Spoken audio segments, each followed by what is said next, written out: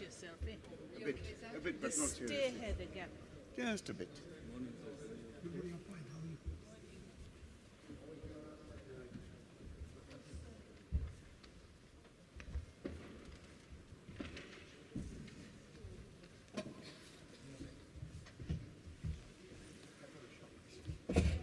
Please be seated.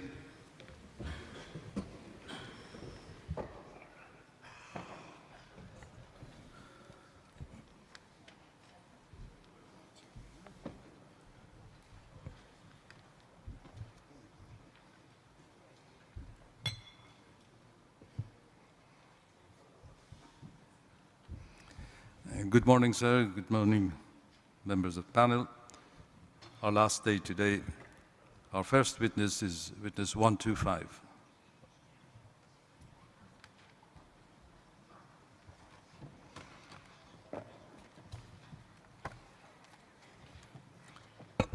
Good morning.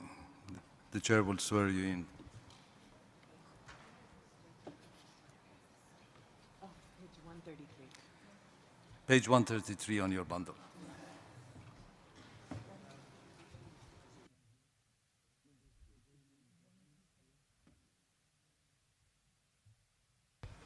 Before we start, may I ask anybody representing the government of Islamic Republic of Iran, any of the state agencies of the government of Iran, or any of the 133 named accused of this tribunal?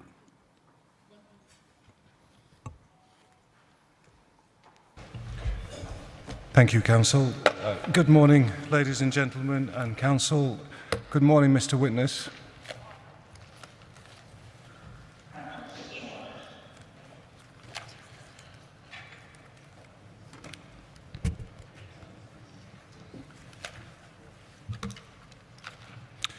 Would you repeat after me, please? I do solemnly declare that I will speak the truth,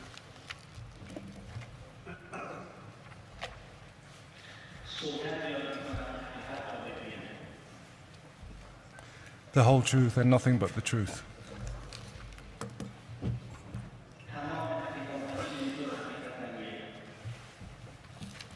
If you wait there, there'll be some questions from Counsel, followed by questions from the panel. Thank you. Thank you, Mr. Chair. And the witness is giving evidence in his own name. He witnessed numerous atrocities committed by the security forces in November 2019.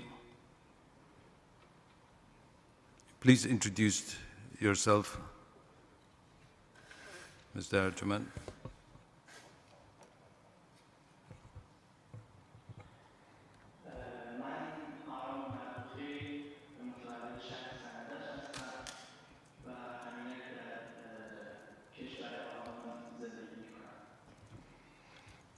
Can you please tell the tribunal what you witnessed on 16 and 17 November 2019?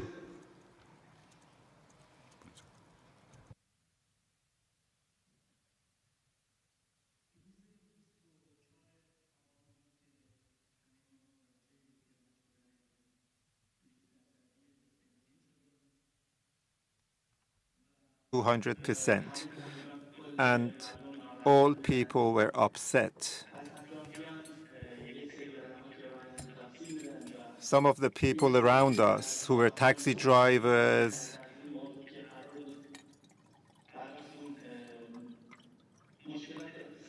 or other type of drivers, were furious because of the economic hardships that they would have faced. It was 16th of November in the morning that I went to the streets, to Taleghani Street in Sanandaj, on the yard of tobacco organization. A large number of special units, NEPO, and the anti-riot guards with heavy armored vehicles, motorbikes were ready. And I saw them there. There were a lot of other officers on the street which were the traffic police officers. They were controlling the streets. The Engelab Square of Sanandaj had a number of banks which were higher as compared to the other buildings. And there were some snipers on the top of those buildings. They were plainclothes, and they had rifles. And I saw also the police officers with helmet and baton, and some of them had Kalashnikov in their hands. I also went to Iqbal Square or Azadi Square. Iqbal or Azadi are the same square in Sanandaj. I went there, it was about 10:30 in the morning. People had turned off their cars and were chanting slogans. Their first slogan, their slogans were firstly quite peaceful. They were asking the police force to support them. They did not receive any support from the side of the police.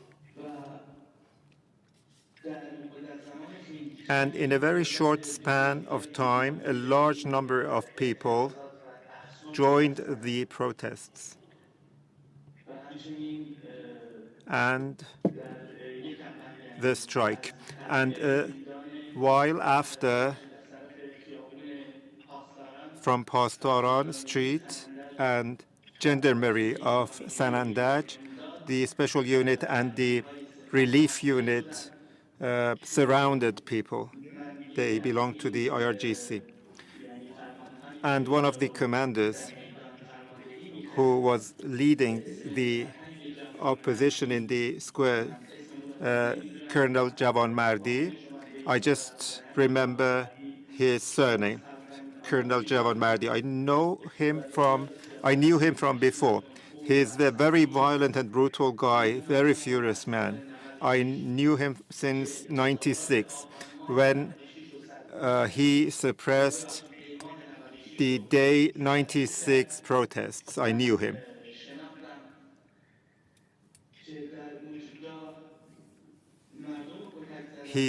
People were beaten at that time, and he kicked a lady in the leg.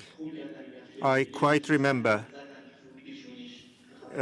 He also beat her with a stone in the forehead. It has been a long time since this has happened, so I may forget a little bit. I don't know. The referendum of Kurdistan of Iraq was also suppressed by the same gentleman in '96, and he was provoking his men to attack people. That was when I realized and recognized this guy and became familiar with this guy. He also pushed the protests of 1982 towards violence, and he dispersed people, the people who were sitting on the ground and just chanting slogans peacefully. They dispersed people, they beat people, they threw tear gas at people. If you have any further questions, I'd be happy to answer. Did you know Colonel Javan Mardi told his people shoot them, have no mercy?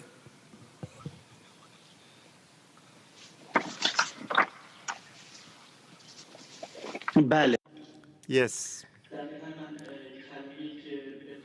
The word that he was using, and I still remember, was that he was saying, don't have mercy on them, arrest them, beat them. They are undignified, and he used very obscene words. I still remember. Yes. Thank you. The panel may have some questions for you.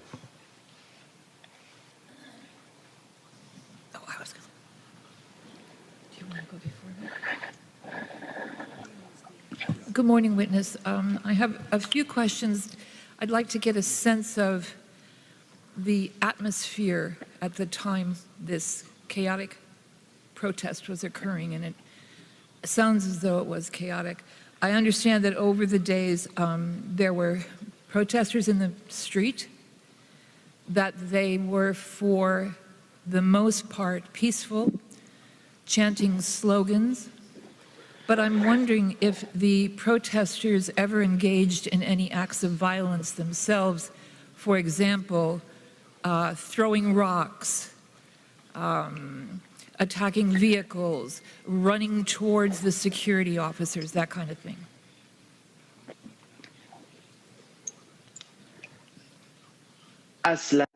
Not at all. The first people who started violence were the police force, the plainclothes officers, the special unit, and also the RGC officers. They dispersed people, and the protests spread to other cities. The people were being beaten, and there were tear gas used, and plastic bullets were used, and they were firing in the air. So people had to legitimately defend themselves, and they had a conflict with the forces. And while the security forces were responding in this way, the protesters nonetheless remained in the streets, didn't they? Or did they flee? The protesters fled to other streets, and also they defended themselves using stones. They had a clash with the forces, and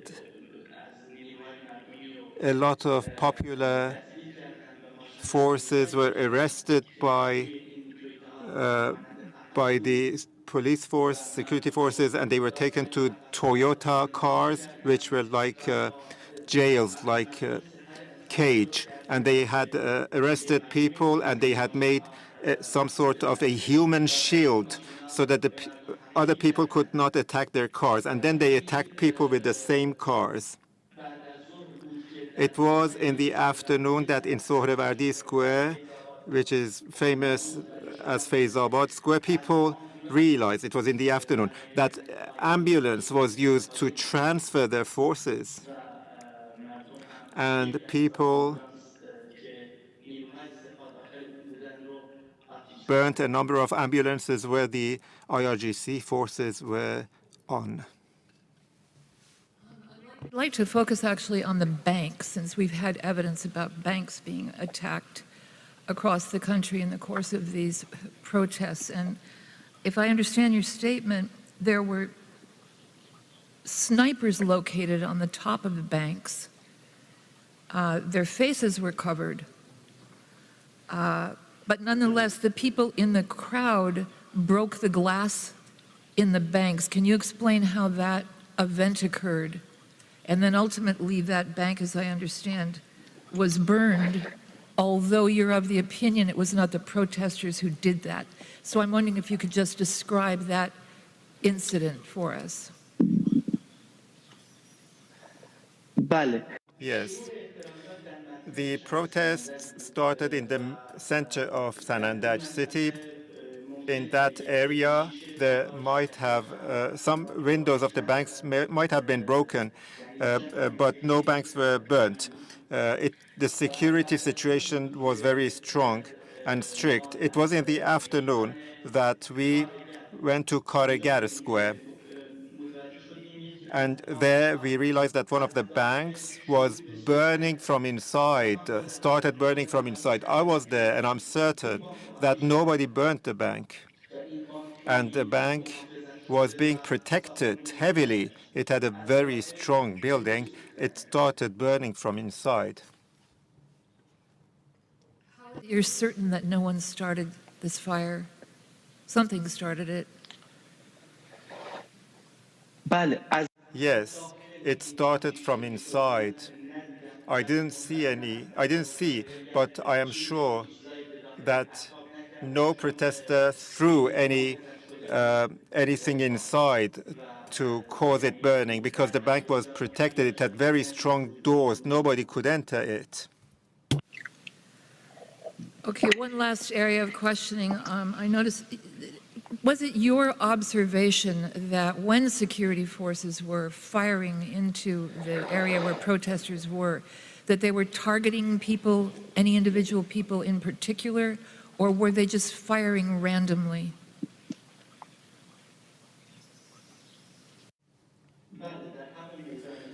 In Karagar Square in the afternoon, I witnessed that a 14 to 16-year-old individual was targeted by a bullet, and then he was taken by a Paycon vehicle to hospital. And from his white shirt, clothes, I realized that he was shot in the chest. The only targeted killing that you saw or shooting that you saw? No, it was the second day of the protests in Sharifabad, neighborhood of Sanandaj. We wanted to go to that place. The security situation was the situation was controlled by the security forces. We got close to the area a little bit, and we realized that the people at the end of a highway, the end of which could be seen, the people were being beaten there. And they were shooting at people. When I went back, there were two colonels of the police force who asked us to leave, please. They said, today is not like yesterday. They have permission to shoot. They will shoot you. Don't stand here. And please leave. It was then that these special unit forces with their motorbikes attacked the shopkeepers in front of their shops, watching. They were just watching. They hadn't. They were not protesting or they were not on a strike. They attacked them and they hit them with very heavy chains as if they wanted to kill them. It was a very heavy environment situation, heavy atmosphere. It was very difficult to stay there. So we went back to Ferdowsi Square. When we were going back, we realized that a large number of the special unit forces passed that street with motorbikes and with other military vehicles and jeeps.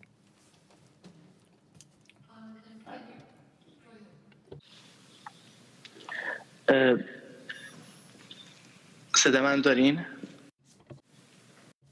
Do you hear me? Says the witness. Yes. و مردم شروع به And people started to whistle. And it was at that moment that the forces jumped down their vehicles and started shooting.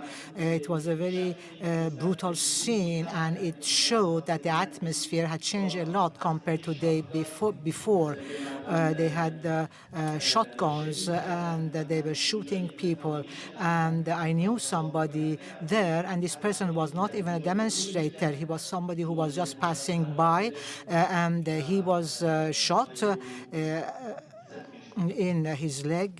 He had a wound in his leg, and we of course escaped, and we went to Fereyduni passage, Fereyduni Mall, and over there I saw myself that one of the members of the police force threw a stone to the window of one of the banks there, and also shot a bullet into the eye of someone, and we dragged this person inside this walkway, and other people transported the wounded person from the other side of the walkway to the hospital. I guess that this person went blind afterwards, but I have no news of this person anymore. Final question in that area. You also mentioned, it goes to what you just said, that there were security forces who were directing fire or other forms of violence, hitting or that kind of thing on people who were not involved in the protests, and that shops had been entered. Is that the case? Did that happen, that security forces actually went into shops and attacked people in the shops? And if that did happen it happen a lot, or was this just an isolated incident?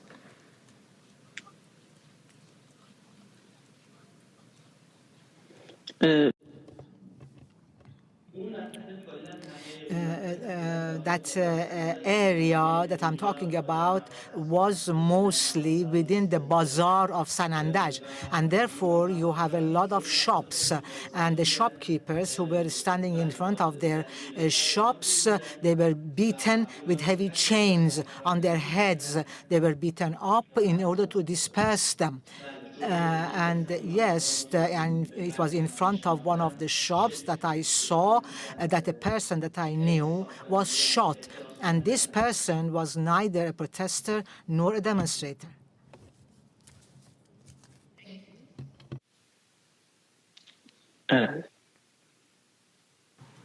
Thank you very much. Your date of birth is given on your statement as February 2000, as I read it. That can't be right, can it?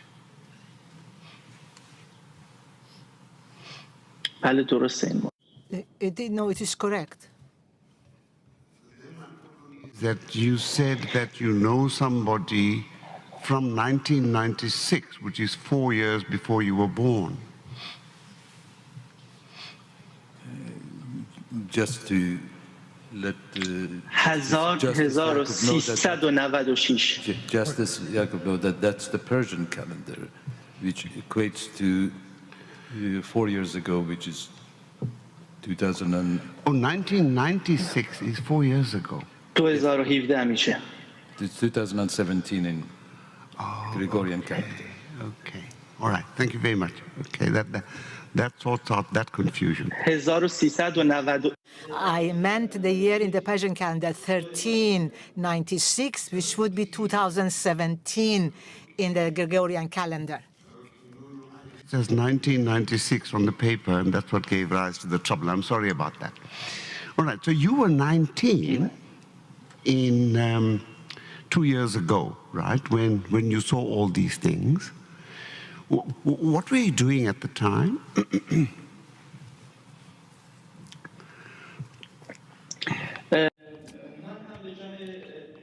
I joined the protesters at that time. We were protesting, we were chanting slogans, including "Our enemy is right here." It's a lie that our enemy is the USA, and that the IRGC is committing murders and the leader is supporting the murders. And these were the slogans that we were chanting. And at times when it was needed, we would rush towards the forces and we would attack them. And it is, of course, a legitimate defense on our part.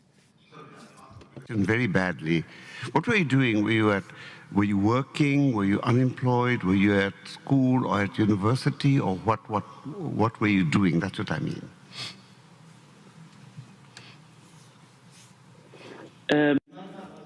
I had a shop. I had a shop in which a parfumerie. I sold colognes in there. When had you left school?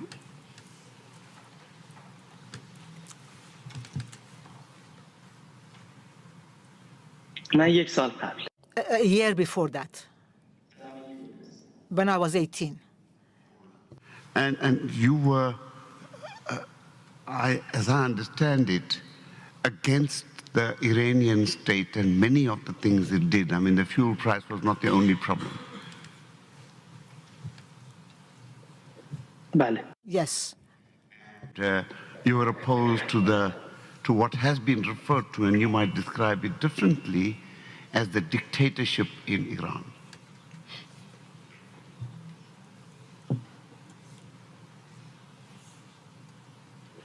بله.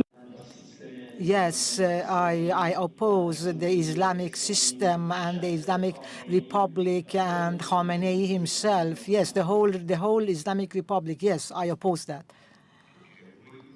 As an individual or part of a group or organization which oppose the system?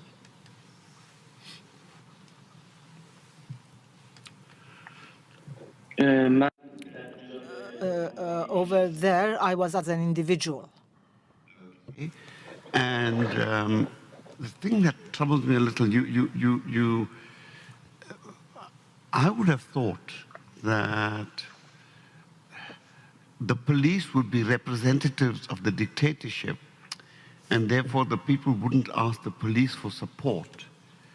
So I'm a little confused by this, what you say in your statement, that the people asked the police for support.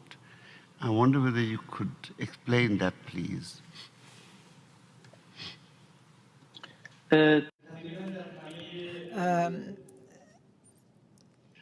Almost in all demonstrations that happen, which are 100% peaceful, and in a few minutes after that, after they start, the police shows violence, people always ask the police to support them. I've been in many demonstrations, and time and again I've seen during the years that the people chant and say, police force, support us. And of course, they never receive any kind of support from the police. Because they see the police force as different from the security and the intelligence and the police and the military, or what?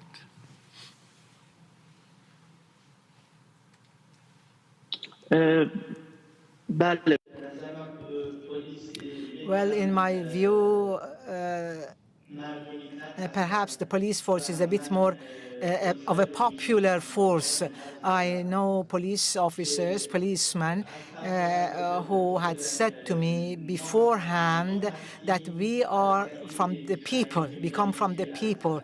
And what I'm telling you is what a police officer told me. And when there is a revolution, Khamenei is not going to tell me, I give you 100,000, 2 months, go, flee. I am the one who would be condemned, whereas he, meaning the leader, is going to escape to foreign countries. And therefore we, the police force, we are from the people and we are going to join the people. This is what I heard from a police officer. And therefore I guess that a great number of the police officers, not only they are not going to put their weapons down, but also they are going to target the enemy. Then just 2 small questions for clarity. The one is, you saw someone standing on top of a wall, and they felled somebody, as the statement reads in English, which probably means that he fell down because there was an attack. And what was that attack, with a baton or with what, if you can tell us?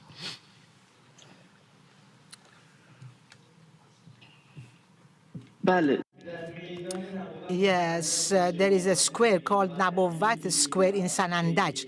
There we were entangled with the forces and brutally they were beating people up.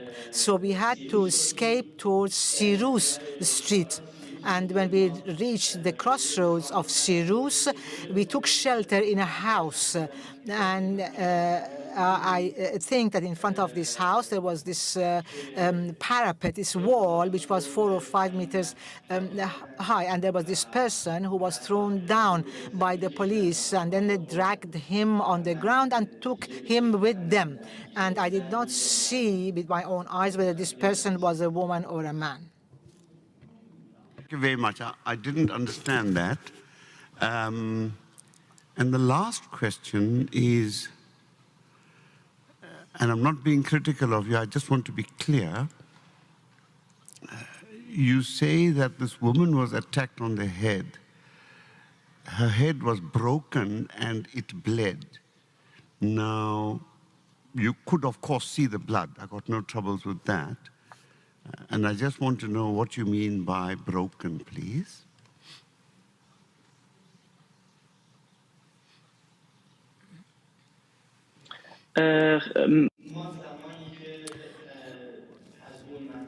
When we came back from the other street, we saw there was some blood on the ground. And seeing that, we think that when this person was thrown down, he or she came down head first. And that's why there was blood on the ground.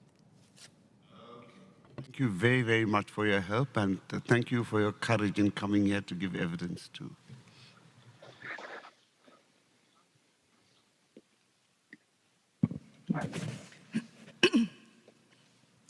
Good morning, Mr. Witness. I would like to understand the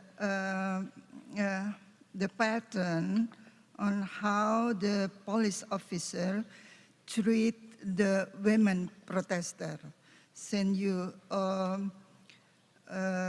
indicate in your statement that you saw the police forces kick at the women vagina, and also the same colonel in the demonstration of 2018 also hitting women in front leg.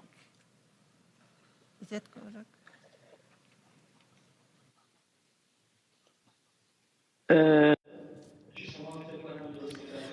Perhaps you misunderstood me. When I said the year 96, I mean 1396. It will be 2017. There was this Colonel Javan Mardi, and at that time, he had kicked a woman between the legs.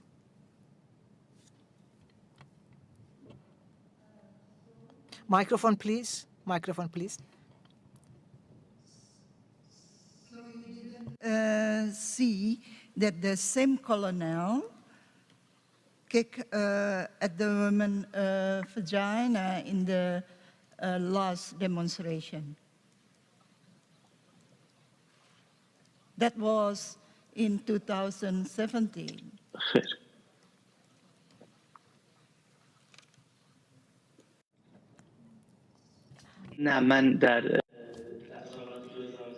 No, I did not see such a thing during the demonstrations of 2019. I did not see it, says the witness.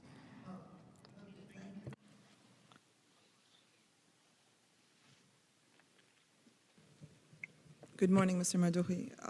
Just a couple of questions, if I may. In your testimony, you started saying that the slogans you were chanting at first were peaceful, but that changed quickly. Can you just explain what the trigger for the change was, or what made you change the slogans and what those became?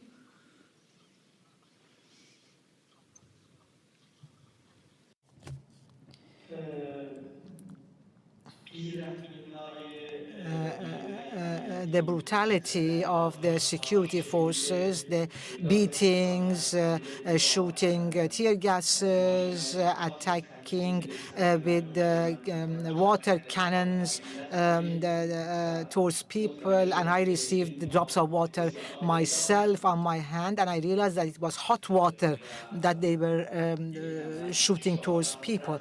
And then the slogans became the top is Khamenei, and this is dictatorial regime. So that's how the slogans became.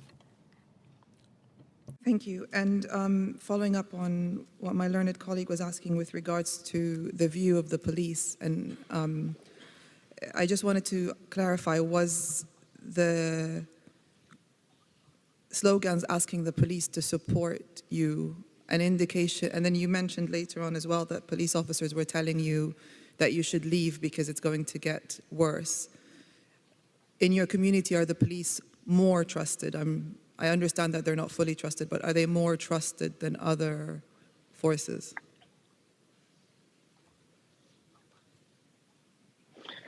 uh,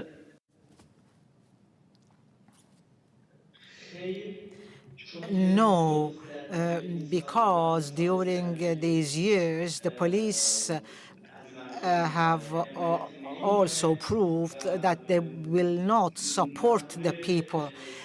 And they are also mandated by Khamenei to suppress the people. At the same time, I do think that there are a lot of people among them, especially these past 1 or 2 years, who have themselves problems as the other people, such as economical problems. So I think, push comes to shove, they will also join the protesters. Visitors? خير. No. Could it be, therefore, deduced that the chanting for the support of the police was more hopeful than it was an expectation?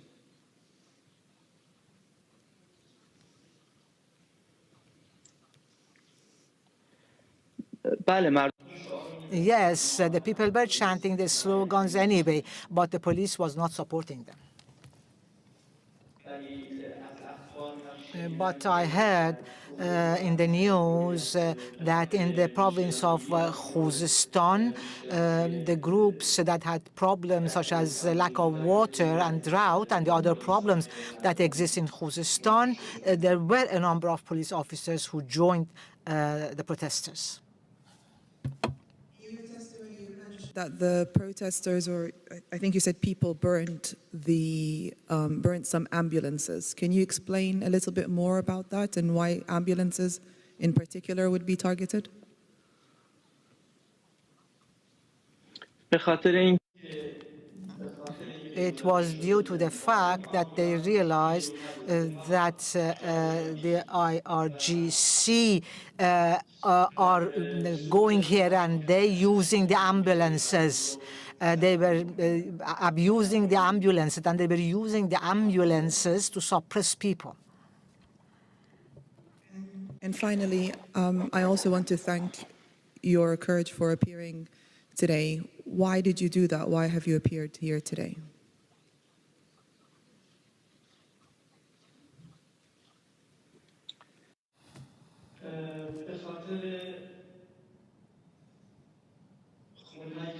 I'm here today because of the blood that was shed, because of the 1,500 people who were killed. And also, I deemed it my duty to do it because I was there. I was one of them, and I could not do anything for those who were killed or their bereaved mothers. So I thought I should do something for them. And what are you hoping that will achieve for them?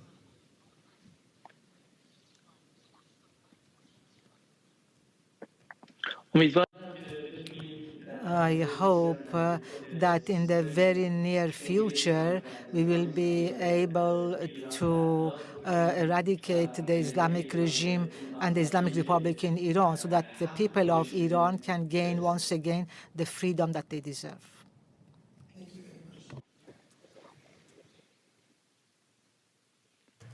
I think that's all questions from the panel, Council. No further questions.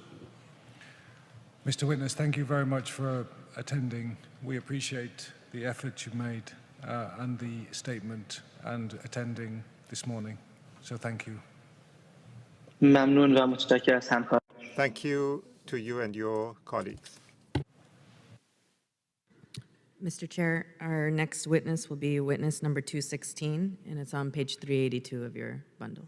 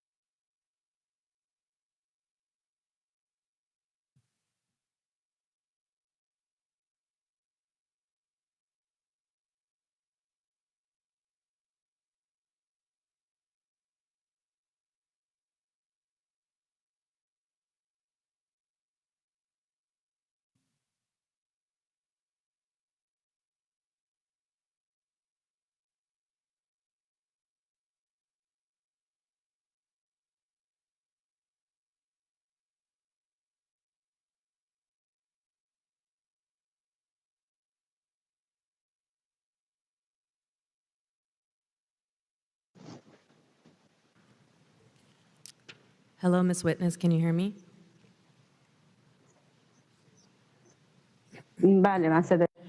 Yes, I can hear you. Wonderful. The chair has, Madam Witness, good morning. oh, Mr. Chair, can you move your microphone? Madam Witness, good morning. Good morning. Would you repeat after me, please? I solemnly declare that I will speak the truth, I solemnly declare speak the truth,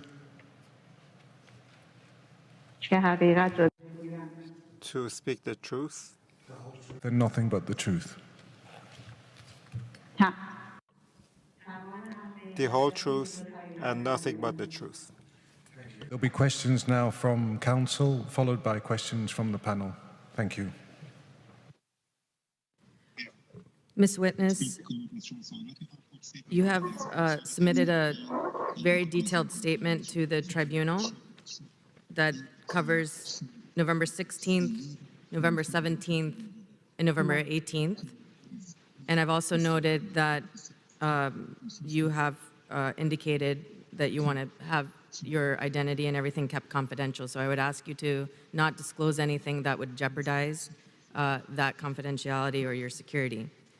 But with that, if you could please inform the tribunal, starting on November 16th, what you observed, then the 17th, and then the 18th.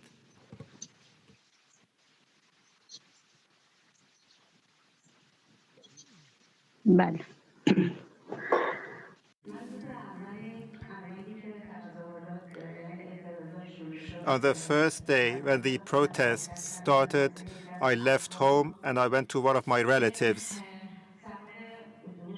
I was on the bus to go to their house. On the way, I faced a heavy traffic.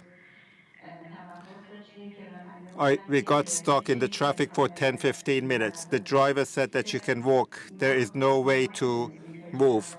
We didn't know what was going on then. We left the bus. I realized that all drivers had turned off their cars in the middle of the street, and they had left their cars. They were not even chanting any slogans. It was complete silence. As there was no movement, we were asked to leave the bus, and I started walking towards my relative's house. I was there till the evening, till the sunset. I didn't see anything happen because I was at my relative's house. When I was going back, on my way back to home, to my own house, since there was no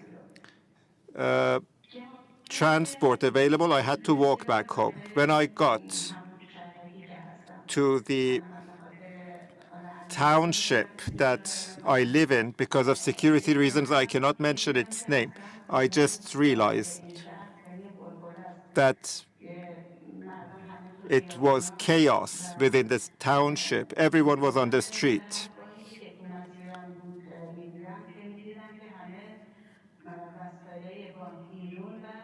All bank items were outside. People were burning them. They were causing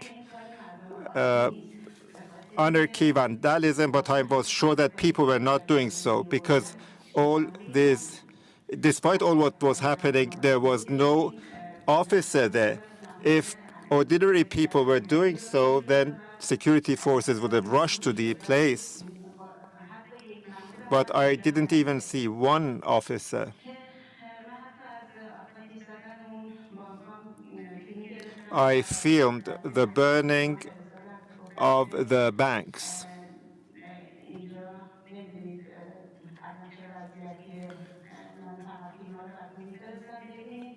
And I sent the films, and I explained what was going on. Then I walked home. To whatever bank I went, I saw that it was being burnt.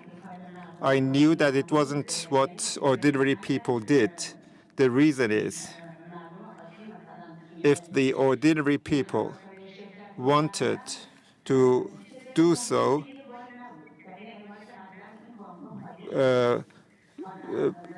well, there was nothing important in the banks. The banks had already been vacated. There were just some papers, useless papers in the banks.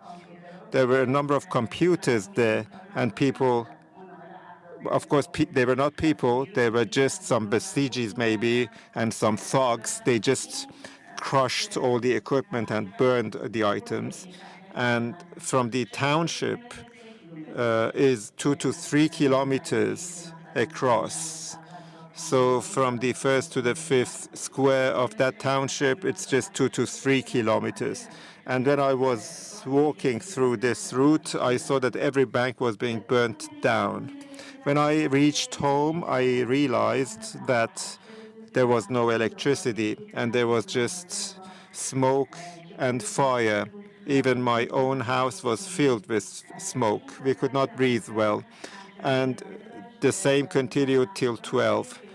And people were chanting slogans on the streets. And I also joined the people. We were chanting slogans. And there were no officers.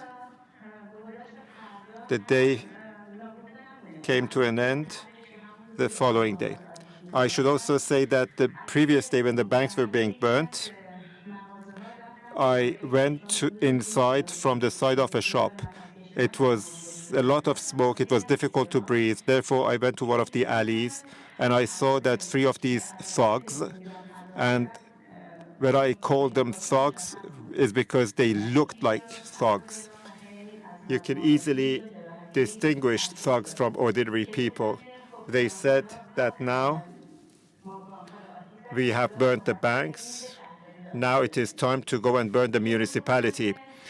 I thought that they wanted to burn the municipality the same night. It was 12 p.m. We were on the street. People were dispersed. We went back home. The following day, from early morning, we could hear the sound of the protesters. Since we were close to the main street, I could hear them. I came out after I heard people chanting slogans, and I went to I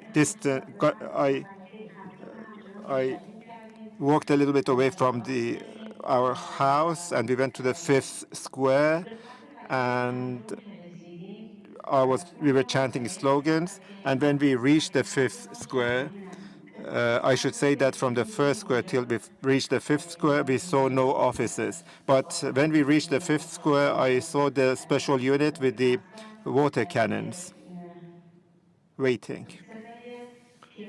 And I also could hear shots fired. I couldn't see anyone shooting. I could just hear the shots. And when we got to the fifth square, we just realized that the officers were shooting. Probably they were just shooting in the air so that the people would get dispersed. But the people didn't show much fear. And they were just marching ahead towards the fifth square. So then the police started shooting at people, and the people got dispersed. There was a young boy, about 17 or 18 years old, who got shot in the leg. People took the boy and put him in a car and took him away. I didn't realize whether that was an ordinary car or whether it belonged to an officer. We just know that the individual was taken away. We then realized that the water cannons were being used against people. The people were dispersed. Then we went back to the first square. We were still chanting slogans until we reached the first square. The people gradually scattered. And it was 5 to 6 p.m. It had become dark because it was autumn.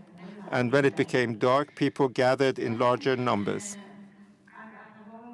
Some of our relatives called and asked where I was. I said that I was in the first square, and I was outside. They joined me. They had 2 adolescent girls. They joined me with the adolescent girls with their parents joined me. And we were at the first square. And the municipality is close to the first square. So we went to the municipality street. I was just hearing people saying that go towards the municipality is to be burnt down. We went towards the municipality. There was a pride vehicle inside the municipality yard, and a cocktail Molotov was being used, was thrown towards the pride, and the pride started burning. The people broke the windows. I'm not sure if the people were really doing so. It was at this time when the officers suddenly appeared. We didn't realize where they came from. They started shooting at people. Some of the shots were pellets, and some of them were military bullets. We retreated, and we fled. Some people hit me, I fell down. People lifted me up. Then we went to an alley.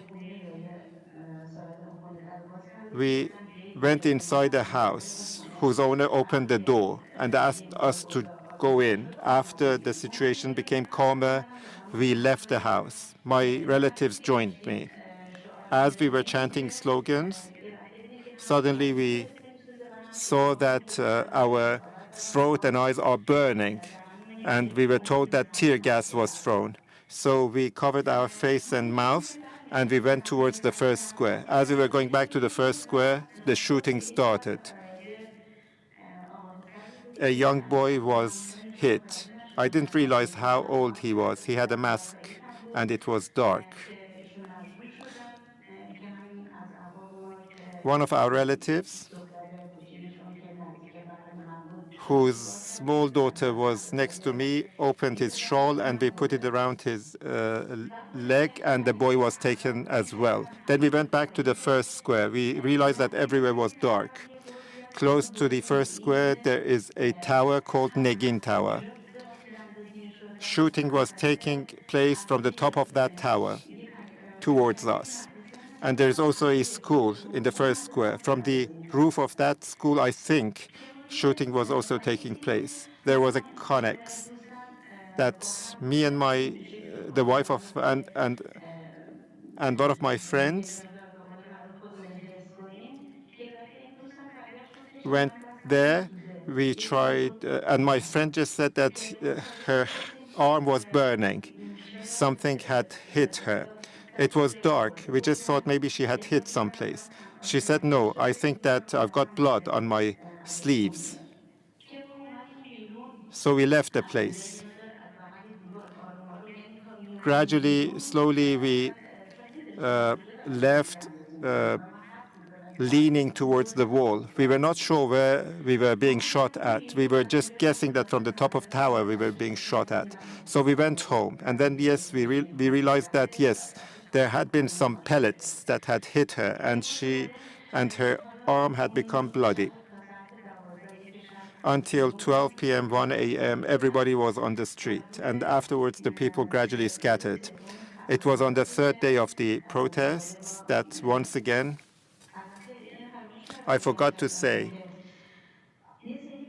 that there were a number of shops that belonged to the IRGC. It was said that the people were plundering these shops. We went towards those shops, and we were told that none of these people who were plundering the shops were ordinary people. At a time when there were no offices, at the time of burning the banks, at the time of the plundering of the shops, there were no offices either. We were just thinking, how could a shop be easily broken in and all the stuff be stolen without any reaction by the officers? That's the reason that I am sure that the Basijis were plundering the shops and not the people, is that because I heard from one of our relatives who was one of the members of Basij. He confessed himself how much they had plundered, how much items they had taken from the shops. Therefore, I became certain that this was not something that ordinary people had done. Many of these shops were selling electric items. Some of them were selling food stuff. So a lot of stuff was stolen. And that day finished. The following day, we woke up, we went to the streets again, we started protesting, chanting slogans, but there were so many offices in Fardis that I can say for every individual there was one officer standing. When the people saw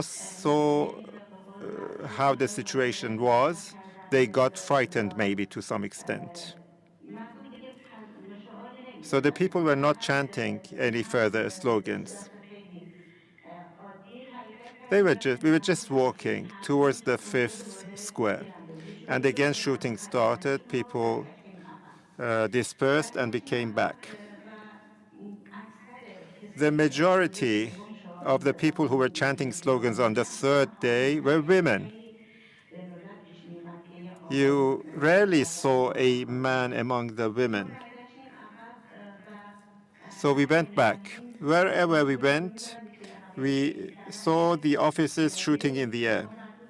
So we had to go to the side alleys so that the officers would leave. Finally, we went back to the 1st square, and nothing further happened on that day because there was too many officers on the street, and we didn't really know what to do. We just heard that there were a large number of people arrested. I should also say that one of my friend's son was close to Khaliqi pharmacy, and a pregnant woman who left the drugstore along with a 5 to 6-year-old child. The woman was shot by the officers, and then my friend went to save her. The son of my friend was also shot in the arm. She was taken away, and she was kept for a month in detention center. She was given no medicine. She received no medical support and no food, no water. She was kept there for 1 or 2 days without any water, injured. So her arm got infected. They finally had to take her to the clinic, and she was bandaged. And her arm was bandaged. Oh, sorry, the son of my friend's arm was only bandaged, and the bullet was still inside his arm. These are the things that happened during these days. There was another thing that I did not see myself. There was a 7 or 8-year-old boy who was shot dead. Many of our young people died during November 2019. I should also say that there was a woman who also got killed along with her husband. The lady got shot and died. It has been 3 years since the incident, so I cannot fully remember everything. But I have already testified. I may have forgotten some points, and I have explained everything completely in my written statement. Thank you. I have just 2 clarification questions for you, and then I'm going to have the panel ask you questions, okay? So the first one is, you had said that the bank was vacated, the banks were vacated. Do you mean that they were closed down and they were not operational, or that they were just closed for the day, and so it was not the operating hours of the banks? نه موقعی که No, when the banks were attacked, it was outside the working hours of the banks. Vacating the banks, what I meant was that if there was any money in the bank, any valuables in the bank, they had already taken everything away because they knew these accidents would happen. And therefore, it was not ordinary people who did this. It was them, the forces, who had done that because they knew something like this would happen. And then the other question I have is when you heard people say burn it down or they're going to burn it down, did you think that the statements were made did you believe them that they were actually going to burn it down, or did you believe they were saying it in anger because of the environment that the protests were creating?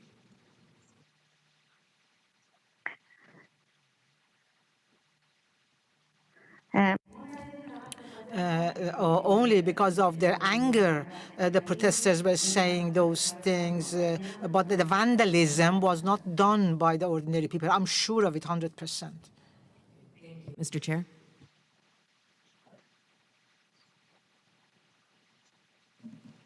Good morning, witness, and thank you for being here today. I don't have a lot of questions, but a couple of things are raised by your testimony.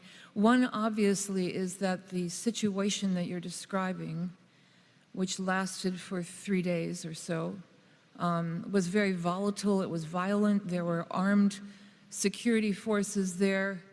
Their faces were covered. They're shooting from roofs. They're shooting from cars. Is that a fair description of the general situation in the streets? Yes, yes, and perhaps much worse than this, and perhaps I was not able to convey to you the gravity of it. It was much worse than that. It was a horrifying atmosphere because the security forces were there. It's as if we were in a war.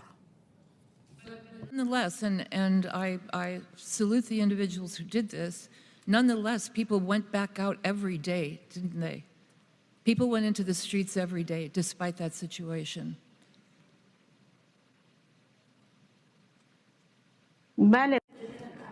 Yes, then they were fearless. When we were on the streets and even before the protests started, the youth had broken all the cameras which were installed in front of the shops. So I had my glasses on and I had my mask on too, personally. But those who were surrounding me, I was also recommending to them not to let go of their glasses and their masks and to wear them. But before everything happened, all the CCTV cameras that were attached to the shops were all destroyed by the youth so that nobody could be identified afterwards. And something else that I forgot to tell you, the windows of many of the cars were broken, and it was not done by ordinary people. It was done by the Basij, because you could recognize them by the way they were clad. They were not ordinary people. I have a question about a sequence of events regarding City Hall. And my understanding from your statement, please let me know if I'm incorrect, is that the protesters attacked City Hall and threw rocks and actually attacked the building. Is that correct? And later on, the building was burned, and I understand that there's an issue as to who actually burned it, and that, in your view, it was security forces. But I'm wondering if you could describe that initial attack on City Hall. Was that the case?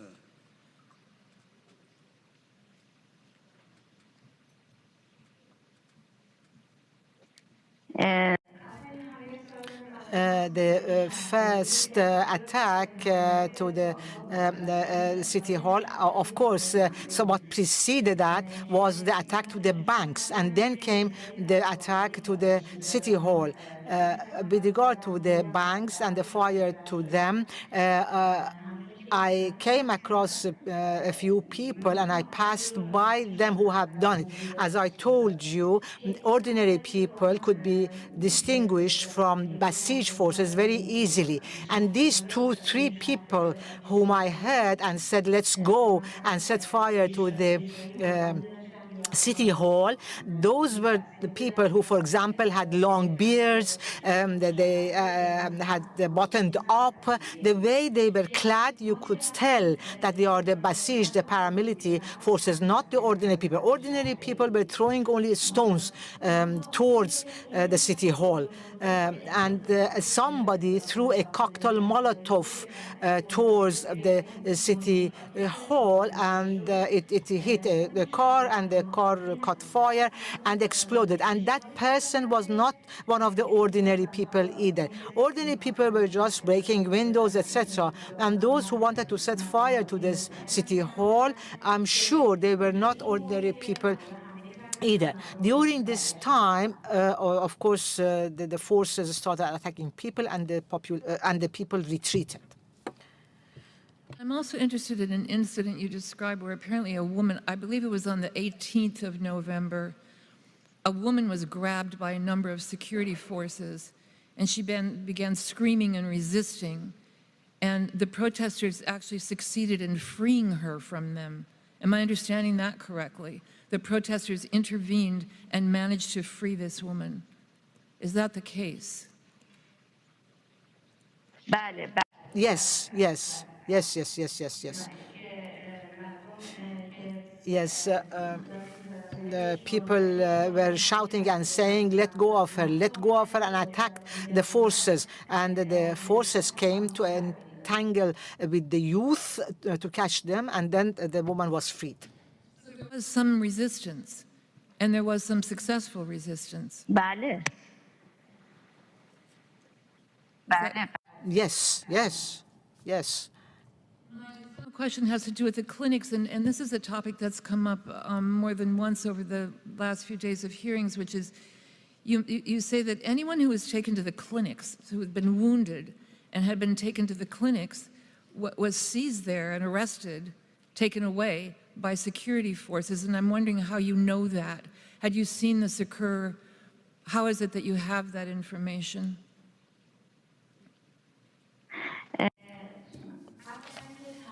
First of all, I have to say that all the clinics or the dispensaries that were in that area, all the security forces were gathering in those places, in the clinics. That's to say that even before the accident that you're talking about, I had seen it. And as we said before, all the trouble started, and even in the year 1388, that was the case. That happened. In parentheses, I have to say that we had other problems in 1388, and I had seen the same thing happening even then during the protests in the year 1388. The son of one of our relatives who disappeared for 3 months and from whom we had no news. The same had happened. My own daughter was in detention overnight at that time. And at that time, people had witnessed that the wounded people who had been taken to the clinics had been arrested. And 2 years later, that's to say in the 1398, the same thing happened 2 years ago. We saw that the forces were gathering even outside the clinics. They would not even allow the wounded people to be taken inside. The person who was wounded, whether with a war bullet or with pellets, they would just throw them into their vehicles and would take them away. All approximately 2 years ago, correct?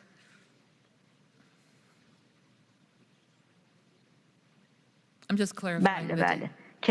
Yes, of course, I went to get some tablets from the clinic. I wanted the tablets for our friend who had been hit with pellets. I could see myself that there were a number of plainclothes forces, and there were also members of the police force, and I could hear from what they were saying to each other. I could tell that they were waiting for the wounded people to be brought there in order to take them away. And they had also instructed the doctors that they had no right to admit any wounded people. And of course, the doctors were fearful and they would not admit them, they would not accept them. Has that been the practice since these events that occurred 2 years ago? Has that been the practice anyway, or was that unusual that the security officers would be located at clinics as they were then? I understand that you haven't been riots for 2 years, but if someone has been wounded in some respect, are security officers stationed at clinics as a general matter?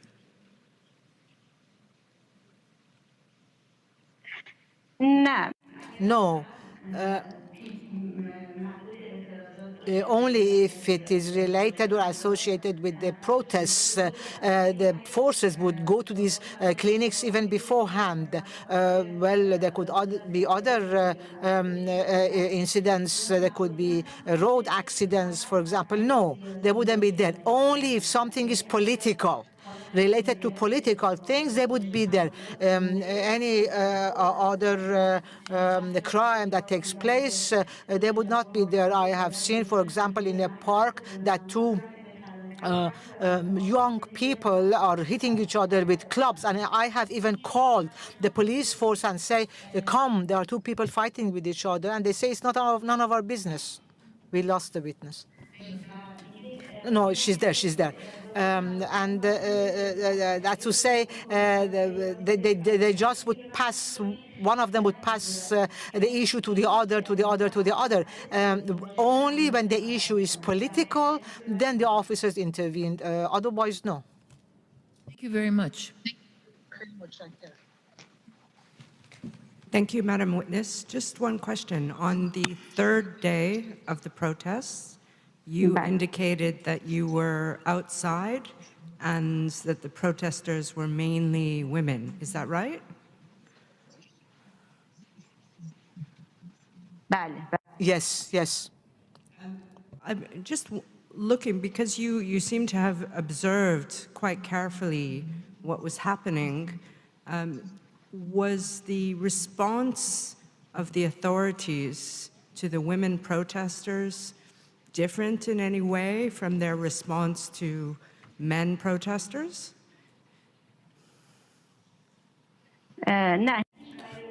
No, for them it wouldn't make any difference, man or woman, it wouldn't make any difference.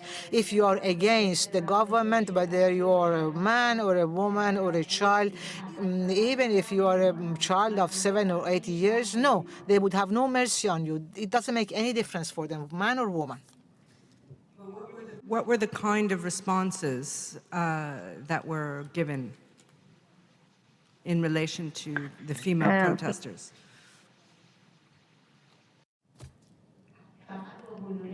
Only by bullets.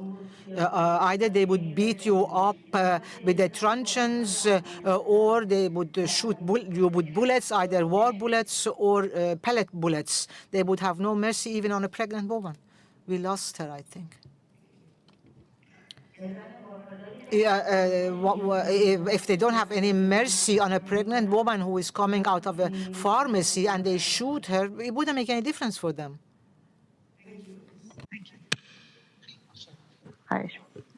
Good morning, Madam Witness. I had just two questions. You mentioned at the very start of your testimony that you submitted a film of the banks burning. Was that to the tribunal?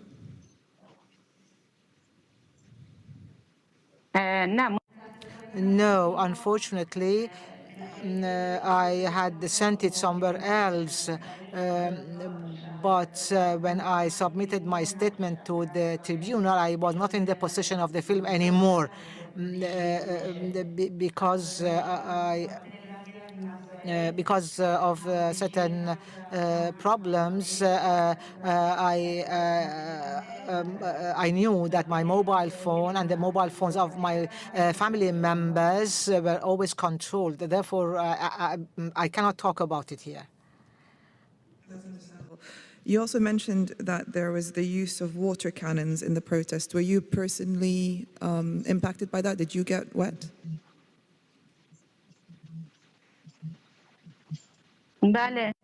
Yes, we were retreating because of it, but then we repeated our slogans. It was not that important for us. We have seen worse than that, and even if worse than that happens to us, still we still want to reach our goal in order to eradicate the Islamic Republic. Do you remember if the water was hot or cold?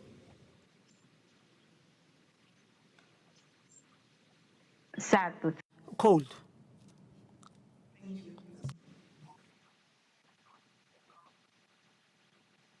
I think that's all the questions from the panel. Counsel. Thank you, Ms. Witness. Madam Witness, thank you very much for testifying. We've have your statement and we've heard everything you've said and we'll take it into account, and we appreciate the effort you've made to help us. Thank you.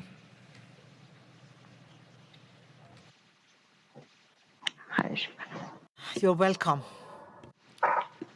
Our next witness is witness 119, which is on page 388.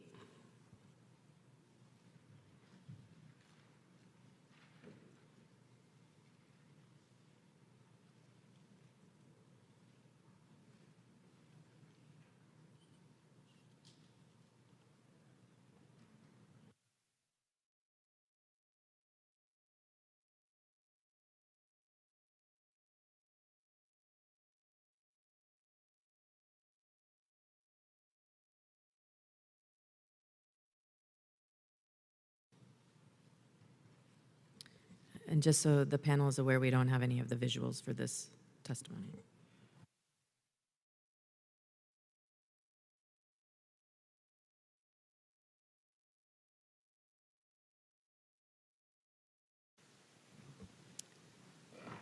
Mr. Witness, can you hear me?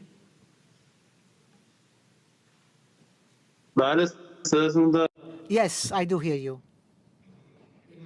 Mr. Chair is going to give you an oath. Good morning, Mr. Witness. Would you repeat after me, please? I solemnly declare that I will tell the truth,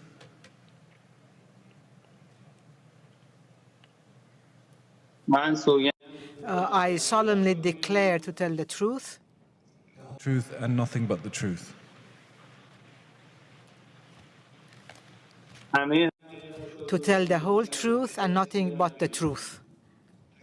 So there'll be questions now from counsel, followed by questions from the panel.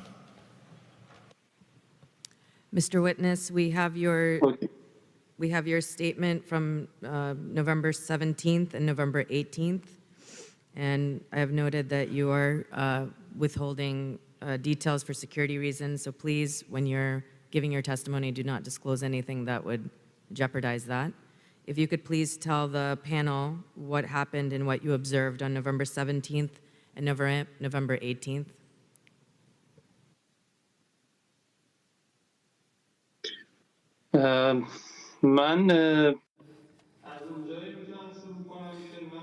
I may start from the point when on 17th of November, because of the job that I had, we were waiting to receive some material that we needed for our job. Unfortunately, the material didn't arrive. And when I went out, I saw that a large number of people are having a peaceful protest, and they are chanting slogans. Unfortunately, some individuals appeared there after a few hours. And there were 7, 8, 10 people who were trying to guide people, to lead people. And then the population increased. No clash occurred until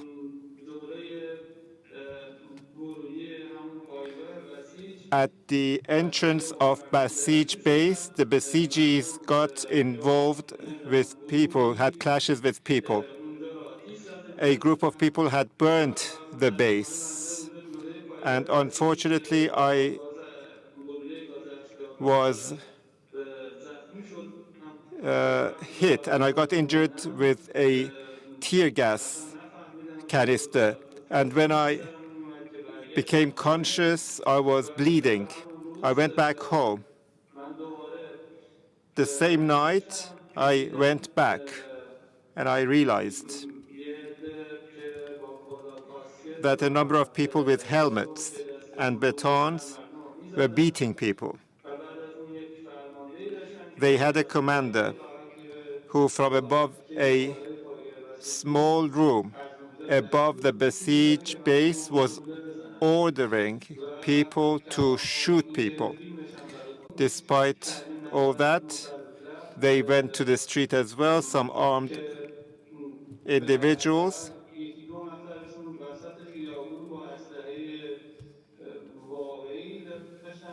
were shooting people with real weapons.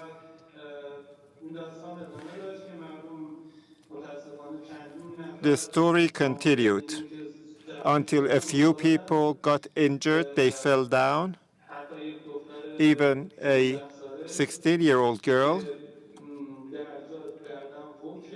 was hit and died in place. After that, we were forced to go to the alleys, side alleys. At that time, pellets were used. Of course, I should add that this group seemed to belong to Basij, and they were speaking Arabic language, so I may say that they were not even Iranian. They were chanting Allahu Akbar, and then they had no mercy. I cannot explain part of the thing, and I cannot also explain what happened in one of the streets. Anyway, they attacked people, an elderly man and a young girl who were just sitting in their own cars, and they were not doing anything. They were forced to get off their car, and from 1 or 2 meters, they were shot with pellets. Both of them got injured. When we as people saw this, and we were about 50 to 60 people in the alley, we could not tolerate to see such a scene. So we attacked the officers. They were forced to retreat. We took the old man and his daughter to a building. There was a doctor there, a good doctor, who took the pellets off the hand and from the behind the thigh and the knees.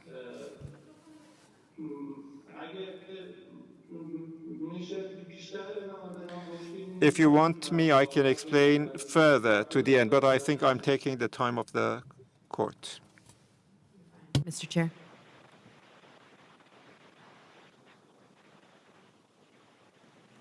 Good morning, Mr. Witness, and thank you for being here.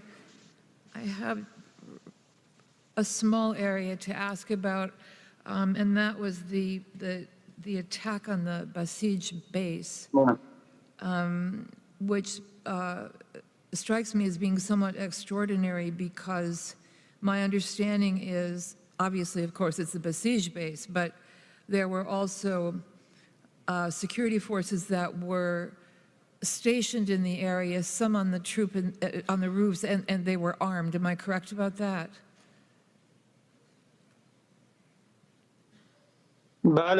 Yes, exactly. And is it the case then that the protesters nonetheless attacked this base? And if that is the case, I see also that 80 to 90% of the base was burned. Can you describe how that happened? بله بله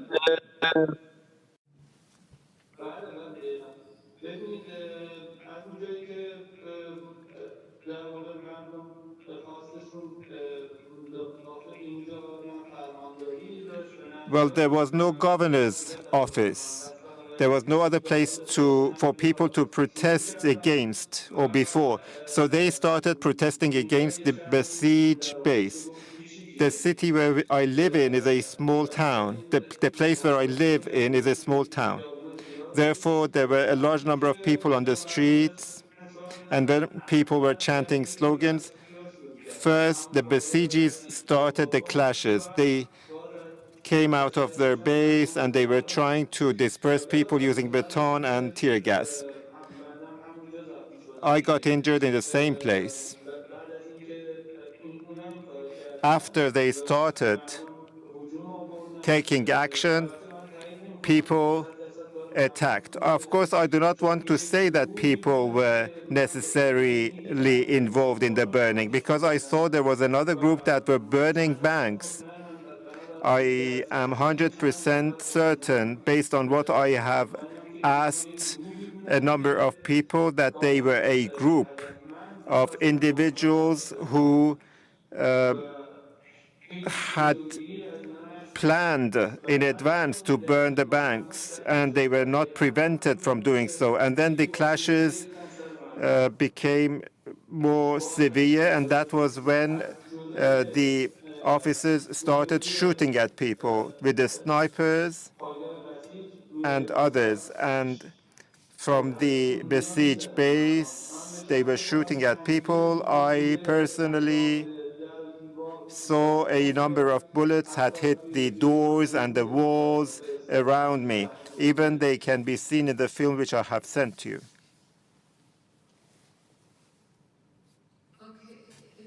If I understand your statement, though, you said that people attacked the besieged base. And this happened fairly early on. It was on the 18th of November in the morning, and the base was burned. Do you know how it was burned? Do you have information of how the fire was started?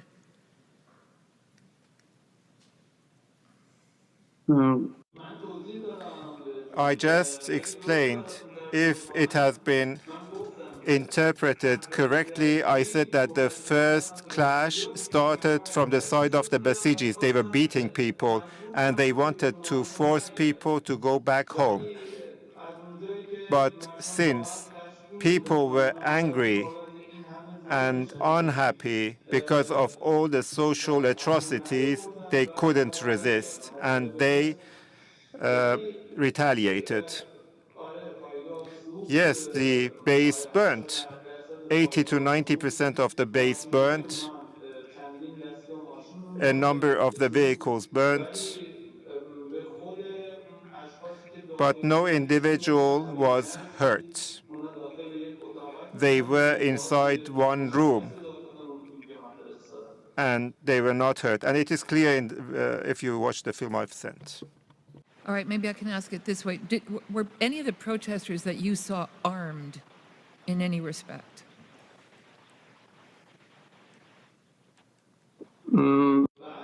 Yes, I could see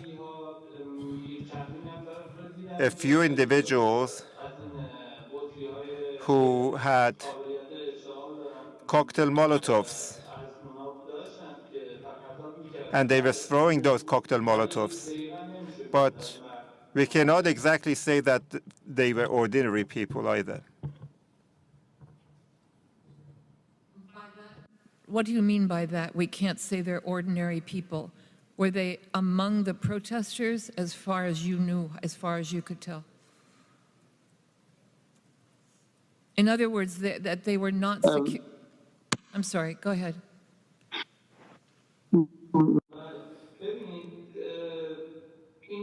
Well, see, when I say that we cannot say that from the people, I can say that we saw with our own eyes that there were a group of people comprised of several individuals who were burning banks one after the other.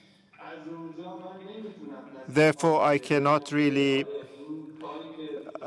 be sure that what happened to the Basij base was necessarily what the people's doing. We cannot be sure that the people did it.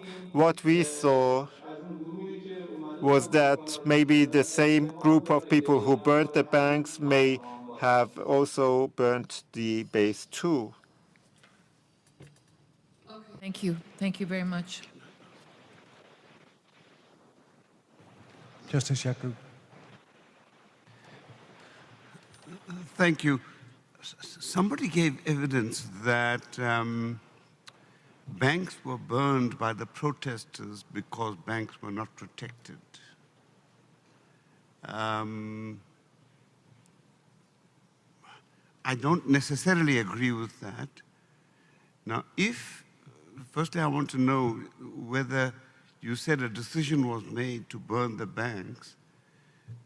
Do you think that the protesters made any decision to burn banks? And if so, why would banks be burned? And I wanted to clarify that if the decision was taken to burn petrol stations, if the decision was made to burn petrol stations, I would understand because the price of petrol had gone up. Now, why the banks is what I'm interested in, if the decision was taken.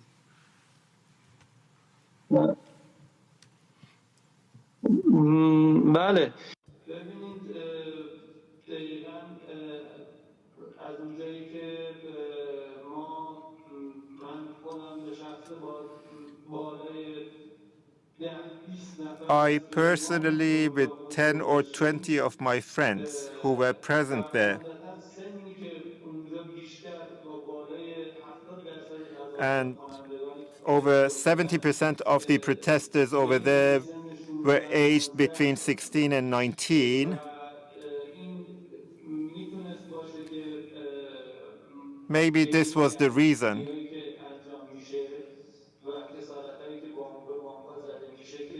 that the clashes that occurred and the damages that were caused to banks, maybe some people spontaneously did so because of the age group of the people who were participating in the protests. But burning of the banks was carried out by the security officers because the people were acting quite peacefully. If they really wanted to burn anywhere, they would have burnt the gas stations, as you say, or other places. But when they burnt banks, instead of plastic bullets and tear gas, we saw that they used real bullets because they had the necessary excuse to use the bullets, the real bullets. It was very helpful. Just one more question. And I want to clarify again that I am not saying that the protesters used Molotov cocktails when you saw them. I'm not saying that at all. I'm asking you a broader question for a different بله reason. بله yes بله What I'm asking you is this. I've read of instances where the people who don't have firearms and expensive equipment and so on have quite often used Molotov cocktails as part of their resistance. Now, would that be the case here? Would that have been the case during Iranian protests from time to time? Sorry, I wanted to finish the question. Is that the case? Did that happen? Did people in Iran use Molotov cocktails in their protests from time to time? Not on this occasion, but from time to time?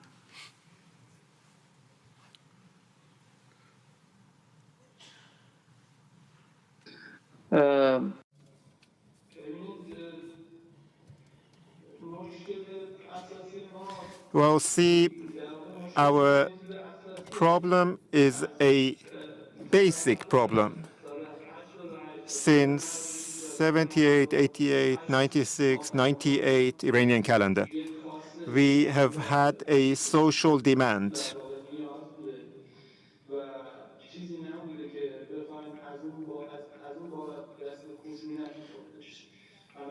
And we did not really need to resort to violence for our social demands. I'm really surprised myself why this happened, why people were confronted in such a way. Regarding cocktail Molotov, you're right, it was also used in 1388 Iranian calendar. This is natural. This was in fact a sort of retaliation. What people did in general was that they burnt the rubbish bins in order to block the roads. I didn't see anything more than that, and cocktail Molotov I didn't see. I should also give you an explanation. At the beginning of the clashes, when they wanted to burn the banks, people, I myself, and many of the people who were there prevented a large number of banks to be burnt where there were residential complexes above them. We stopped the burning of those banks. Question, and if you don't know the answer, please tell me. Don't say yes because I'm asking the question in a particular way, please. In my experience, am aware that security forces often do the things that protesters do so that the protesters can be blamed for things and the protesters can be blamed for more things than they actually did. Have you come across that experience at all? And if you don't know, just say so, please.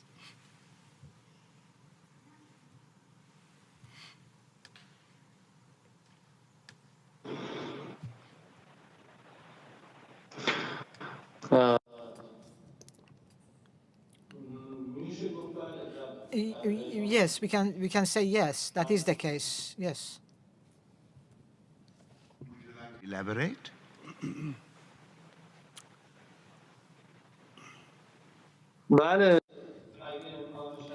Yes, if at all possible, I would like to do that.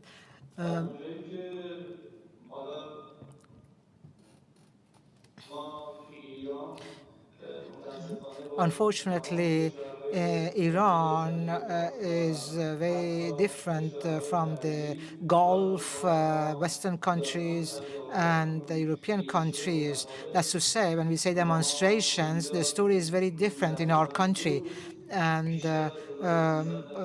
during only 2 days, 1,500 people were killed. And it is something that it is really a catastrophe similar to what Hitler did. We have heard from somebody that we knew, and he or she is still there. We heard from this person that in Kurdistan, in the city of Sanandaj, more than 50 protesters were taken by those forces, and they underwater, they were choked and died, and their corpses have not been extracted from water yet. So it is almost 30 years that we have been asking for our rights. And since our demands are not pursued and they only attack us, they encounter us,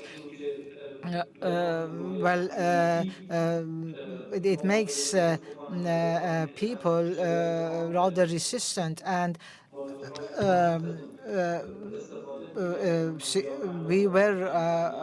people were using cocktail Molotovs. I did not do that. But yes, in answer to your question, I would say that yes, the security forces would also use them too. To reciprocate, security forces are after wrapping it up, usually. But in Iran, unfortunately, it's a bit different. There is an atmosphere which is dominant. And always what they want to have is to keep that dominance. And they don't want the people to demand anything but what the dictatorship wants to do. And this is the reason why I say that our demonstrations are different from demonstrations in other parts of the world. Anybody who chants a slogan, unfortunately, is going to be labeled as fighting God, somebody who is meddling with internal security, and probably this person is going to be executed. And where did you get the figure of 1,500 from?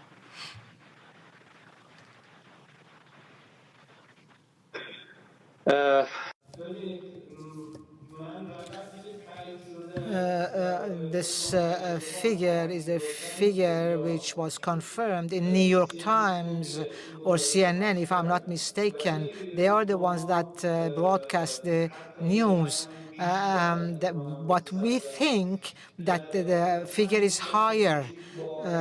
Even in this small town of mine, more than 60 to 70 people were killed.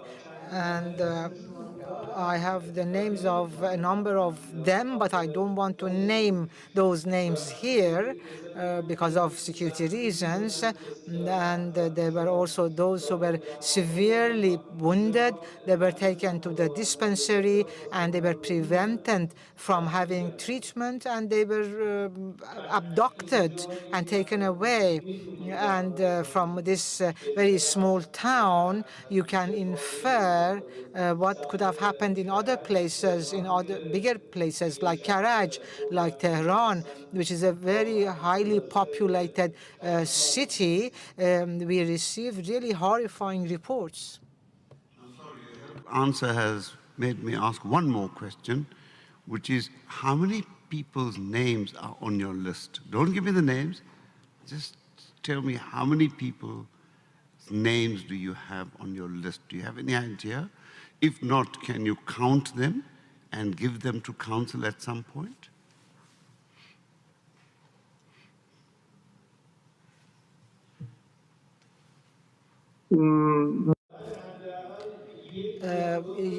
Yes, at least one or two of them, they are in my statements, and there are 2, 3 other people that I have not named in my statements because it would create security problems for those people.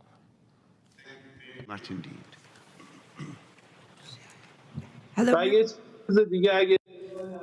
And if it's all right, I would like to add something else.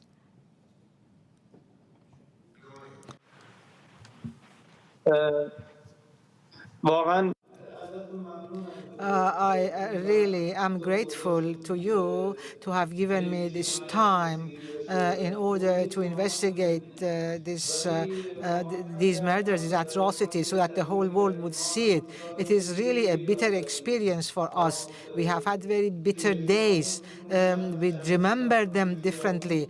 On the evening of the 27th of Aban, when I was walking on the streets after the bloody entanglements, you will not breathe if I tell you every step that I took. There was so much blood on the ground, and of course we were not in a position to take videos because every step of the way you would see security forces there, and very quickly the municipality vehicles came with their water cannons, and they cleaned the streets so that nobody could see that. I just have a few questions. You said there was a group of people who are going around burning the banks. Is that correct?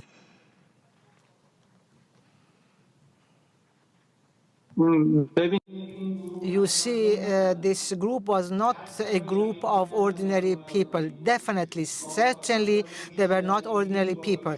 Before that, we had not had any struggles with anybody. The ordinary people had not had any kind of struggles. And if there were any struggles, it were of a minor nature. But after the banks were set on fire, the special unit that was present there, they just rushed to the streets and they would beat up stop anybody that they would see. They would shoot people with real bullets. They were in the middle of the boulevard, and that's what they did. There is no doubt about this. It is certain. Perhaps for somebody who can look at it from a different perspective, that person would see something different. But for us who were in the demonstrations and we were looking and we were asking for our rights, it was obvious for us that those people, those individuals who were setting fire to the banks were not the ordinary people. If you can please just answer the questions. Was this group, were their faces covered or were their faces shown? بله بله They had covered their faces and they had hats on. Coverings that they used and the hats that they wore similar in nature, or were they different one to the other?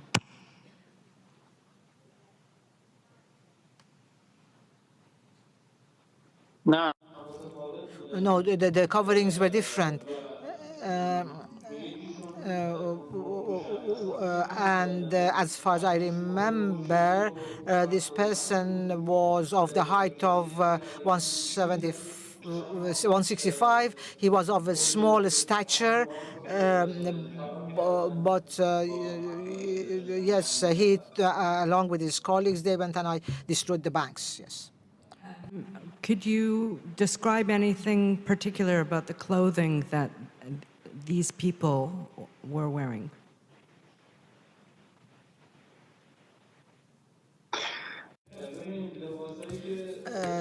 You see, the clothing that they were wearing were ordinary things.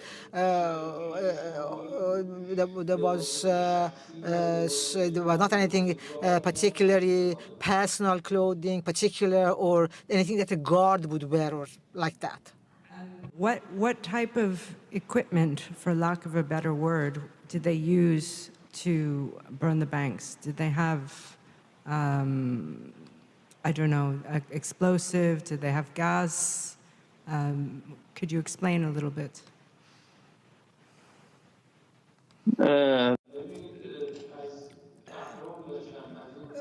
They had levers.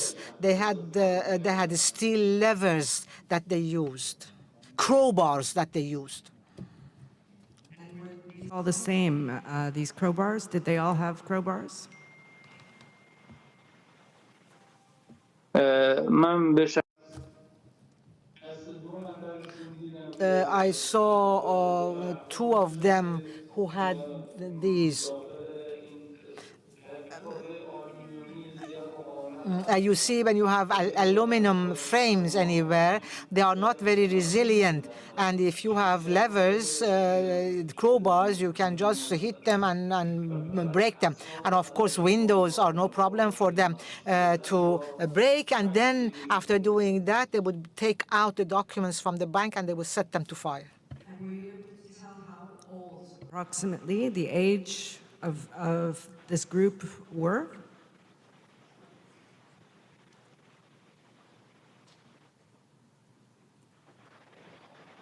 بله Yes, in my view,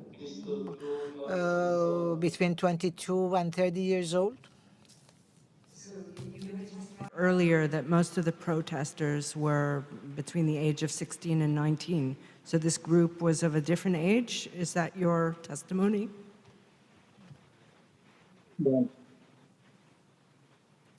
Yes? Yes, yes, yes, yes.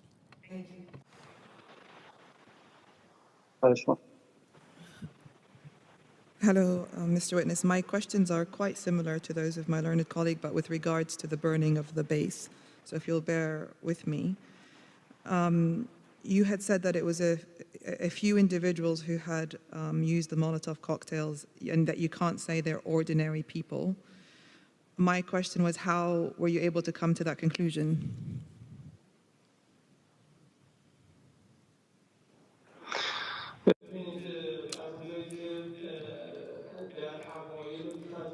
at the beginning of the protests, most of the people who were in the crowd were mothers along with their children.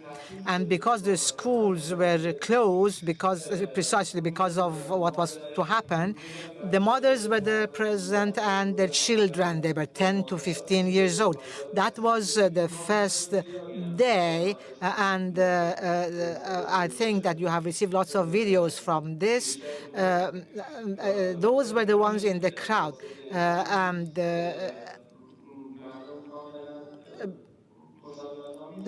because of this reason, the encounter was very peaceful by ordinary people, by the protesters. But after the security forces, and in effect we can say it was the militia, the Basij. There were no police forces. Once they started beating people up, and they showed violence and then set banks to fire,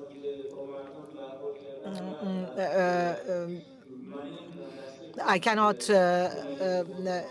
confirm that those who were using their cocktail molotovs were from ordinary people, because at the beginning of the protest you could see from every stratum there were mothers who had come with their children. It's not logical to think that they would make cocktail molotovs and throw them.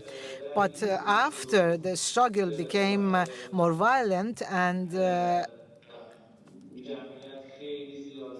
crowd swelled, I cannot tell after that what happened. Perhaps there were also ordinary people who were using cocktail molotovs. Clarify that the reason I'm asking all these questions, or the reason I will be asking all these questions, is because I have not seen the video, so I'm trying to paint the picture for myself, so please bear with me. What were the individuals wearing? Were they wearing clothes that were similar to each other?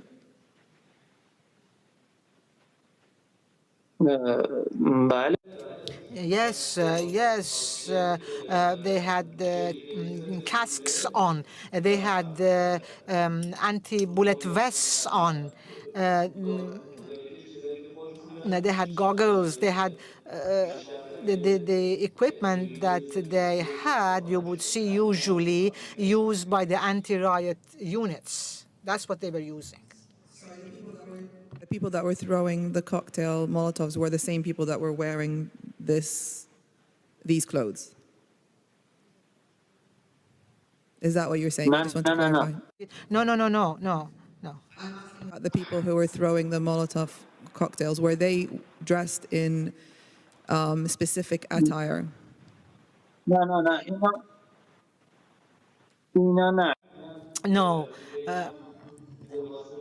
No, they were not clad in a certain attire. No, they were the people themselves. No. Were their faces covered? No. My next questions have to do with just understanding a little bit more the relationship with the Basij forces more generally in your community. Please, again, don't feel compelled to answer any questions that might reveal the identity of your community or yourself. This Basij base, is it a prominent place in your community? Is it in a prominent place in your town?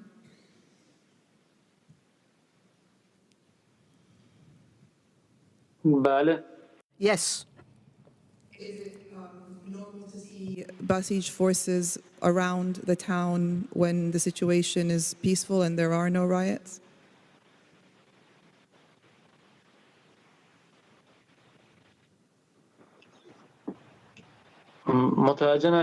I'm sorry, I didn't hear your question very well. Could you please ask again? In normal day-to-day life, are the Basij forces present in your town? Do they walk around? Do they go to the shops? Do they eat in the restaurants? Are they familiar to you?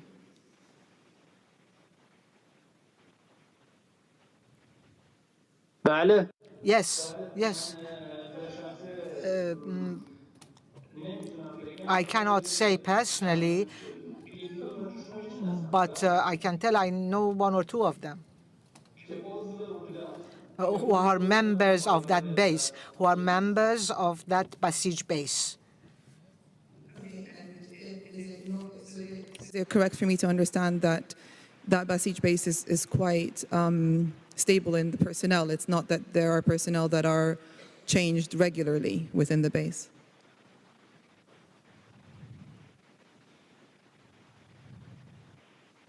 ببینید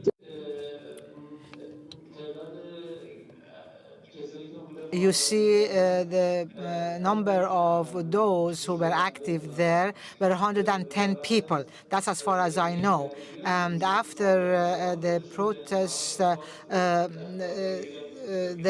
after the protests started, they moved the base to the end of the street. And most of their forces are settled there. I mean, you know the forces, and perhaps a number of these forces, they did not get entangled. And as far as I know, there were many of the families of these members of the Basij who prevented them from going and getting involved. I cannot tell you more than that. I mustn't. You mentioned in your testimony earlier that you could hear them speaking in a different language to Farsi. Can you elaborate on that?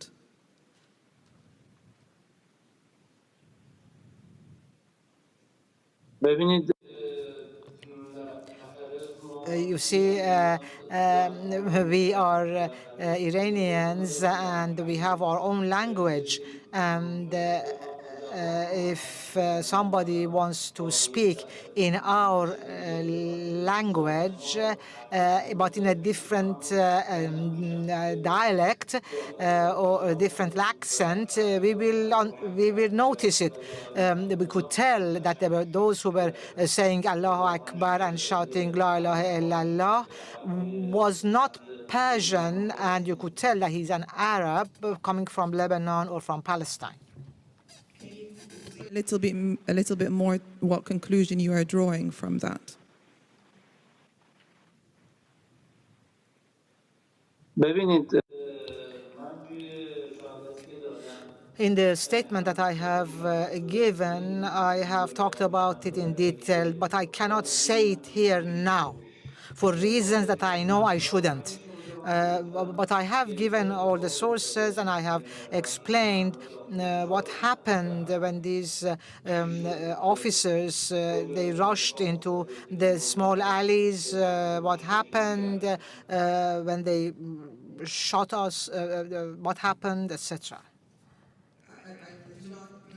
You're not comfortable with, but is it correct in my understanding that those who were, in your opinion, speaking Arabic with perhaps a Lebanese dialect were also Basiji forces, or were they other kinds of forces?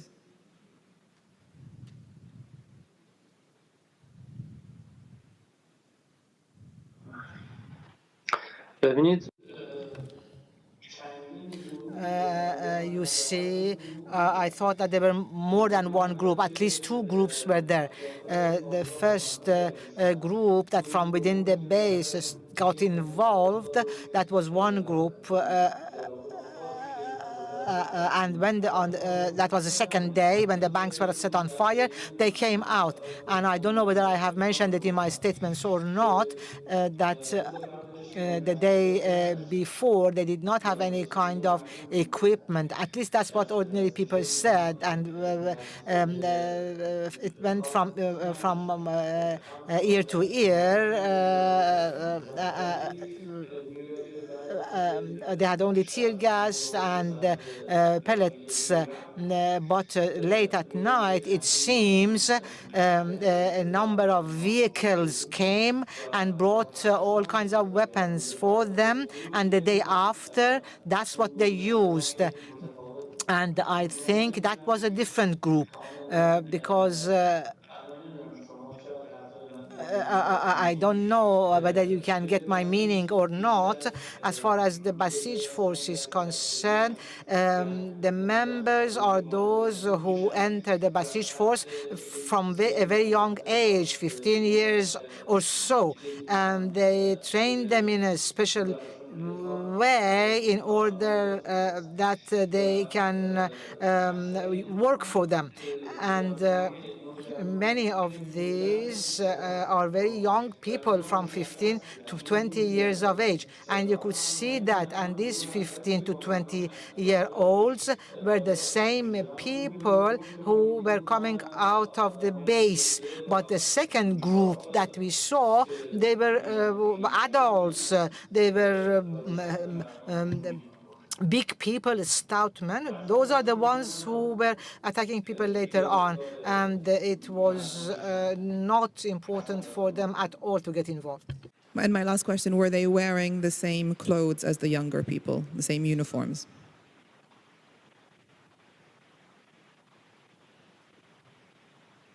The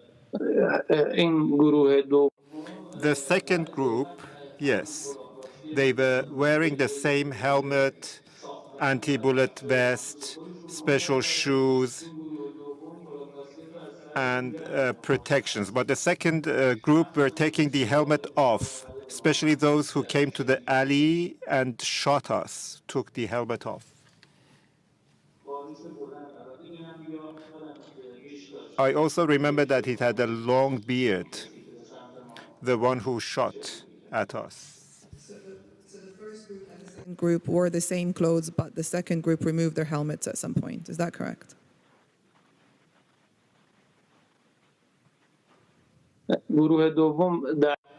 The second group, at the final hours of night, when there was martial law, we could see the second group at the night.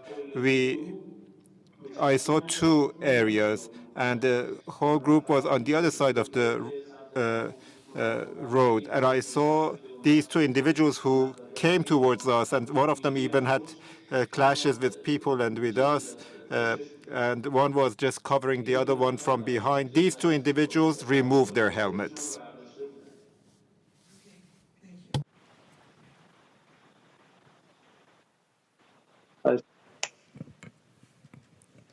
Mr. Witness, just follow up the question of my colleague on martial law. Yeah, when did you know that martial law was announced?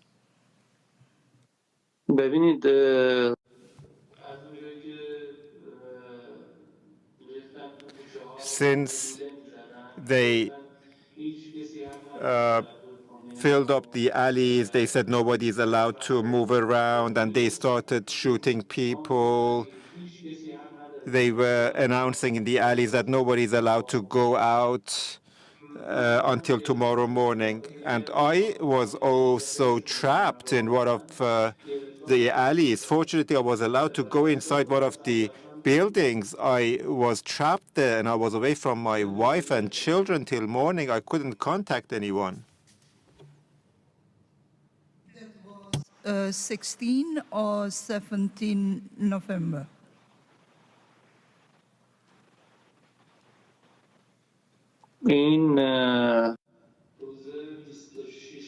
It was on the 17th of November, the night of 26th of Aban, 26th of Aban at night.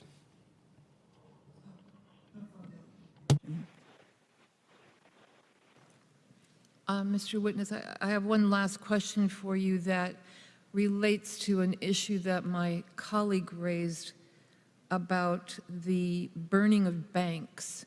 And you said something interesting, which was that the protesters were able to stop the burning of banks when there were residential units located above the banks, and you were obviously referring to people protecting the property. I am wondering if you could tell us how it was that the protesters were able to stop that. What did they do to intervene to stop the burning of banks?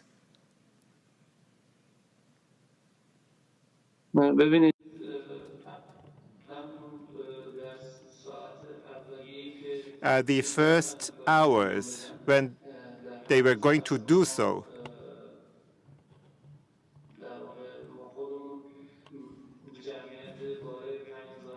We were over 5,000 people ourselves. We realized that they wanted to take the protests to elsewhere. And a separate group, maybe 20 individuals, said that we should go from this route and burn banks. As far as we realized, they were throwing stones at the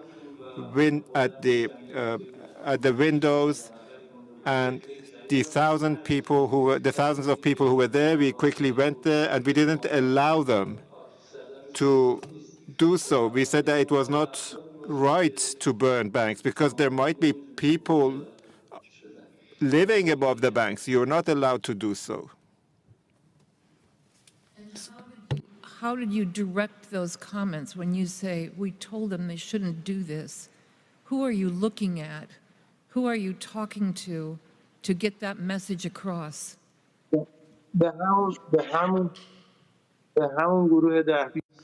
There was a group of 10 or 20 people. We were very close to that group of 10 or 20. Since we realized that what they were trying to do, we quickly went towards them and we prevented them. Dressed in any kind of uniform, they had no masks, they were part of the group.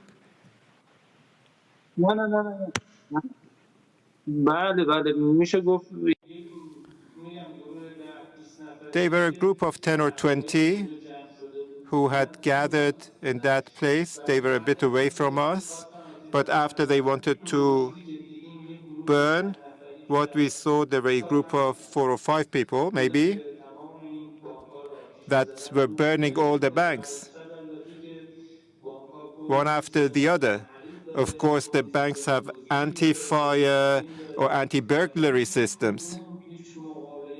None of them really led to any resistance by the police force.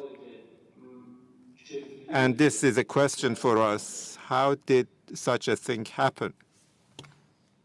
Question to you, and I hope that I'm not being confusing, is the protesters were apparently successful in stopping the burning of banks by issuing a statement to a group of 10 or 20 people. However, No. I'm sorry, did I? No, just pay attention. At the beginning, when I'm referring to when people had blocked the road, there was about 8,000 people there. And after an hour or two, there were 10, 15, 20 people who came from distance. They came and they said, let's go to the entrance of the town. And from there, let's start burning, probably banks. And then when we went closer, we just realized that they were burning banks. You've answered my question.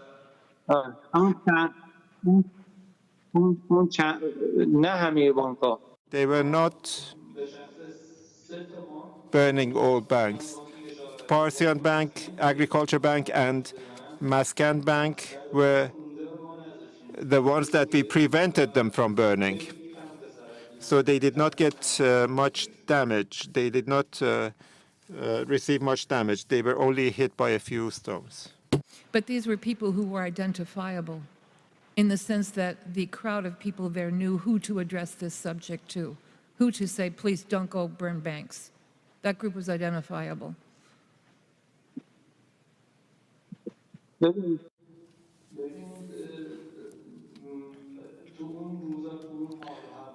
During those days, and in that atmosphere, nobody was trying to see who is identifiable or who is not. Nobody knew who was standing where and what they were doing. And for that reason, we were just trying to stop anyone getting injured through clashes. When they were standing there, they had no helmet, no special clothes. But after they started, I'm talking about the group who were burning places. They had face coverage, and they were burning banks. And whoever tried to stop them, they tried to face them violently.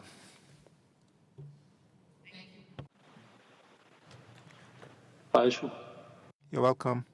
Mr. Witness, I have a few questions, just clarifications, if I may. Just starting at the beginning of your account, and the moment when the Baji base is burnt, in your statement you say, quote, "There were mostly young people aged 15 to 17 years who participated in those demonstrations." And that's in the same paragraph as your description of the Baji base being burnt. But as I understand your testimony today, you're suggesting at the time the Baji base was burnt, it was mainly women in the demonstrations. So I'm...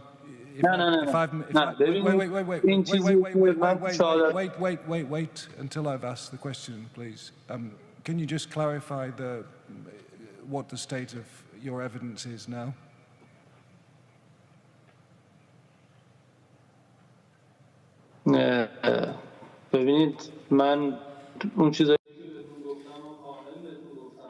What I told you, what I said was complete. At the beginning, the morning of 16th of November,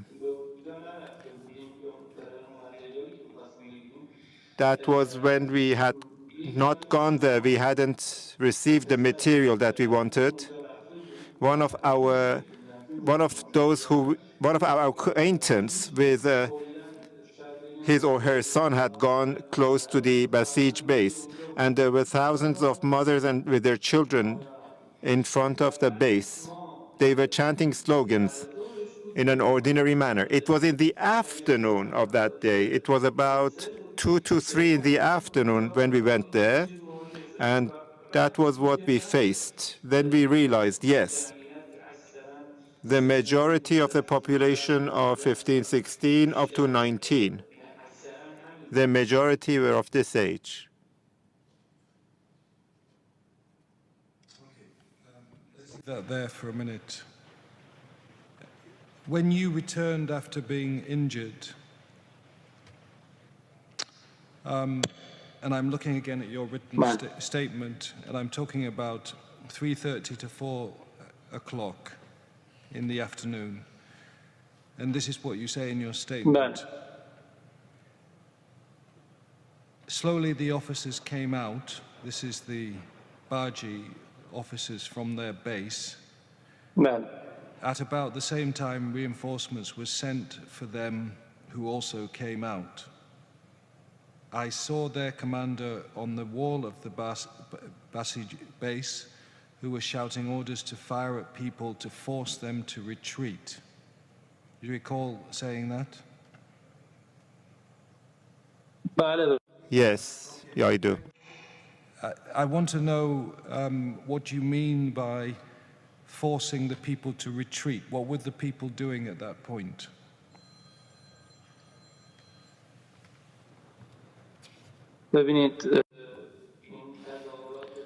Well, the demonstrations were one of the biggest of their kind happening in the past 30 years. Controlling the demonstrations, as far as we understood, was very difficult for them.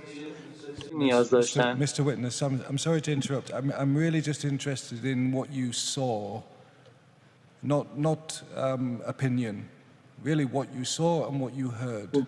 So what were the people doing at the time when the commander issued an order to force them to retreat?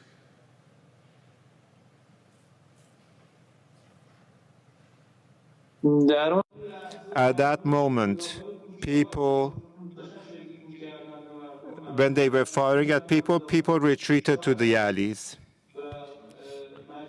And they were forced to retreat. Many got injured. I don't know what exactly. What else do you want me to say? I can explain everything that I said again. Mr. Witness, you're still not addressing my question. What were the people doing? Were they running towards the Baji commander? Were they sitting down on the floor? Were they firing, throwing stones? What were they doing? Focus on my question, please.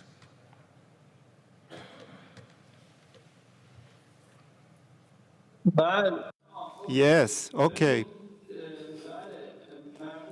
Yes, people at that moment were attacking and were throwing stones. Maybe I didn't understand your question properly here, sorry. People were hitting the base after they created a clash themselves, the Basijis, of course.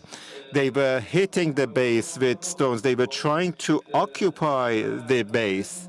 And after that, the commander went up and ordered the Basijis to shoot at people with true bullets. Before that, they were just hitting people, shooting at people with pellets and tear gas canisters. Thank you. So, 3:30 to 4 p.m., the demonstrators are throwing stones and trying to enter the base. And am I correct at this point, the commander of the base, ordered the troops, his troops, to fire at the protesters? And what was the what were the Basij doing at that point in terms of firing live ammunition or something else?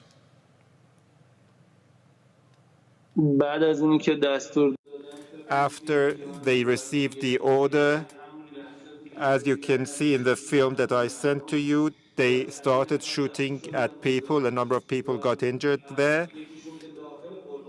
And one individual who was standing on the boulevard, if you can see the film, I have filmed the individual. There was live bullets being shot at people. I should also say that from above the building, there were some snipers shooting, as far as we could understand. And also there was another shopping mall from the top of which people were being shot. I'm almost finished, if you just be patient with me. At 6 p.m., when you went out again on the street, demonstrations were still continuing in front of the Basij base, or not?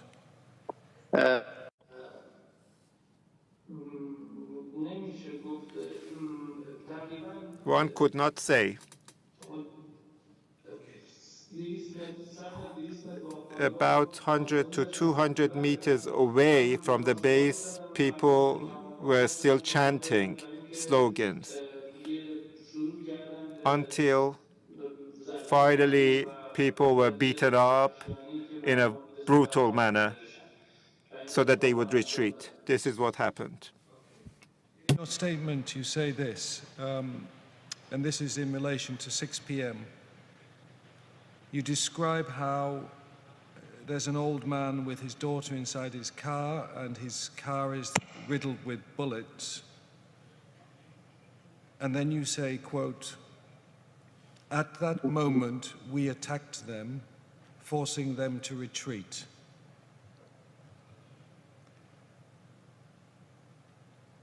Can you remember giving that testimony? Yes, exactly. Who's we, and what's the nature of the attack? Without revealing your identity, please.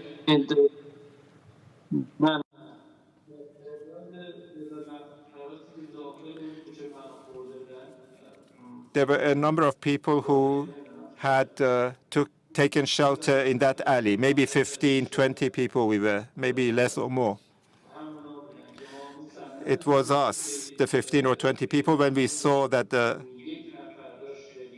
because one individual was shooting at them, and one individual from 5 to 6 meters away was covering that individual who was shooting.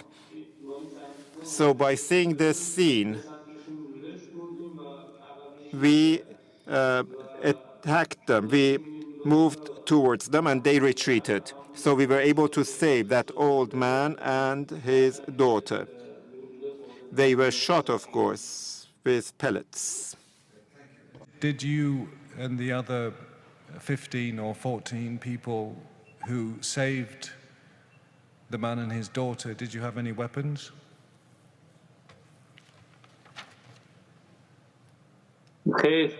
No, not at all. Thank you, Mr. Witness. I've got nothing further, and I think nothing else from the panel, Counsel. No questions, sir.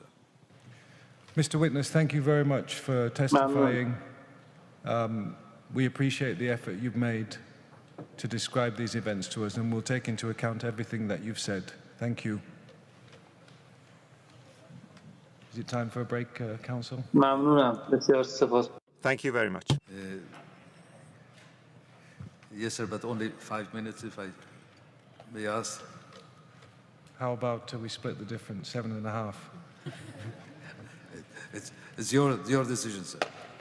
Back, please, in 7.5 minutes.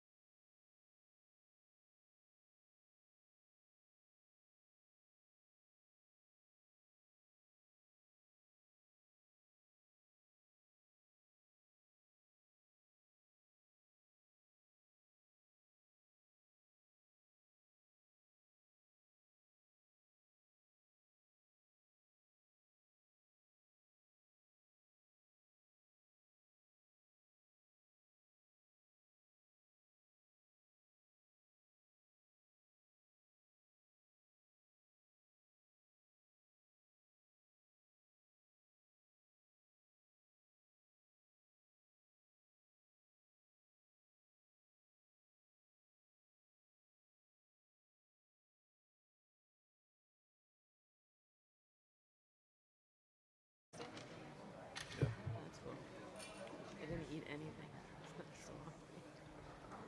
The first one is 182. Please be seated.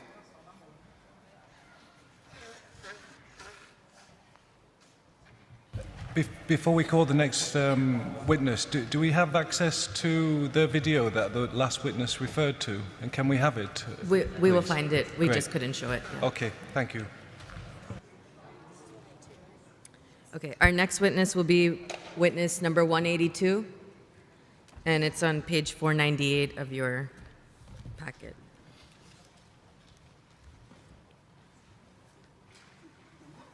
Hello, Miss Witness, can you hear me?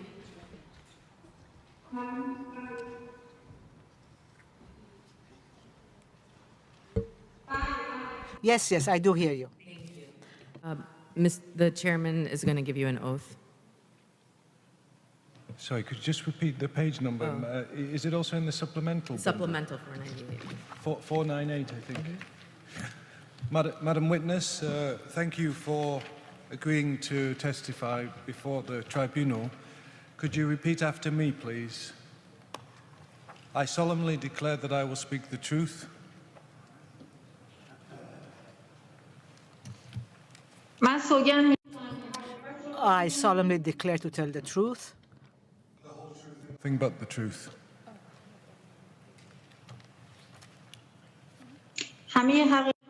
the whole truth, and nothing but the truth. It's now from counsel, followed by questions from the panel. Ms. Witness, you have decided to remain confidential, and for security reasons, I want you to be able to stay safe.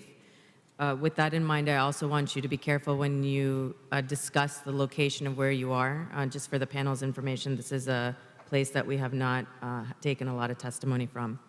So with that in mind, can you please tell the panel what you'd like to talk about with what you observed on November 16th?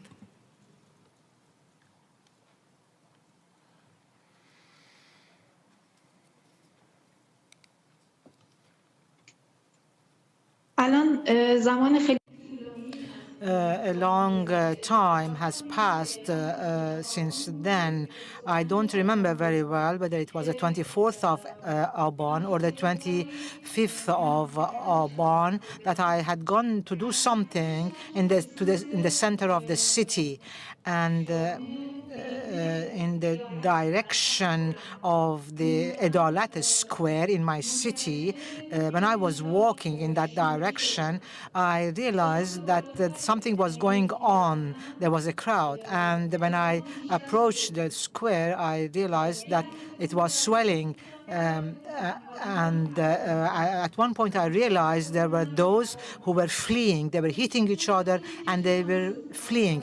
And at that time that I realized my eyes were burning, and I realized that tear gas had been used.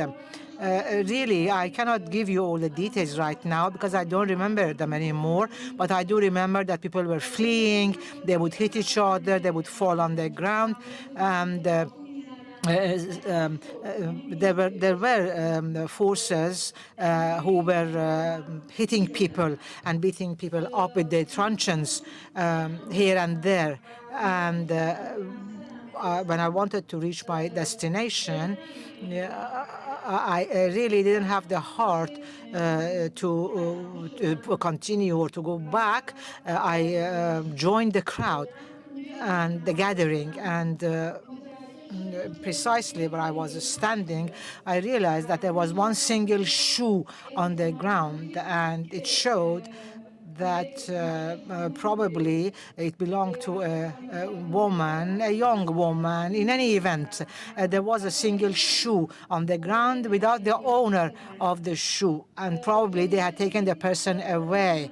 As I said before, I don't remember all the details, but we heard that in another part of the city, and I want to say that there were melee and the crowds in two areas of our city.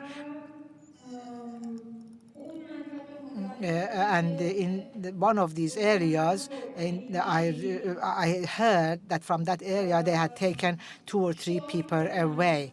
There were slogans being chanted.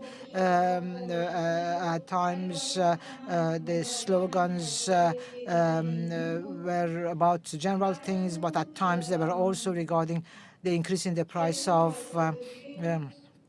gas.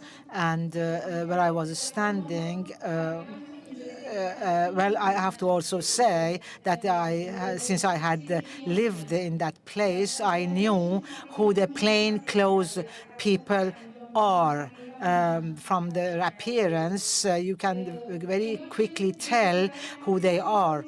And it seemed that there were a number of them who were surrounding every individual so that they would not do anything, not to take any videos, etc.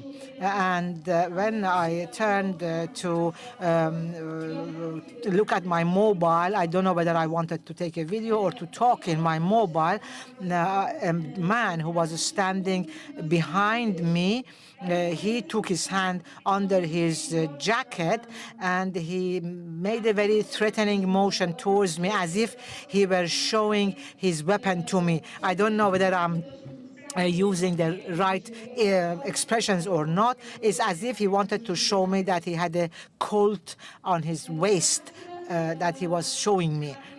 And I stood there for 2 or 3 hours, and at the end, you could see the members of the special unit coming in order to concentrate the crowd in one place so that they would not spread. And also we saw some armored vehicles, and I saw that they took 3 people away. The only things that I remember from that day are what I'm just telling you. I don't remember any other details. If you have any questions, I am at your disposal to answer them. So in what you were observing, did you observe the protesters using any type of violence, throwing rocks, burning buildings, anything of that sort? Not at all. Not at all. Absolutely not. Thank you, Mr. Chair.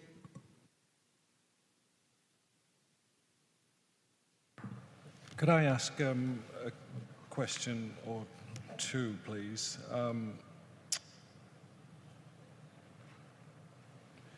One moment, please.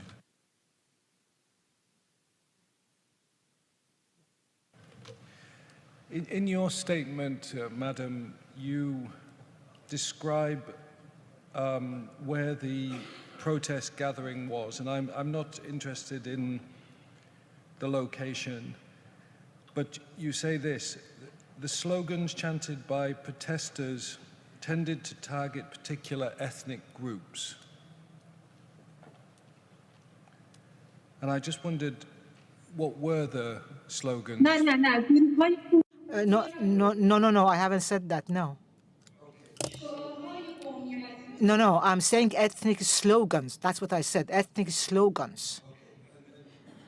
Ethnic slogan. What were the ethnic slogans being uttered, shouted, spoken about? مرتبط با منطقه Is something that relates something that relates to the area, to the region. I cannot tell you. Okay. So, I beg your pardon. The ethnicity would show the location. Okay. Forget that question then, Madam. Perhaps then this: were any slogans being chanted about the government?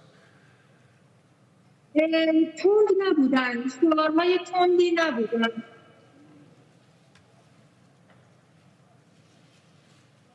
Could you repeat the answer you just gave, please?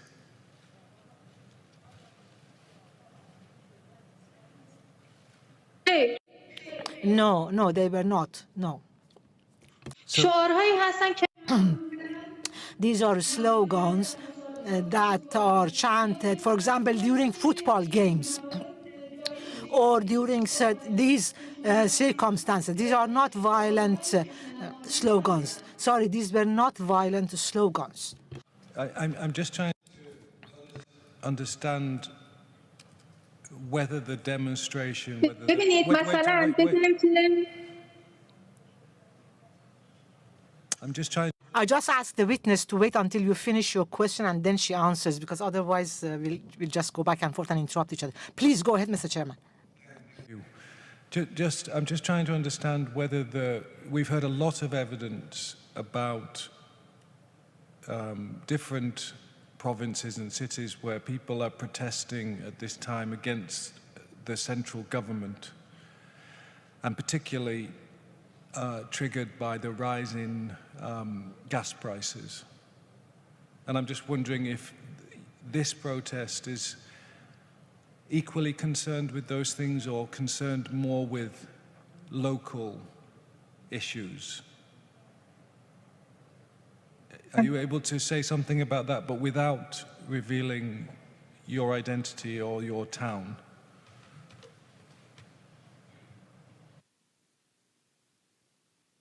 مشخص Very precisely, the slogans were related to the gas, the increase in the price of the gas. That was the precise slogans. However, in between, you would have ethnic slogans. For example, you would say, long live such and such city, long live such and such region, long live such and such other city. Thank you very much, madam.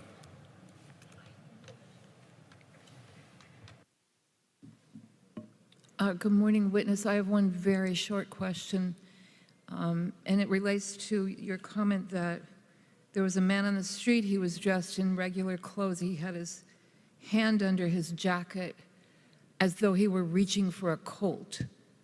Is that correct? Is that what you said? I understood correctly? Yes. Is why the use of the term Colt?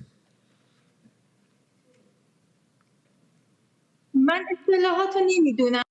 I don't know the precise name of the weapon that he was wearing. Perhaps it was something else. In any event, it was a weapon that he was wearing on his belt. That I know. The question wasn't all that clear, perhaps. The reason I asked is there's, of course, any number of different handguns available in the world. Is a Colt weapon, to your knowledge, related to any particular security group or police group or military group? And is that perhaps why you made that assumption, if you did?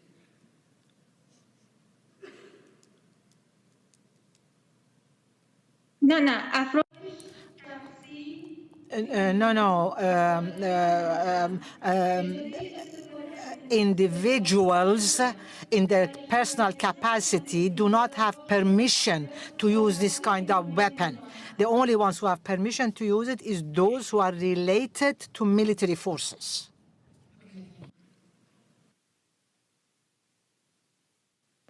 I think that's all the questions from the panel, Council.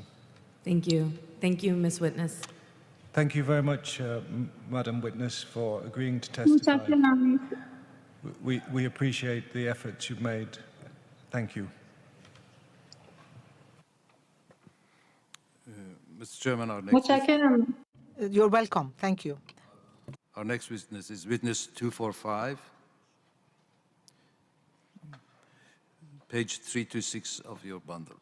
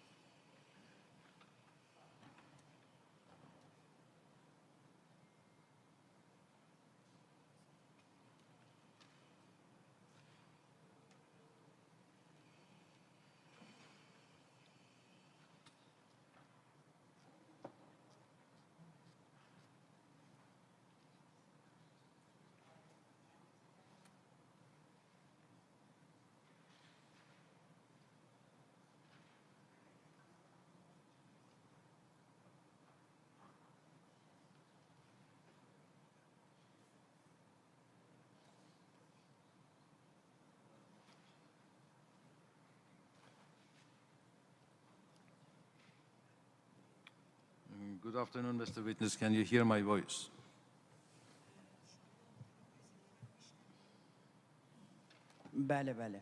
Yes, I do. Yes, yes.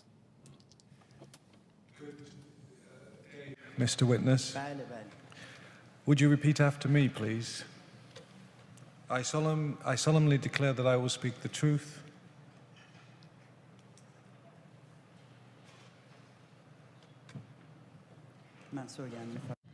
I solemnly declare to tell the truth.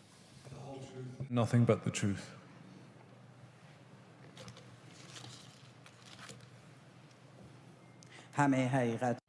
The whole truth and nothing but the truth.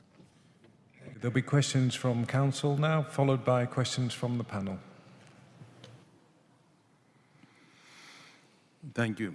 The witness voice is spoken by a member of the council team. The witness has witnessed shooting by security forces, killing a teenager by shooting at his head. Witness 245, can you please inform the tribunal of what you witnessed on 16th and 17th of November?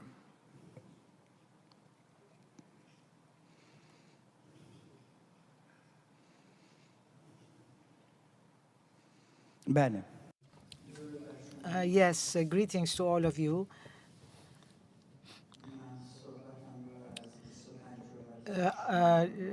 Regarding, I'm going to start my statements with 25th and 26th of Aban 1398. It was the 25th of Aban that I had to leave the house because I had something important to take care of. And when I left the house, I saw that something was going on the streets.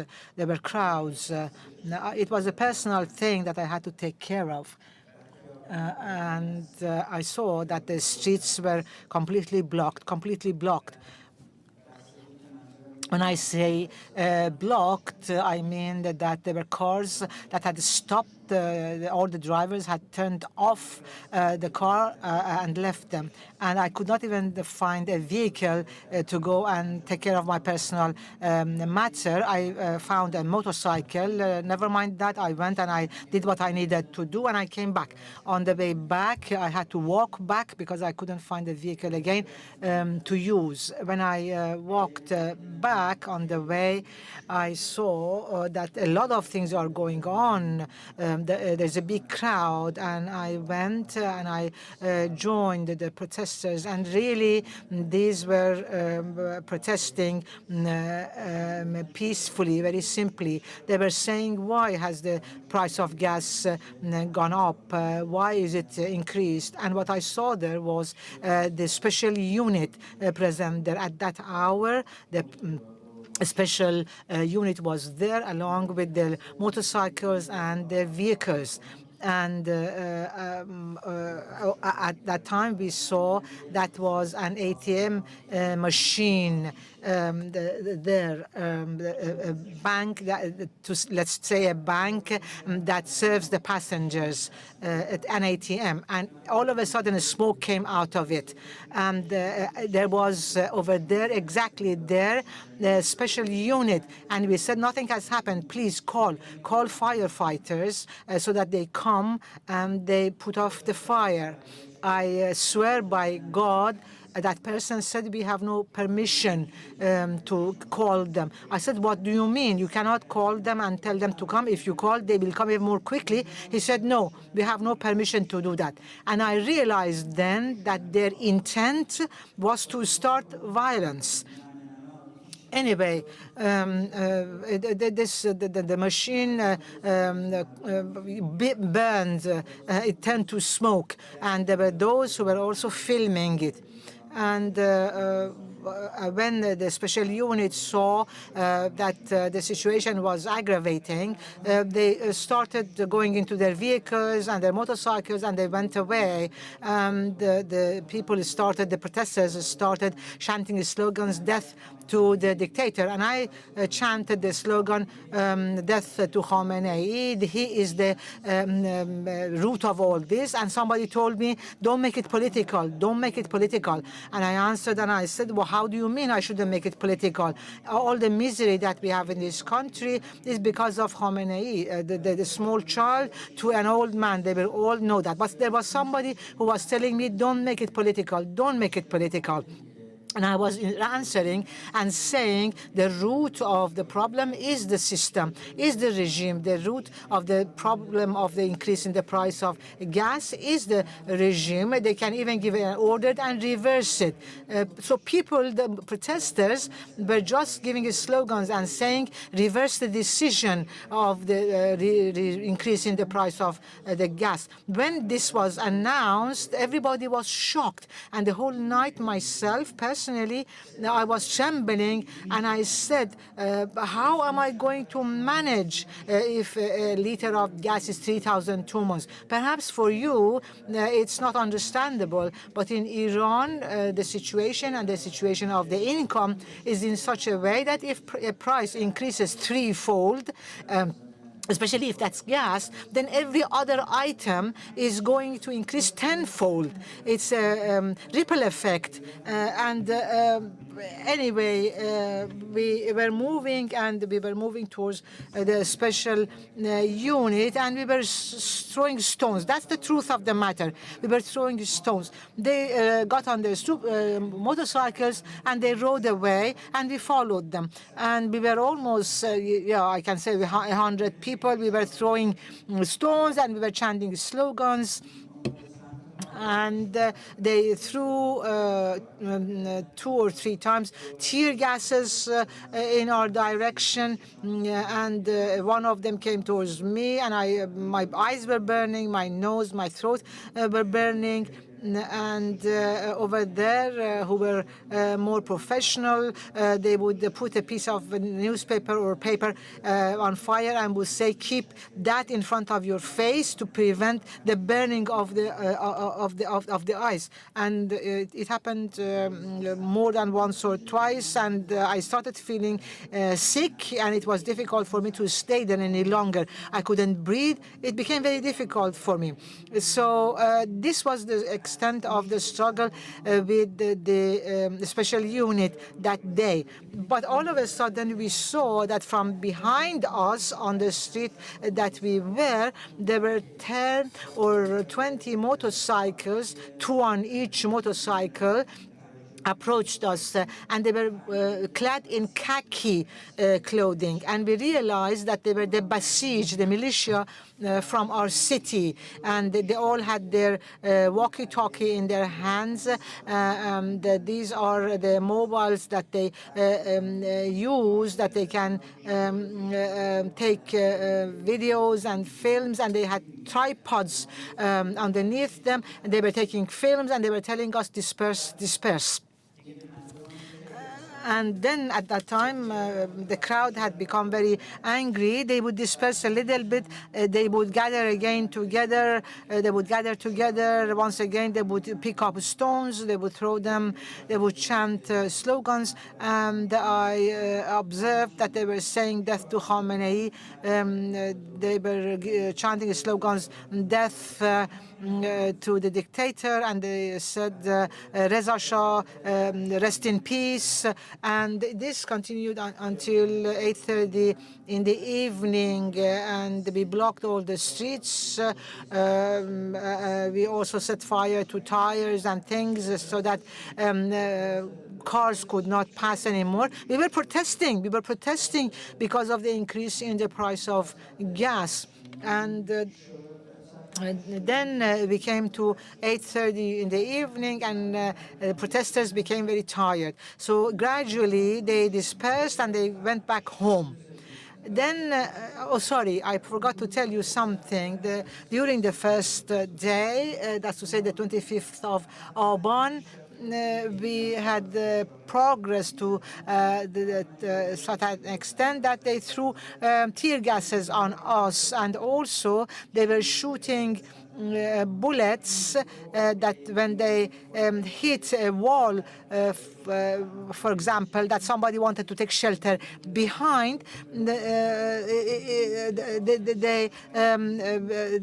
would make a hole. And I think that these were plastic bullets inside which they had pellets.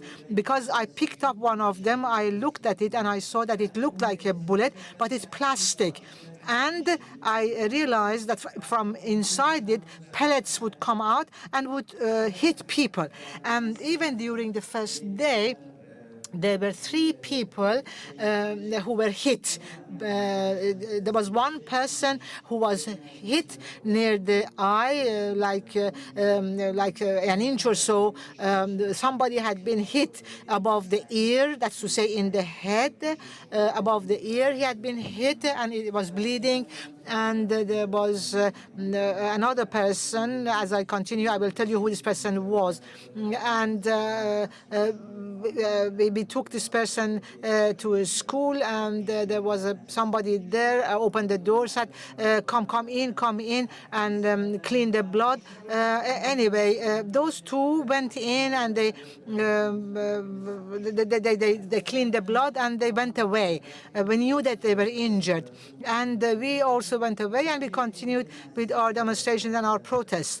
And then we came near the base, and when I talk about the base, this is not the Basij base. This is a base which is a very dangerous place, and I don't want to say what it is here. I don't want to name it. I hope you get my meaning. I don't want to say it, but I have written it before. When we threw stones towards this place and we chanted the slogans, all of a sudden we saw that from inside this base, I'm not going to name it, but we saw that from inside they shot somebody below the knee, and we saw this person who fell down. We lifted this person. There was nobody to help us, for example, to come and assist us, like an ambulance or a doctor or somebody. I mean, somebody just to help us and to help the wounded person. There was nobody. And as God is my witness, the only people that we saw were around 100 motorcyclists, young people who had their lives in their hands. And once we saw that an ambulance came that we thought supposedly, so to speak, to help us, and it didn't, because when you see an ambulance, you naturally would think that the ambulance has come to help the wounded.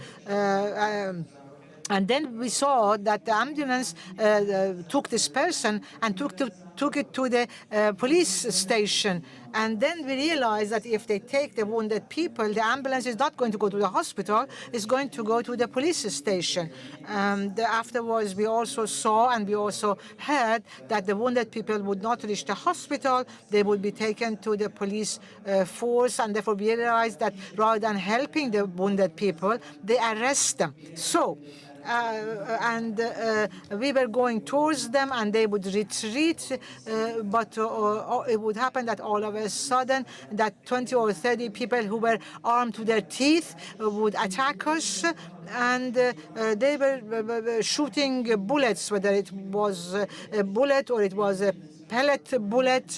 Anybody who would be hit and could not escape, I swear by God, they would drag this person, they would kick the wounded person with their boots, they would hit the legs, the knees, and they would drag the person, take the person, and take the person to the police station. These are things that I saw with my own eyes. These are things that happened.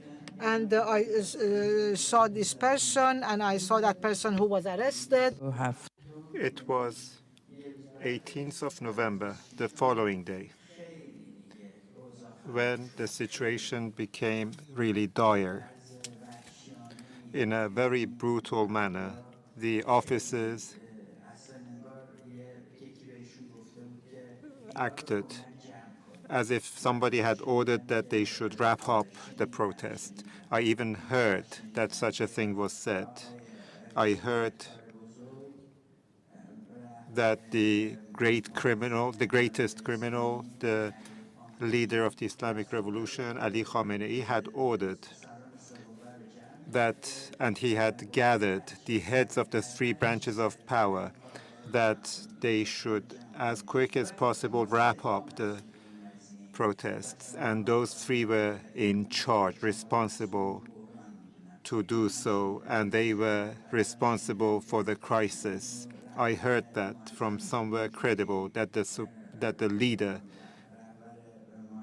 that their supreme leader, who may God curse, had said so to the heads of the three branches, that they should wrap up the protest as quickly as possible. Otherwise, Mr. Rouhani, Mr. This and that, people will say, I will tell people that you have been the cause of all the crisis. I don't want to say how things went on in that meeting or whatever. But anyway, on the second day when we went out, we wore clothes. My children were accompanying me, and they said that we should protest. We went out. I didn't really know what was going to happen, because when I went out, I felt that they were shooting in the air.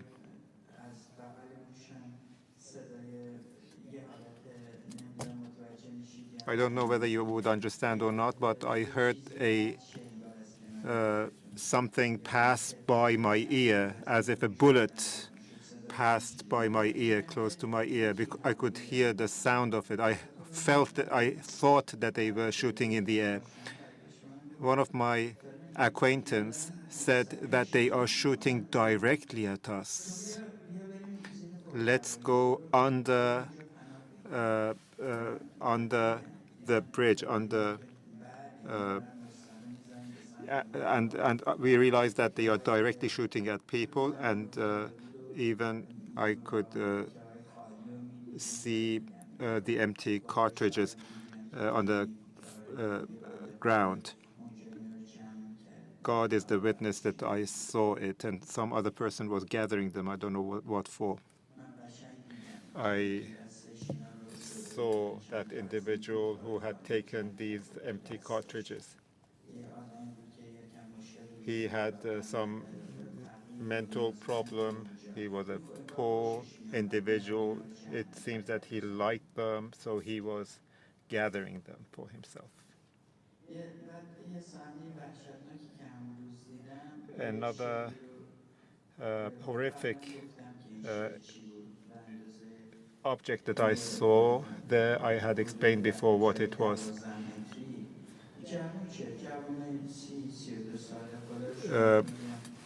There were 30 to 32-year-old guy. Why 30 to 32? Most people were under 20, some 17, 18. They were all young.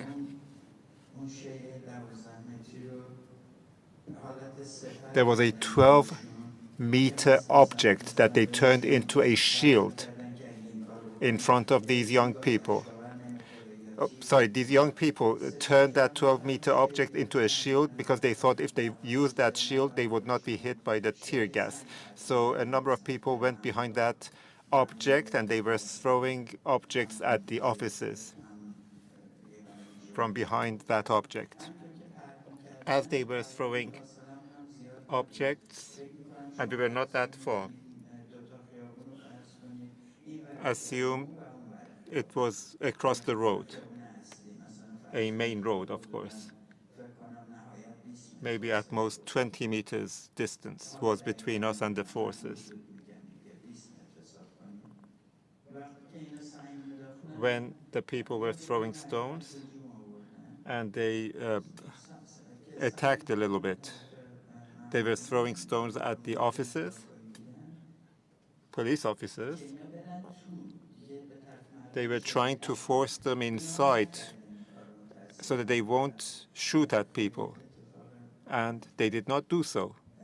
And a very bad thing happened. And I saw with my own eyes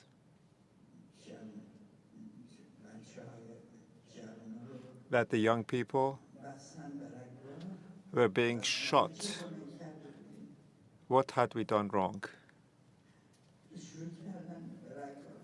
They shot people with like they were being shot with a machine gun. Who would do so against someone who doesn't have anything in their hands, just is throwing stones? And then you talk about Palestinians? We were just throwing stones.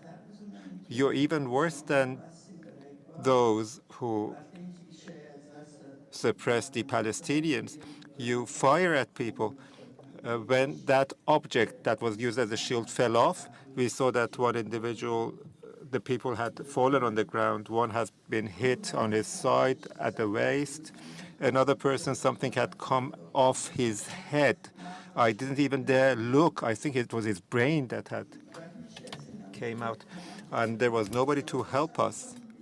Just assume, just think an 18, 20-year-old guy, this should happen to him. He didn't even have a handkerchief to cover his wound. We didn't have anything. The only thing that we could do, one of the individual's brain was out. He had died in place, but the other one at least was breathing. We put them behind a motorbike. We were putting the corpse, the bodies behind a motorbike. See what's going on there, here. One was riding the motorbike, taking another person whose brain had just fallen out. So one person was in the front, one person was sitting behind, holding the corpse in the middle. And the second person was similar. I don't know where they took him. I just know that they took him out of the scene to save him. When I say that I saw such scenes, I was quite frightened. I just chanted some slogans from the bottom of my heart. I chanted slogans against the dictator, and I said, death to you, death to Khamenei, death to you. And whatever power I had, with whatever power I had, I shouted. And then I couldn't stand there any longer. I truly couldn't stand there any longer. Then I went home. The clashes were really severe. And the clashes just continued. There were more injured and bloody people.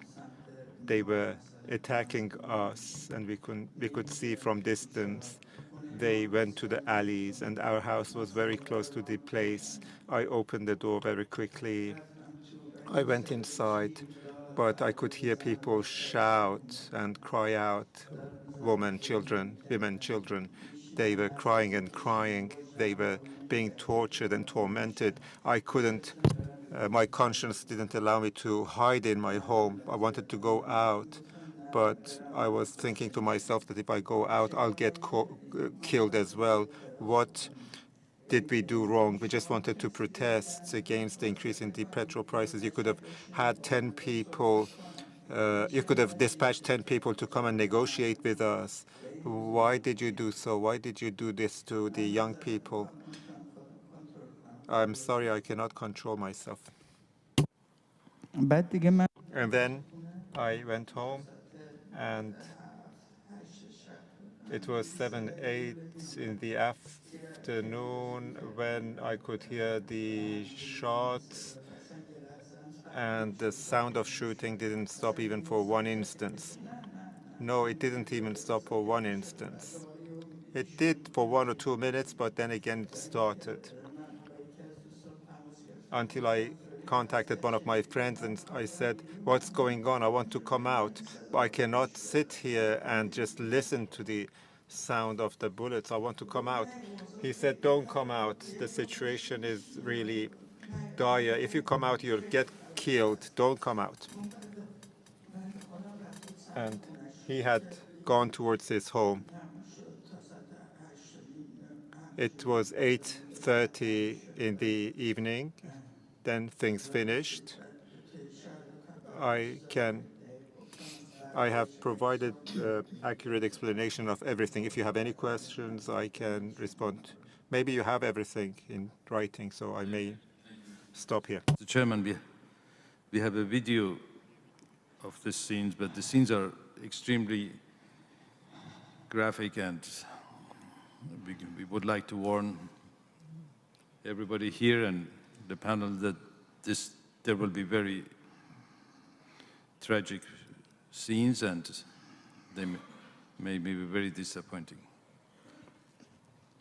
Please show the video.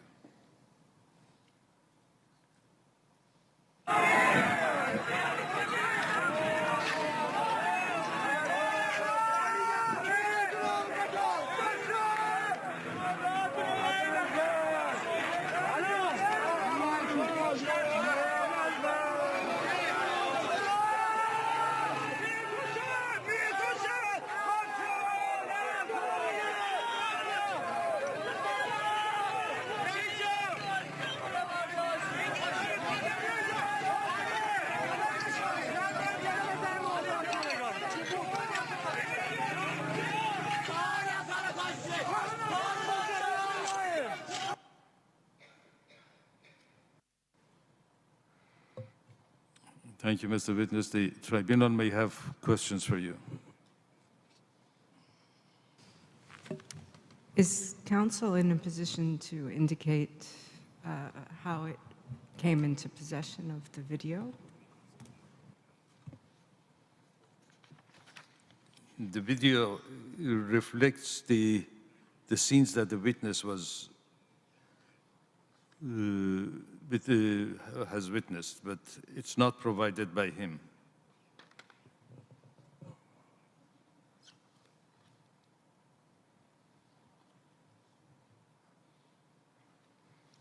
This has appeared in the public media.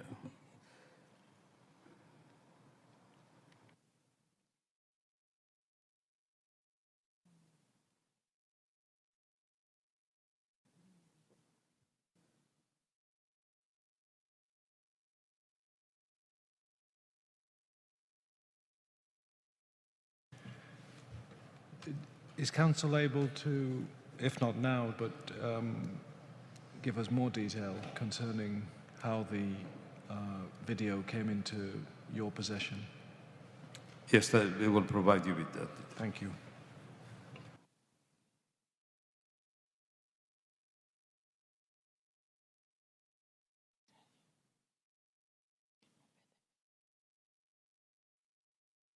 Justice Yacoub.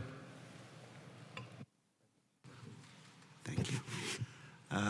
Thank you very much. You're 39 years old, is that about right?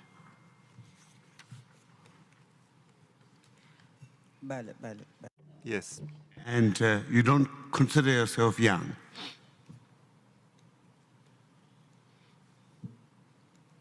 No. No. I'm not young.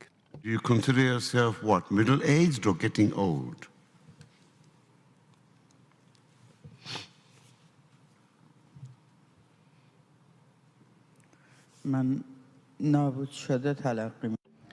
As destroyed. I consider myself destroyed. Because if you live in the Islamic Republic for 39, 40 years, then you are destroyed. In terms of your age, how do you feel about yourself? Do you feel that you still have, do you feel oldish or do you feel young? You know, some people feel differently about themselves.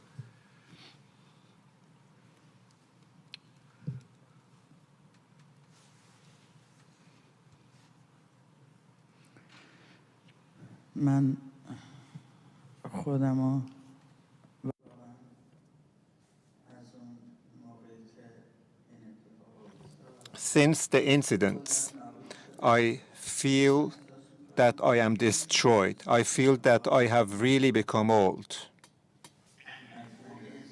Sorry. And before the incident?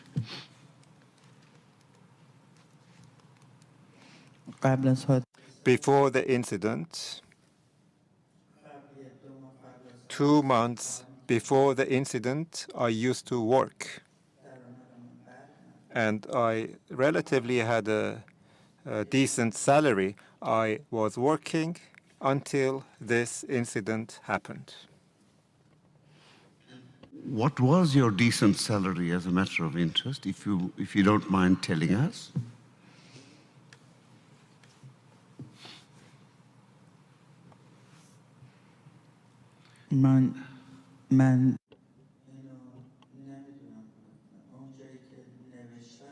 I don't know this. Where I have written, you can see it.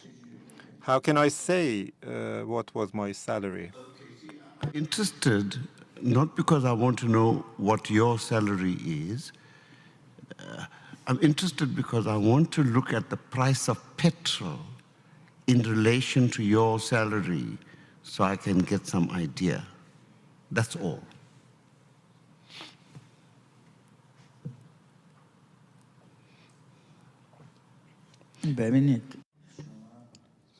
Well, maybe not everyone was like me. Not everyone was like me. Not everyone was able to pay for the petrol price like me. Not everyone are the same. Many people were simple laborers. It is true, I've written there that I was a simple laborer myself, but I had a decent salary, but still increasing the petrol prices would have affected my life. I was doing a certain job, but even in my own job, I had to pay double, triple prices for the items that I needed to buy. Certainly, I would have been adversely affected when the prices of petrol increased.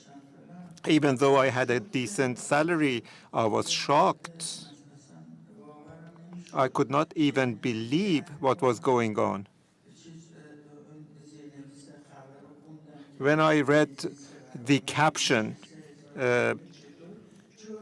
on TV that they had increased the petrol prices by 200%, I was shocked. I couldn't believe this. Aren't people really living? How could they increase the prices so much? Well, there are some people who have high income. Well, that would not affect them, of course. You might live in a rich area in the city, and those who live in those rich areas wouldn't really bother. And they say, well, the price of petrol is really cheap, 3,000 2 months. It should even be 20,000 2 months. That's what the rich people say. That's not what we say. For us, 3,000 is a lot. It adversely affects our lives, and it would have adversely affected my life. I had transport means, I had to use petrol, I had to use it for my work. I had to now pay triple price, 3,000. It's very different when it becomes triple the price. It would affect the prices of everything else. I have provided my written statement, and I have explained about everything. I cannot say right now, but it would have affected everything because of security reasons. I cannot explain all these details, but you can go and read it. All my life would have been affected by the increase in the prices of petrol. It would have been really difficult for me. If I explain now, I will be identified. Do you have any idea what an average school teacher in Iran would earn today? And if you don't have any idea, just tell us.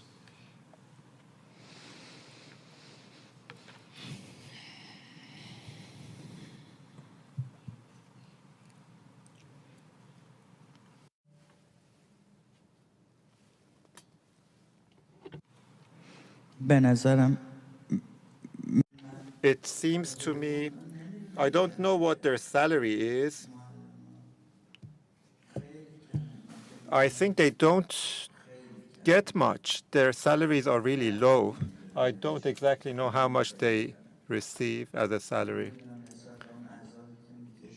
I believe that compared to what they do, they get very little. How much a worker, do you know how much a driver would earn? A truck driver on the average?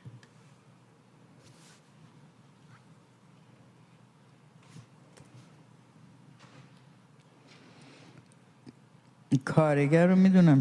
I know how much a laborer earns, but I don't know what a truck driver would earn. I haven't driven a truck.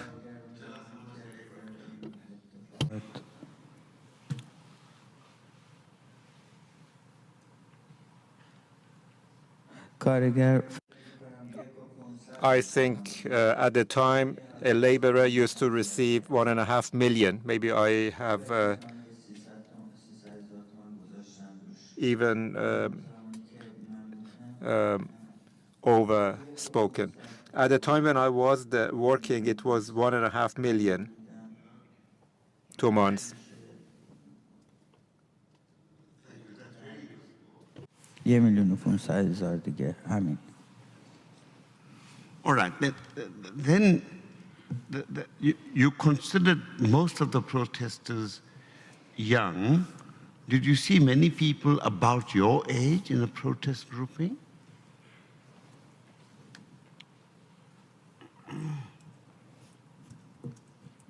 نه متاسفم. No, not unfortunately. The protesters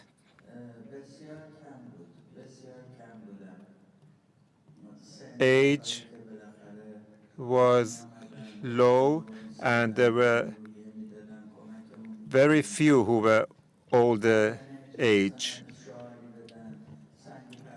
And the older age demonstrators came closer to me. The ones who could not throw stones and who could not do much just came to us. There were not many old age. I didn't see many adults, high age adults. I didn't see many. Most were children, 18 up to 20-year-old children were there. There were very few individuals who were 35, 40 and above. I didn't see any elderly, or maybe very few I saw, at least in our city, in our town where I was. Maybe I paid attention to the offices. I didn't see, maybe I didn't look properly. Anyway, I didn't see. Everybody was holding their children's hands. They were young, and they were taking young children, or they received calls. Even my father called me, my mother called me, don't go out. There is unrest, go home. We are now destroyed. I said that don't you see what is going on in the country? They told me, no, you've got a wife, you've got children, you're young, you should go home, leave it. And I said, no, I'm not going home. I'm going to stay. I'm going to protest. Everyone was like me. Yes, I know the others were also afraid, but not us. They were afraid to lose their children. How old are your children?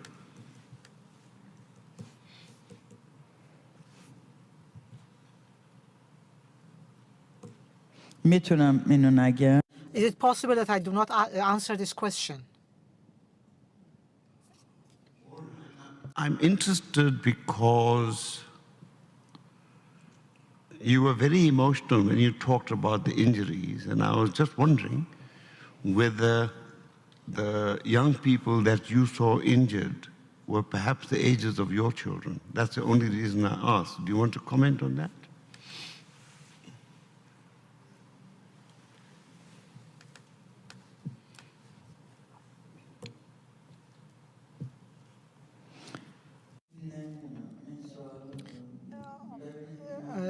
I don't know whether I should answer this question. You see, I live in a region where things are very dangerous. Right now that I am talking to you, I'm under great stress. Whether they are going to identify me and come after me. So that's why I hesitate to answer. Could go after your children too. Would that be one of your fears? Yeah, okay. Yes, yes, precisely, yes. No, I understand. I'm sorry about that. Now, I really do understand that after you saw all this violence, your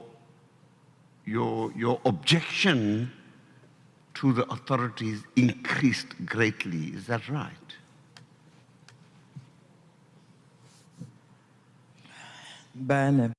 Yes, yes, yes.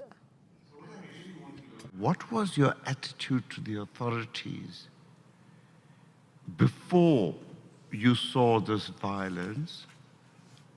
Were you interested more in the increase of the petrol price, or were you also interested in changing the dictatorial system in your country? I can understand that now you are interested in changing the dictatorial system because of what you saw, but I'm really interested in what your position was like before you saw all this.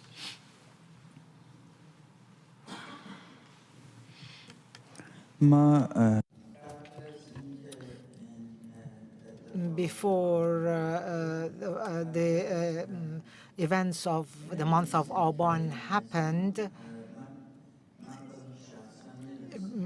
we knew, and I personally knew, that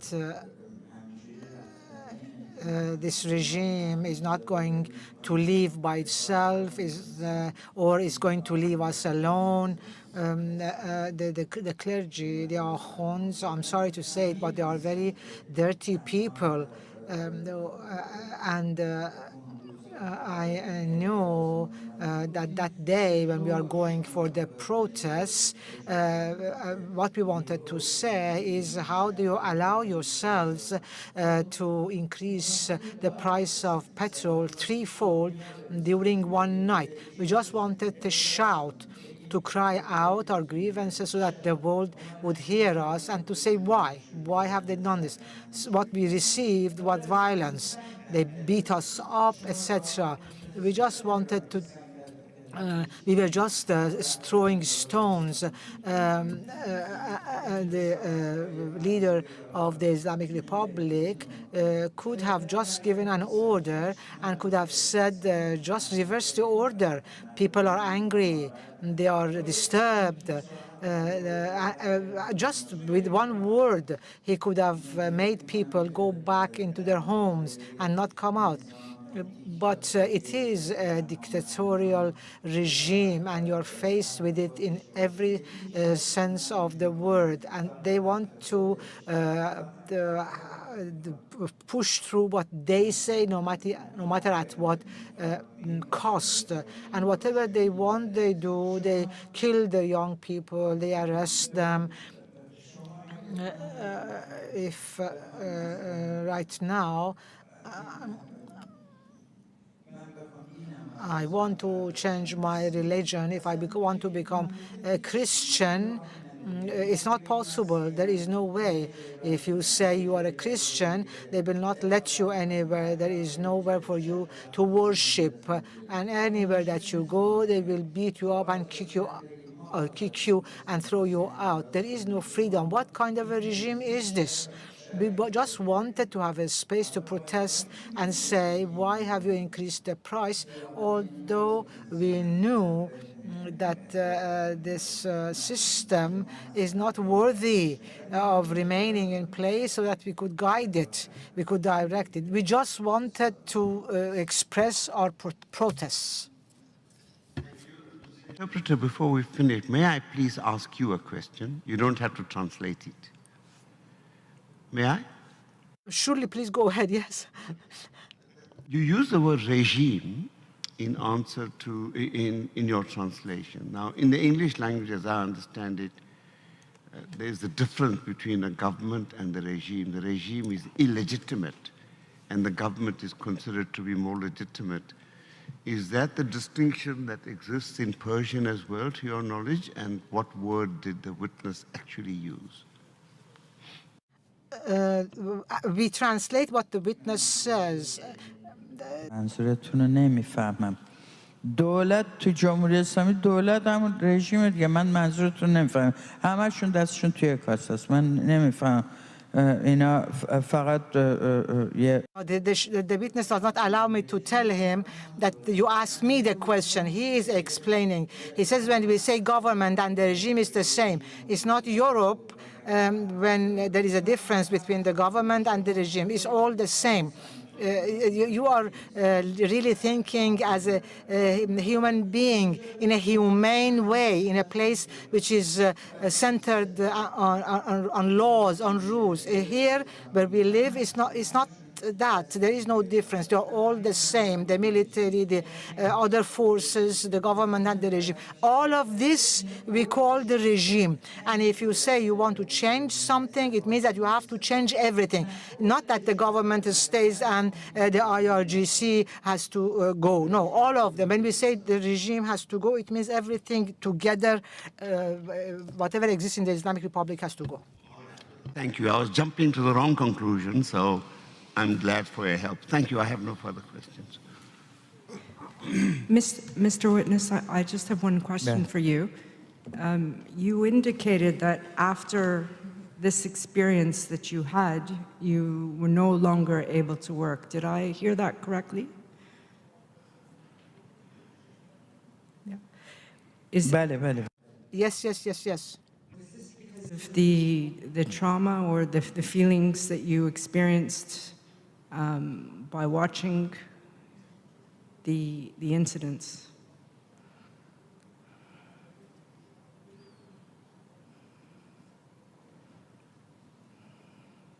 یعنی what you have to consider is this, that first of all, there is not good work to do. That's to say, work for which you receive a good salary, that you can run the affairs of your family. And that's the first thing.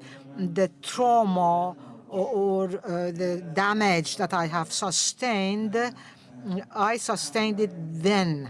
That's to say, the work that I used to do before, I cannot do anymore. And I just said, let go. I don't want to do it. That's to say, that would require me to go here and there and get entangled with them. And I said, no, it's not worth it.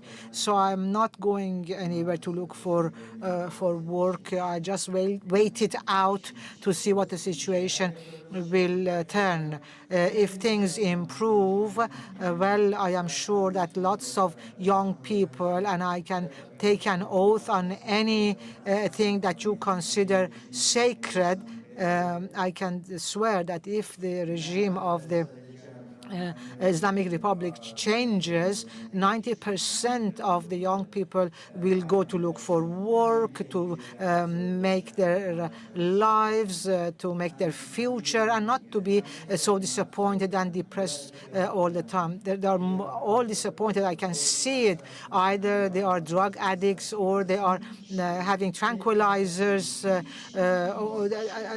There is nothing there. What consolation do you have? Over here is a very strange world. I hope you understand me. How can I explain it better? I am ashamed of myself to have to cover my face and to come and talk here. And then I see the mother of Puya Bakhtiari or the mothers of 1,000 other people who come and courageously talk here. I am so ashamed of myself that I say, look at our courage. I don't have any. I cannot talk here with my face. I'm really ashamed of myself to appear before you the way I am. And you can infer from this what kind of a government we have. You have to read what we have written to understand what the situation is here and what we are enduring.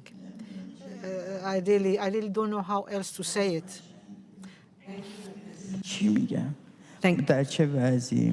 Thank you, witness. We very much appreciate your coming in whatever form to the panel. So we're very grateful. Thank you.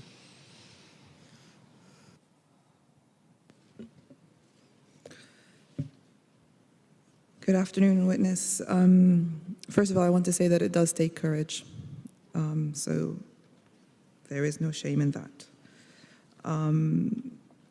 It's a question I ask a lot of witnesses, so I hope you'll give me an answer as well. Given all that you've said about the regime, why is it that you appear today? What would you like to achieve?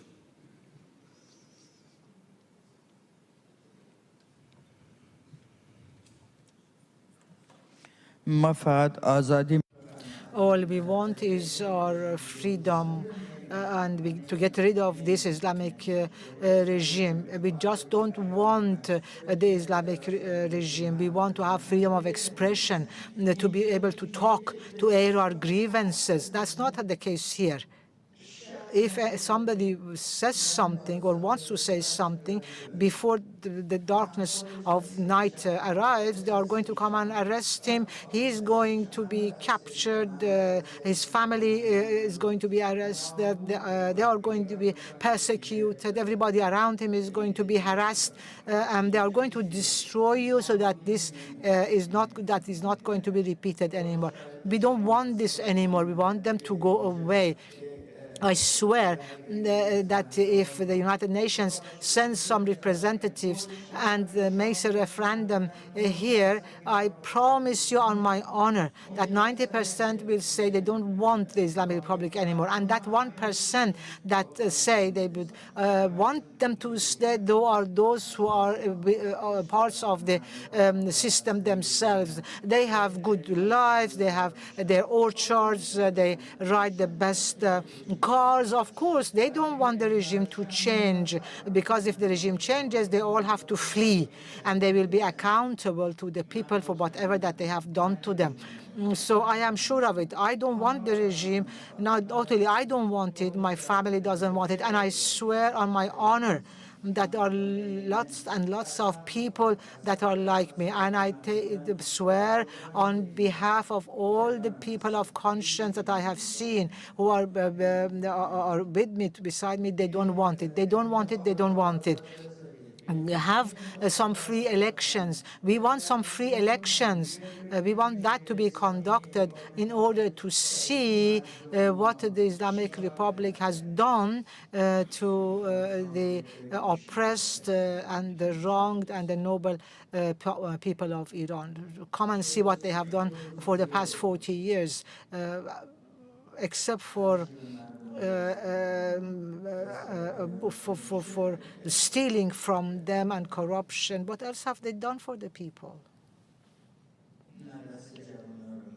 Neither do they help the youth. They don't help them at all. The young people who finish their studies, there is no work for them to do. As soon as they finish, they say, I have to go elsewhere, I have to leave the city. There is nobody. You cannot tell them you have a future unless you have some very important person who can push you in. Favoritism. If you don't have that, you will not get anywhere. We don't want this system. We don't want the regime of the Islamic Republic. And if you want it to be proved to you, please send somebody from the United Nations and have a free referendum to see what's happening here, who is doing what.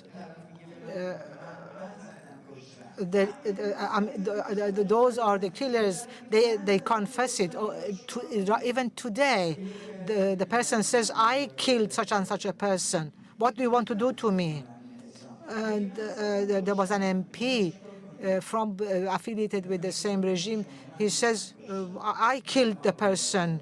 I killed the protesters in Aban. What do you want to do? And that would prove to you what kind of people we are dealing with. For your testimony.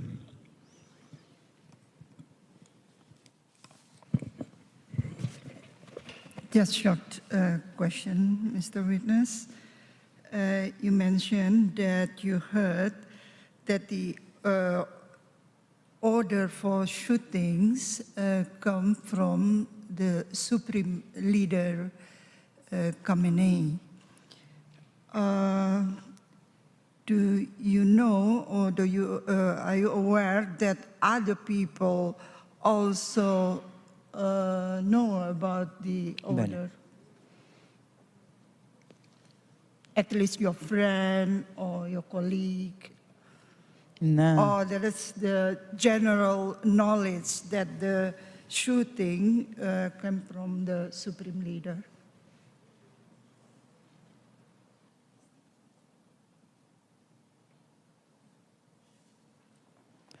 اینا دانش و It was general knowledge. Everybody knows it here. Everybody knows that everything is under the control of the leader.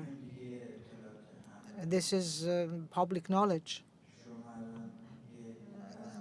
If you come and ask even a child over here, the child will tell you that the one who controls everything in the country is the leader. He's the one who issues the orders. He issued an order and he said, wrap it up. Wrap up this story.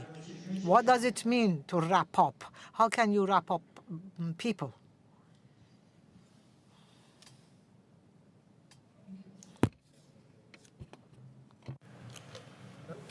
No further questions from the panel. Thank you, Counsel.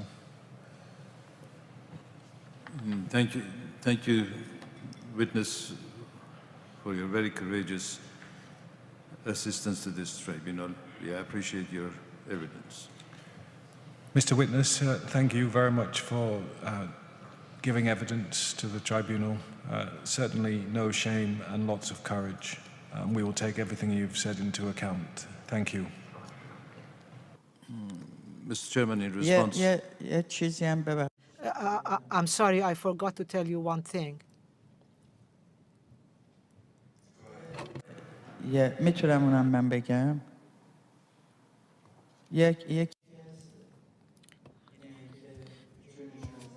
One of those people who was killed was somebody, as I heard, that the family, the brother, had been asked to pay 30 million 2 months in order for them to deliver the body. And the brother was going to different people to be able to collect the money in order to get the body and to be able to have a memorial for him. He was not somebody with great means. He was not in a very good financial means, and I don't know how he was, from which sources he was going to collect this 30 million 2 months. But that's what they had asked him to pay, the Islamic government. I thought I should share it with you. Thank you very much, Mr. Witness. Counsel? Just to let the tribunal know that the video was published on Twitter, and it's part of the collections that Justice for Iran had made of over 1,000 videos. Is this the appropriate time to break for lunch? Yes, please. Shall we shorten that to half an hour, Mr. Chairman? We are really running short of time. Yes, let's be back in 30 minutes. Thank you. Thank you.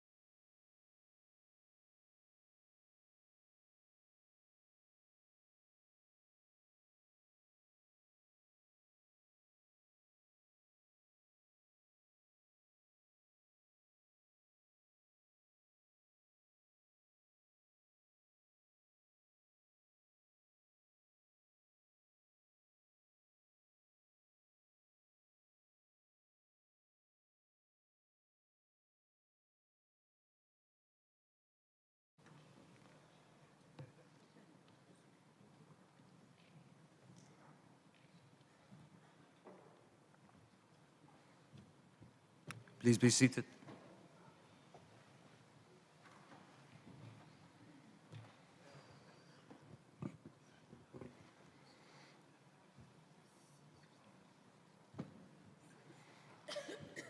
Mr. Chairman, our next witness is witness 367.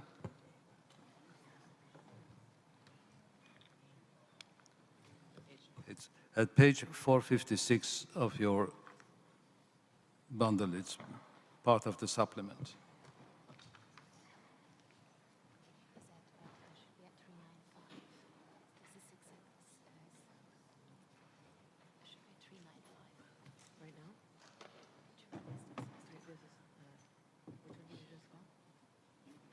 I called 367.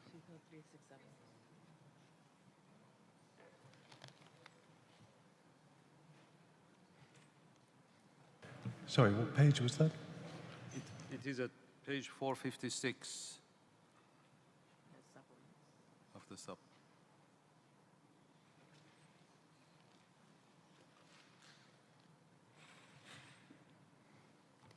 If you have the old version, it's page 450. I found it, thank you.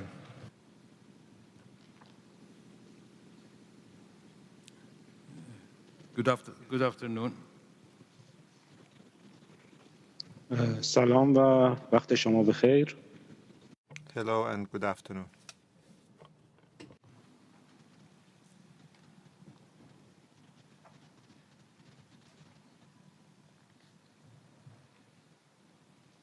سلام و وقت شما بخیر. صدای من رو نمیدونم. Hello, good afternoon. Can you hear me? Swear you in.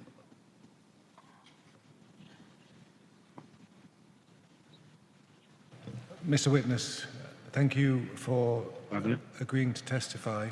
Could you repeat after me, please? I solemnly declare that I will speak the truth. من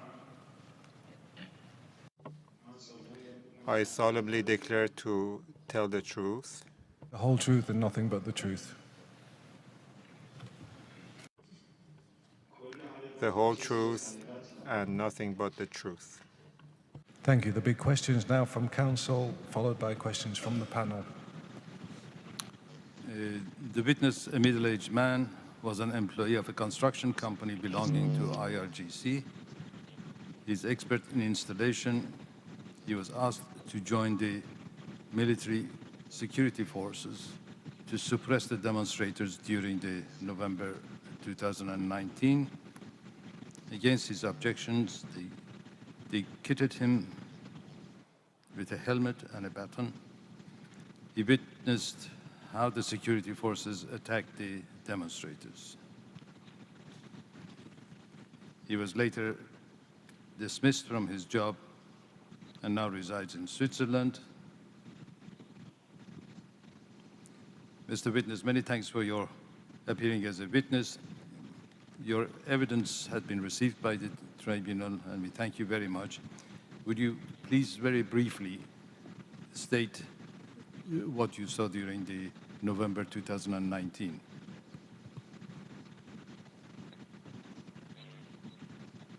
بله. ضمن از تشکر از I would like to thank the tribunal and also the council for organizing this gathering. I was a contractor, as you mentioned, of Khatam al-Anbiya, which is one of the projects of IRGC. Khatam al-Anbiya carries out some development projects in the country. As an engineer employee, I was working there. I was about 42, 43 at the time. I'm a middle-aged individual. I couldn't do what I was asked to do. The gentleman who asked me to help as a supportive force, I said, first of all, I am against what you're asking me to do. Not only me, but my colleagues, many of them were against such actions. If there is a protest, you should either convince them or you should give them what they deserve. They are our fellow countrymen. They are poor people, and this is a shock for them. And that shock is difficult for everyone, both the ones who are a bit better off and the ones who are a bit less off. And also whether the increase in the petrol prices was good or bad, I don't want to say anything, but shooting people was wrong in any way. And therefore, we were against any type of similar reaction against people. They did not listen to us. They had ideological beliefs. They wanted to save the establishment. They were saying that we are the forces of the establishment and we should help the establishment in every way. We are the soldiers of the establishment. So they sent a bus. They prepared a bus to take me and my colleagues. This happened on Sunday. They put us on a bus and took us to a place where the protests was taking place in Sarasiab and Malard and Shahryar, close to Tehran. I don't know about the streets. It was a street called Vali Asr in Shahryar. That's where we were taken. Is it enough, or do you want me to explain further? Please explain further. Afterwards, we received a briefing session for an hour or two. They said you don't need to get into clashes with people. If the leaders got into clashes, then you may also get involved. Just try to convince people verbally. The leader was doing all this, of course, and we were just following him. And if the people did not go, they were the ones who tried to take action. We were just there as a part of people to show that the numbers are increased. At the beginning, the violence increased. At first, batons were used, and then stones were thrown by people, and this side started attacking. There were shootings in the air at the beginning, and then shooting directly to the people. I'm not familiar with the war weapons, therefore I cannot say what type of weapons were being used, but they were war weapons. The shell casings show that. And as you can see in many of the video footage, and which are also available on the internet, people were being shot directly with military weapon. We've got an example, a saying in Persian, we say that sun has been the reason for sun. So at that time, you can easily see what has gone on based on the video footage which you can see in the social media. But anyway, I thought that as a witness, I may be able to take a very small step in revealing the nature of this regime. Security forces.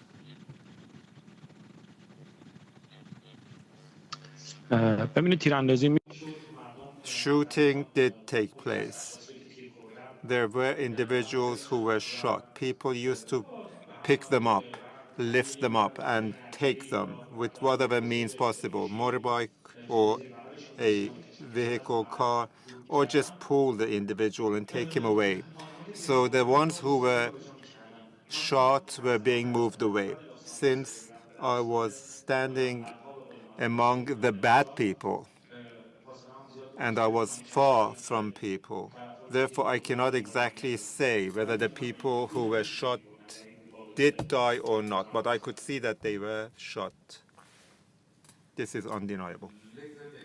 Because you did not follow the instructions on that day. When the protest became really dire, I was really affected adversely. I am peaceful and I'm against any type of conflict. And when I saw that the situation was getting really out of hand and people are being shot, me and a number of my colleagues left the place and we just threw what we were given as helmet and the others in a semi-finished building and we left the place. And our leader, our supervisor, saw us there and he saw that we had thrown our items away. Then we got a car and we went back home. The following day, of course, I was a contractor. My colleagues were, in fact, semi-official employees. We were all disciplined, and I was sacked, dismissed the same day, Monday. And my colleagues, based on the contacts I had with them, and I used to talk with them and I used to hear. One of them was taken to court. A number of others were also suspended from work. It took a year for me to get my redundancy, and that was with a lot of follow-up, but my colleagues did not have an easy path to take because of the position that they had at work. Were not members of the military forces. You were just an employee of a construction company. بله. Yes. Khatam al-Anbiya is in fact the development, the engineering department of the IRGC.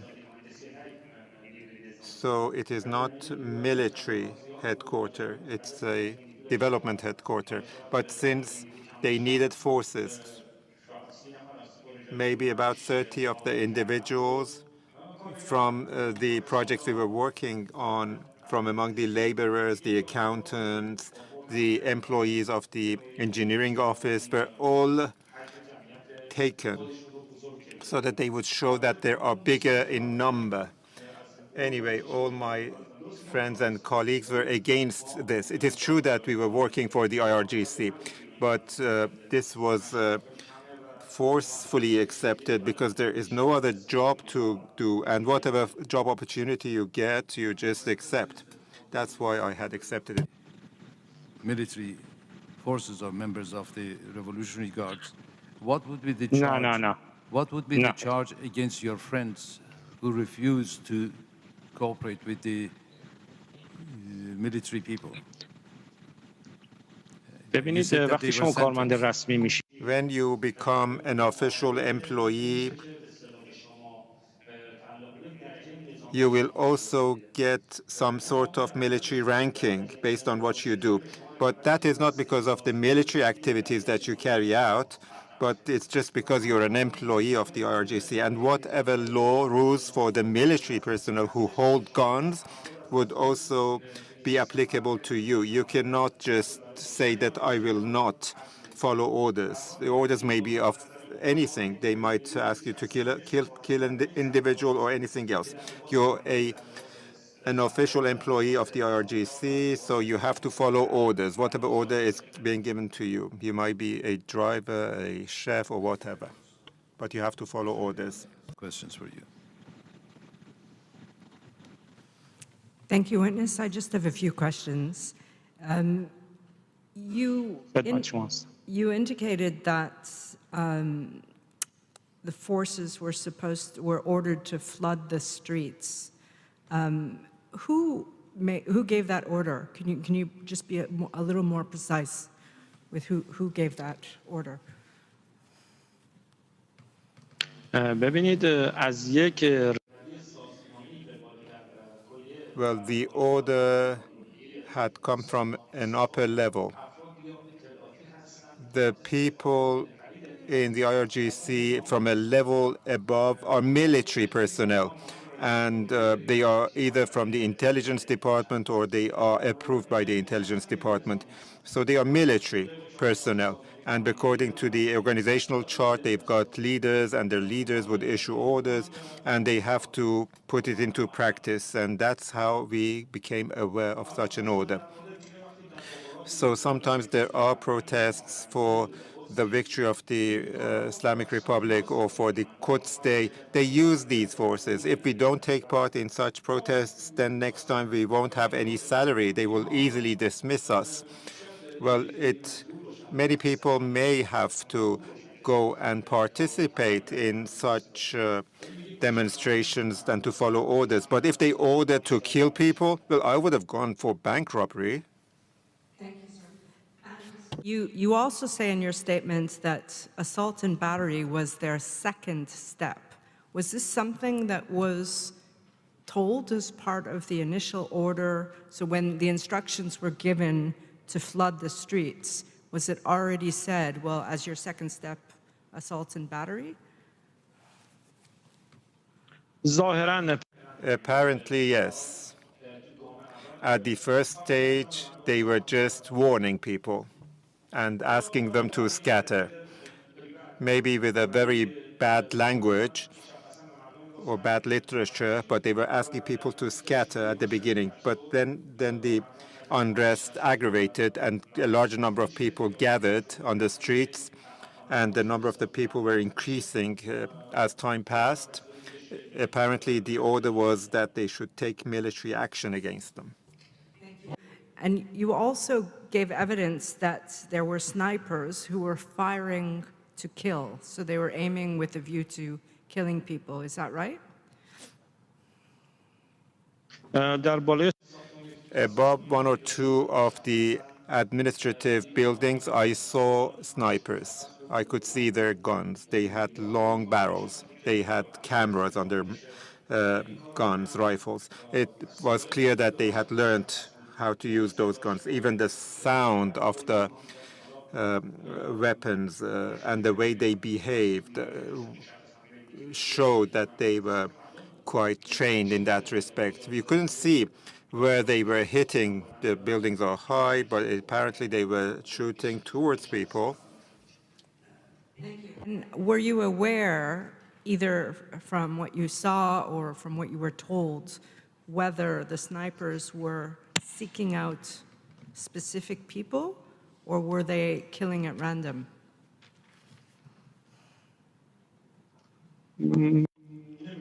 I don't know. I cannot exactly say whether they were targeting specific individuals or just randomly they shot. Maybe they were briefed that they should shoot the leaders, maybe the weak individuals, maybe the ones who were in the front. I'm not specialized in anti-riot, but it was clear that they were shooting at people. It's fine. You also mentioned in your statement SEPA ambulances for SEPA people. Do you recall that in your statement?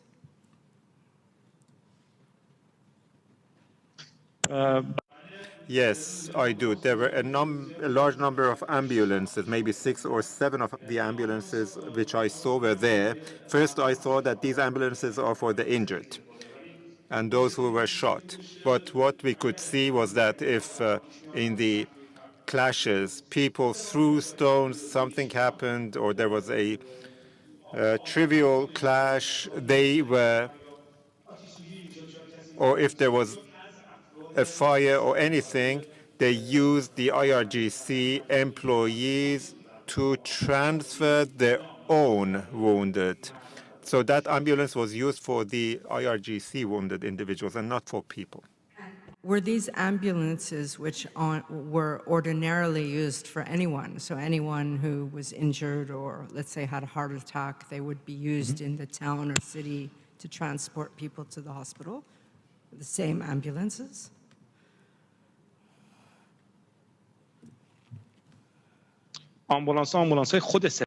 No, the ambulances belonged to IRGC.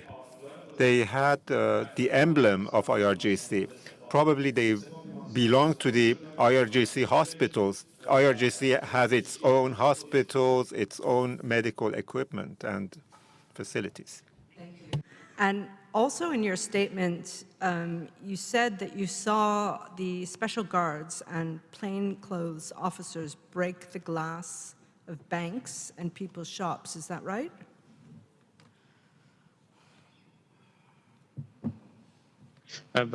Yes. What I did not see people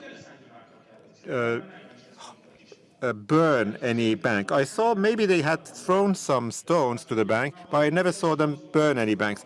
But the supermarket's door was open and someone had gone to work and I saw that these individuals threw stones, they broke the windows, and they attacked cars. Well, the poor people live there, so maybe they, if their car windscreen is broken, then that would be a huge damage for those poor people.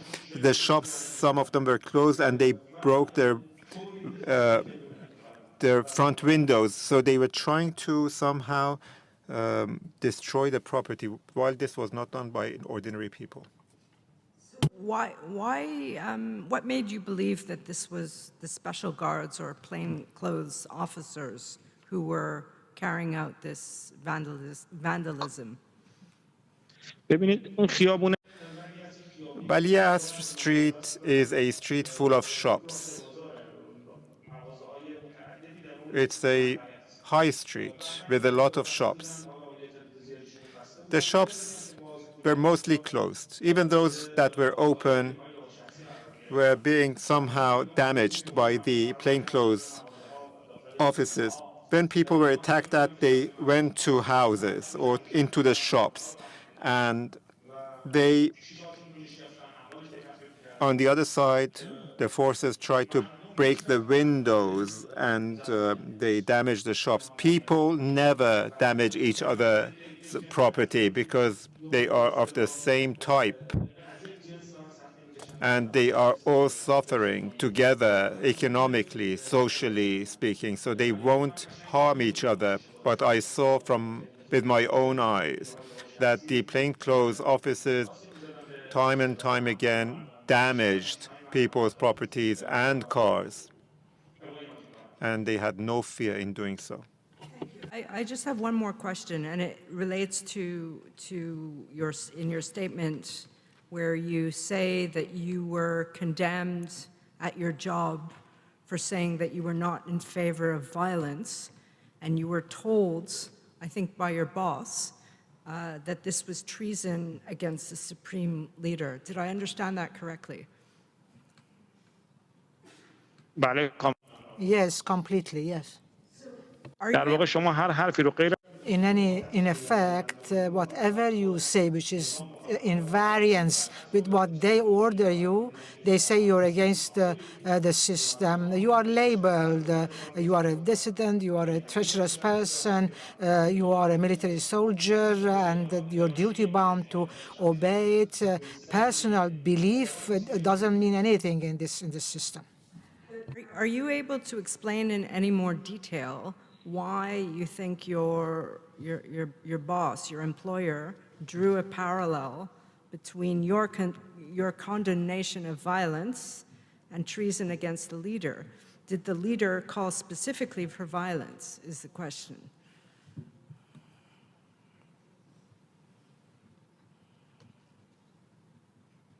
No. The leader issued an order for people to be suppressed, cracked down on. He ordered this to his forces.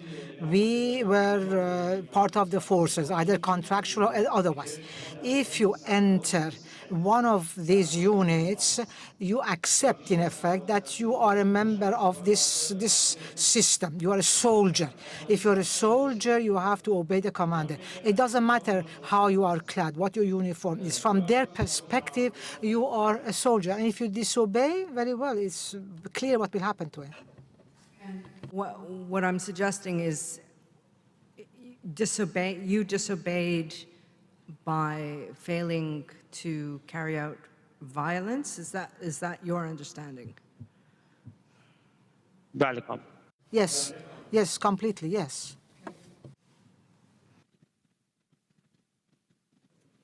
Good afternoon, Mr. Witness. I just have one clarification question. After the shooting that you described, you said that the bodies were being moved away. Do you know by whom they were being moved away? ببینید من نگفتم I didn't say bodies. I said those who had been shot. It could be that they were wounded and still alive, but they could be also dead. the distance, the range was very short. It was only 100 meters. And that's to say that's what happens, when the order comes to shoot people, they stand at a distance. So when they would shoot, the person would fall down. From that distance, I wouldn't know whether he was alive, dead, whether he was shot in the stomach, in the head, in the leg. I wouldn't know.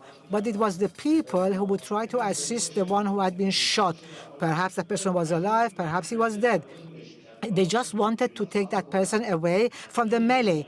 I don't know whether they took him to the hospital or elsewhere. I am just telling you in the moment what happened. But those who were shot were taken away from the place of the struggle by the people. By the protest, by other بله protesters. مردم. بله بله Yes, the people, yes.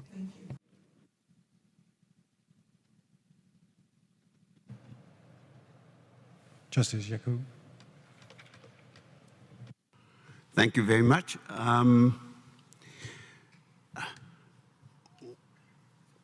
What exactly was your work in Khatam al-Abya? البته This is a rather dangerous question because it could identify me, and my family is in Tehran, and once my brother went through a rough patch. I was a kind of consultant, let's put it that way. Well, let me tell you what I'm after, and you can tell me whether you can help me. If you were involved in the computer section, and you had information of how the place worked and how messages were sent and what messages said, and if you had access to those things, you might be able to help me. Otherwise, I'm not really interested to know exactly what you are doing. So that's the only reason why I want a general idea. نه متاسفانه. No. Unfortunately, I cannot help you at all with this. I was working completely differently. I was a consultant in installations, and I was doing construction. It was completely different. You're a hardware guy, basically. با بتون لوله. Yes, with the concrete, reinforced concrete pipes, etc. Okay, no, I understand that. What is the meaning of Khatam al-Abya? Because I thought my feeling was that Khatam meant معنی end. لغویش یا Sorry? Yes. No, I was telling the witness to wait until you finish your question, Judge. Go ahead. Yeah, because I thought Khatam meant end, and I was just wondering what Khatam al-Abya means as an army structure.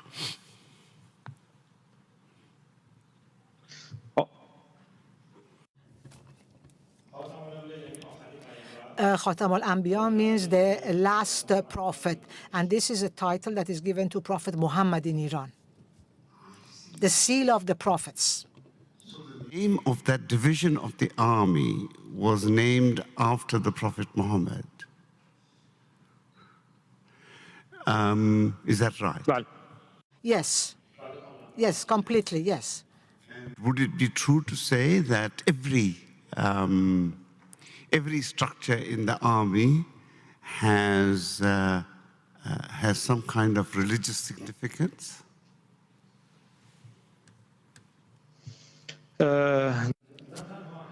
Not only it has religious and ideological significance, but also the chief, the main reason that they would let you enter a military structure is your obedience to that religion or ideology. In Iran, you will never find other than that. If you have the best engineer in the world from NASA, you bring him there, and the only thing is that he's not a Muslim, or even if he's a Muslim and he does not believe in the ideology of the Islamic Republic, it's not possible at all that they would let them enter a military structure and work there. For example, in the city council of the city of Yazd, they had a very, very good person, wise, very good, but he was a Zoroastrian, so they dismissed him. Okay. Now, when they applied pressure on you, they said, well, if you didn't agree, you are the munafiqeen, which is put in your statement as meaning hypocrite. My sense is that it means an unbeliever or traitor or something. So can you tell me what you think is the proper meaning of munafiqeen?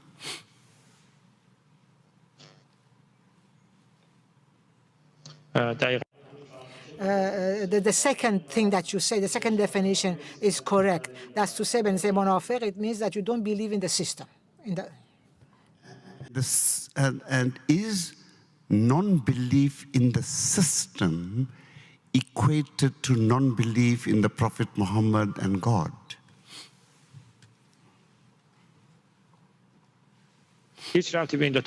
No, it has nothing to do with those two. And if these people are representatives of God on earth, I'd rather be an atheist. Not only these people are not the exponents of God on earth or in Iran, the religion of God for them is the place to earn a living, to embezzle, to steal in the country. I'm not trying to work out your beliefs at the moment. Do they believe that they are the representatives of the Lord Allah Pak on earth? Yes, they do. The gentlemen, perhaps they even think that they are higher than God. Sorry to say that. They think perhaps God is the representative of Mr. Khamenei. Believe that a non-belief in them is equal to a non-belief in God.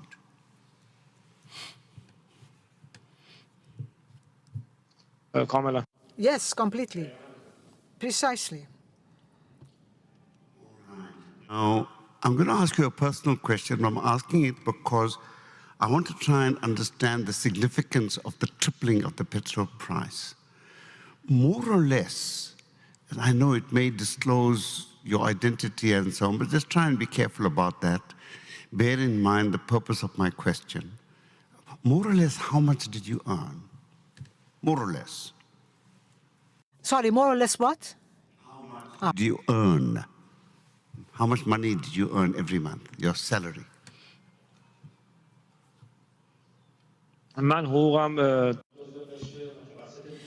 My salary would be what the middle class would earn. I was living rather comfortably, it was all right, and perhaps me, typically, would not be so shocked with the increase of the price of petrol, because I was not somebody who would be in the car going and coming all the time. But you must not think that the increase in the price of petrol would stop there. An increase in the price of petrol would lead to the increase in the price of everything else. Every other item would be increased threefold, and therefore it would affect everybody's lives. And not only that, but I think even if there were an increase in the price of petrol, it should have been done gradually, because you have a lot of oil in Iran. So there was no reason for it to be raised threefold. I am not a sociologist, it's only my personal view, but as somebody who was living there, I think if they wanted to increase the price of petrol, it should have been done with gradual increments, gradually, and I think what they did was wrong, and I think the reason why they wanted to do was that Mr. Rouhani wanted to ingratiate himself and say, yes, I am the one who is controlling the prices. Ahmadinejad was bad, I am good. But this went overboard because the other one had abandoned all the prices and everything had increased. But if Mr. Rouhani had devised something wise and wisely had done it, this would not have happened. And his advisors were not giving him good advice, and it has happened always in the history of Iran. If it had been done wisely, it would have been gradual, people would have been more accepting of it, and the new price would have found its place, and I don't think anything like this would have happened. That's my personal view. In our country, and the petrol price doubled gradually over a period of 5 years, but that too was very hard. But leaving that aside, what is the more or less, forget about your salary now, what range would a middle-class salary be from more or less what to more or less what, somewhere there? I'm not interested in personal information about you, if you know what I mean.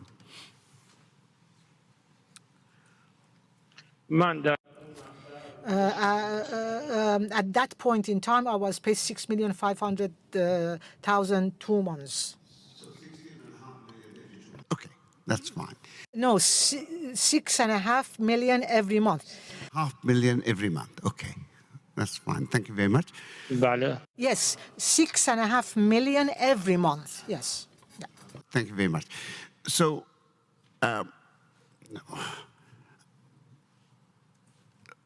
what did you think of the government? I understand that you were not particularly supportive even when you joined the army, because you said you joined because you needed a job, right? Does that mean that you objected to government even then?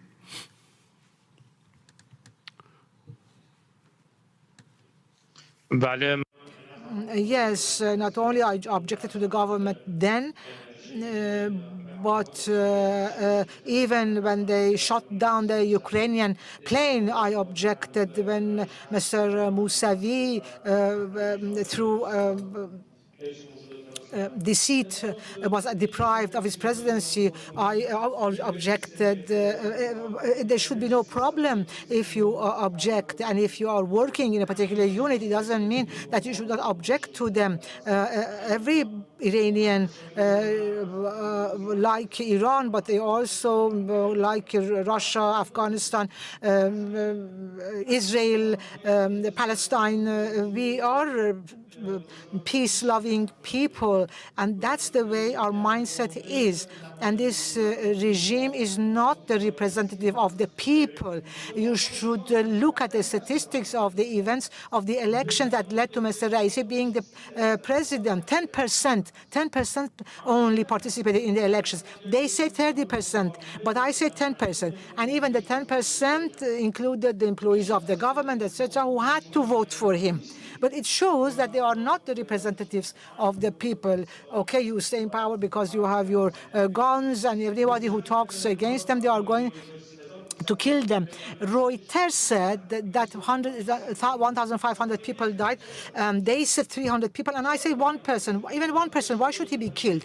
Why? Because somebody else has made a mistake, because Mr. Rouhani, the president, is making mistakes, because the experts have made a mistake to increase the price so fast all of a sudden. Why? Why even one person should be killed? 200 people died. Was there a war? Why should they kill? It is a very high number. Look at the statistics for the war in Syria. Daily, a lot less people die there than this.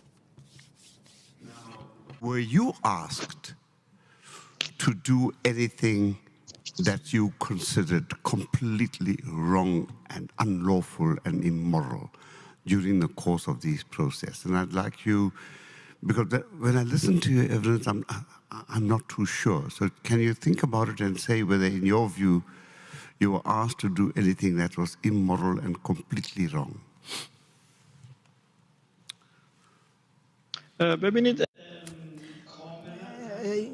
You see, it's completely so, because there is perhaps no difference between you taking a baton and you beat somebody up, and that person has done nothing or has only protested, either rightfully or wrongly. It's wrong. It's wrong. I'm sorry, can we just get ourselves right? Otherwise, it will take a long time. I read your statement to mean that you said that they said you should defend yourself, which is not necessarily wrong. So I'm trying to understand, did they go a little further and say, you must, using your baton to defend yourself is one thing, using your baton to aggressively give somebody a hiding is another thing. And that's what I'm trying to work out. What were you actually asked to do?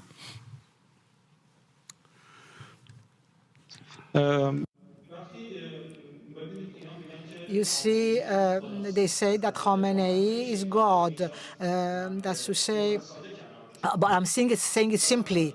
And when Khamenei says that the crowds, the protesters should be finished off, should be wrapped up, and this order goes to everybody, to the police force, to the parliament, to the other forces, but then how do you do it? There are protesters on the street. He's protesting. He doesn't go back home. And there is an order from higher up to finish it off. Well, they beat them with the baton on the head. They shoot them so that to finish it off. This is the order. This is a wrong order. And there are people like me with a conscience, with honest people, with honor, who rejected it. I don't know what has happened other places, and I'm not going to name anybody that later on a problem is created for them. But what I want to say is that those who shot, they were shooting people who were just protesting, doing nothing else. They were beating them up because of protesting. And where is it right? Where in the world you would find something like this and call it right? I understand the inference that you draw, and I agree with your inference completely. I'm interested in something more. Did they go any further than that? Were you specifically told to do anything wrong? Or was that sort of just implied and left there? Because you see, sophisticated armies usually just imply things and leave it there. Unsophisticated ones go a little bit further and push the people a little bit more. Well, they had said that if people did not scatter, just beat them. They even showed us how to use the baton. They told us and showed us where to hit, what to do. First, they said that allow the leaders who had been trained to do the job. And they were telling us that we should not let our weapons be taken by the people, but then how the people should be beaten and hit. We were also told that this is how you should hit the people and beat the people. Whatever the leaders did, whether you thought they were right or wrong, your instructions were to follow their lead and do what they did. Yes, exactly. Now I do understand that a little bit better, and I understand your objection. I may just have one more question. Give me a minute. Oh, yes. Were all of you, from your, you were in the structural side, you were doing structural work, and there were a number of you, 30 odd of you, who were doing structural work, who went out in the vehicle to the protest, as I understand you. Now, I'm trying to understand, were all of you together as a group, or were you interspersed with the others? There were a number of leaders, and we were divided among those leaders. Every 4 of us were given to one leader, and that leader was guiding the 4 or 5 individuals behind him. Asking you, so all 4 of you behind that leader were from the structural division, but was there anybody in your group which was not part of the structural division, or did they keep the soldiers and all those? اون لیدر خودش چند نفر نیرو داشت؟ Sorry? ببینید یه A leader had a number of soldiers and trained personnel. We were just there as extras, supporting them. So a team was a leader, a number of soldiers, and a number of extras, which were us. So in your team, for example, how many soldiers were there and how many of you were there, more or less?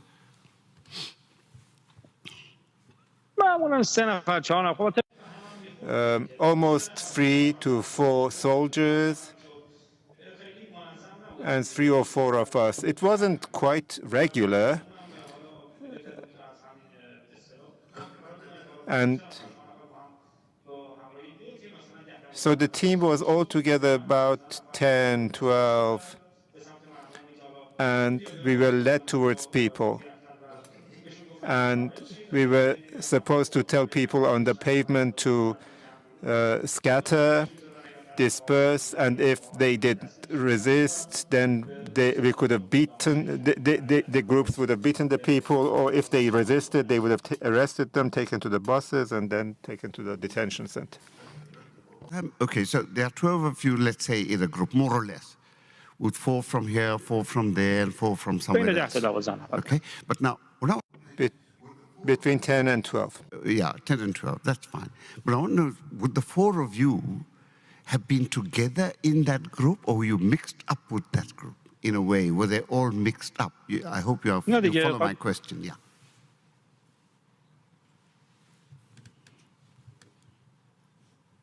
نه دیگه As I said, we had a leader who was usually from the military personnel. He was quite trained. He had a number of soldiers, and there were a number of people from the construction department. There was a team of 12. All the team worked together.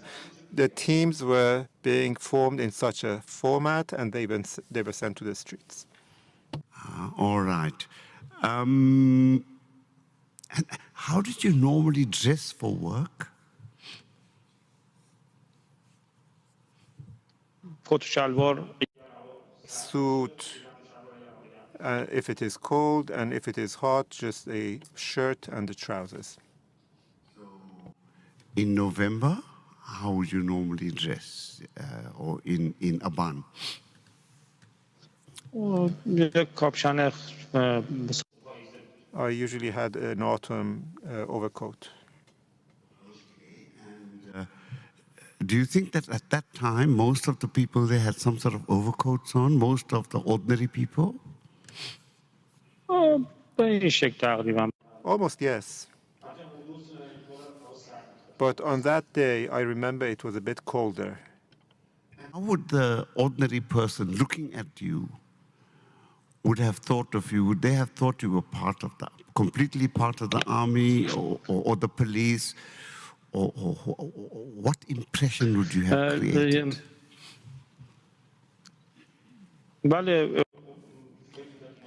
Well, they would have considered that we are military because we had helmets, our faces were covered, we had a baton in our hands. Some had special clothes. We didn't receive special uniform, but there were some special uniforms that were distributed. They wanted to show that the number of the police officers was more than what it really was. So, in fact, it was a show of power. Very much indeed. You've been very helpful. No more questions from the panel. Thank you. Thank you. Thank you very much, Mr. Witness. تشکر از شما و I am grateful to you and all the ones who have take efforts to hold this tribunal. I hope that we could overcome this cancerous gland as soon as possible. Thank you, Mr. Witness, for your evidence and answering all the questions that you could. We appreciate it, and we'll take everything you've said into account. Thank you. سپاس از شما. Thank you. Our next witness is witness 15.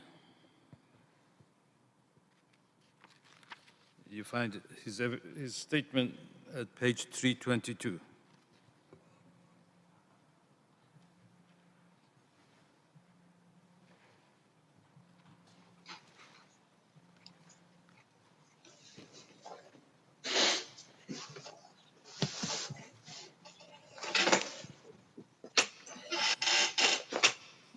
The witness is giving evidence in his personal name, Mr. Jamshida Aryana.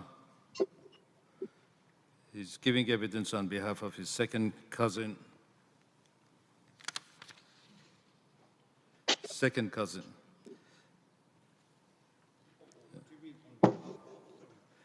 What do you mean on behalf his of? second cousin was killed on.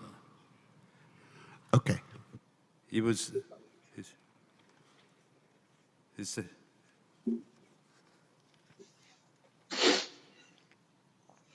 Mr. Ariana, the chairman would swear you in.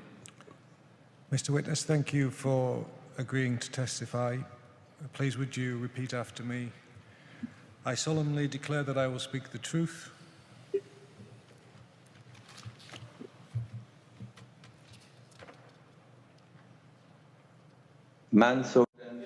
I solemnly declare to say the truth. Truth and nothing but the truth. The whole truth and nothing but the truth. Questions from counsel, followed by questions from the panel.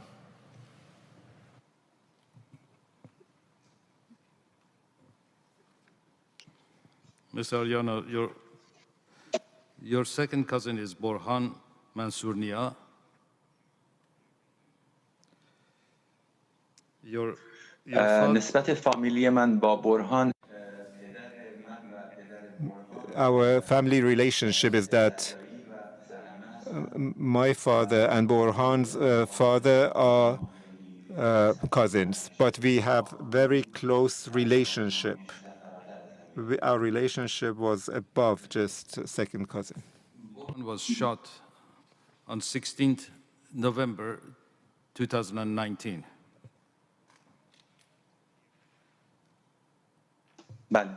Yes. According to your witness statement, the bullet was shot from behind, cut through his internals, and came out from the front. Is that correct?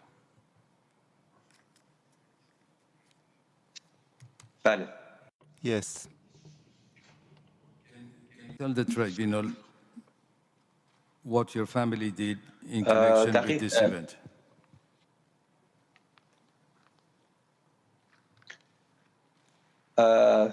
دقیق اون روزی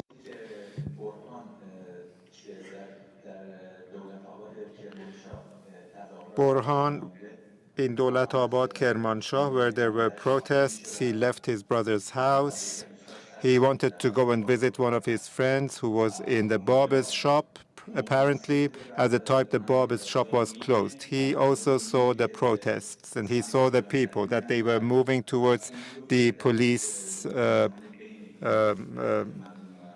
department. So he got trapped between the people and the police department. He wanted to go back, and then the police department started shooting, and Borhan and two other people were shot. The other two died in place. Borhan got injured, fell down, and he was taken by the locals to the yard of a house. And by the use of his mobile phone, they contacted his brother living in Kermanshah. His brother went to the place of the incidents, and they tried to take him to the hospital as soon as possible. He was taken to Farabi Hospital. Unfortunately, Farabi Hospital did not admit him. Why? It's not clear to us. After about an hour waiting, the ambulance took him to Taleghani Hospital. Taleghani Hospital at the outset did not admit him. He was left behind the doors of the hospital for a long time. He lost a lot of blood. Finally, because of the insistence of his family, they admitted him. After 2 hours, maybe, after he was losing a lot of blood, he was taken to the operation room, and an operation was carried out on him. Unfortunately, at that time, in the meantime, when Borhan was in the operation room, according to the witnesses, a large number of dead bodies left the operation room, maybe about 8. So the families of Borhan who were there, they were all worried that maybe one of the bodies, one of the corpses might have been Borhan. Fortunately, at the time, Borhan did not die, and he left the operation room alive. Unfortunately, Instead of taking him to the ICU, he was taken to the hall, and he was left with the ordinary patients, even though his family stressed that he is in a dire situation and he needs to be at the ICU, but Dr. Mohammad Mehdi Shakiri, who was his doctor, opposed taking him to the ICU. At the last moment, when the situation became really critical, he was sent to the ICU, but that was too late. His body was turning cold, and unfortunately, he lost his life.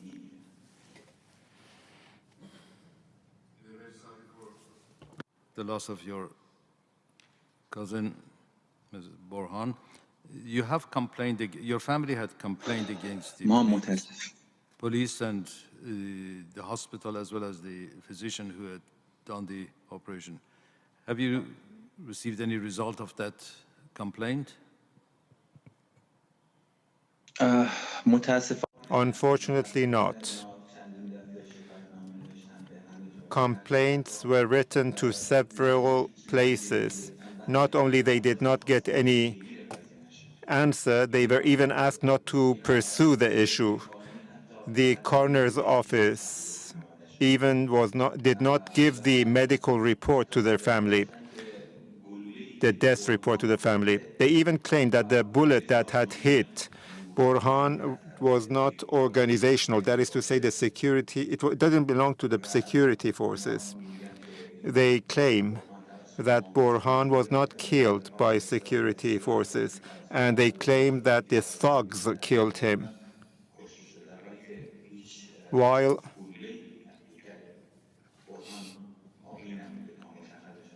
no bullet was in Borhan's body so that they could say who had shot it. We don't have, does anything called organizational bullet exist? I believe that they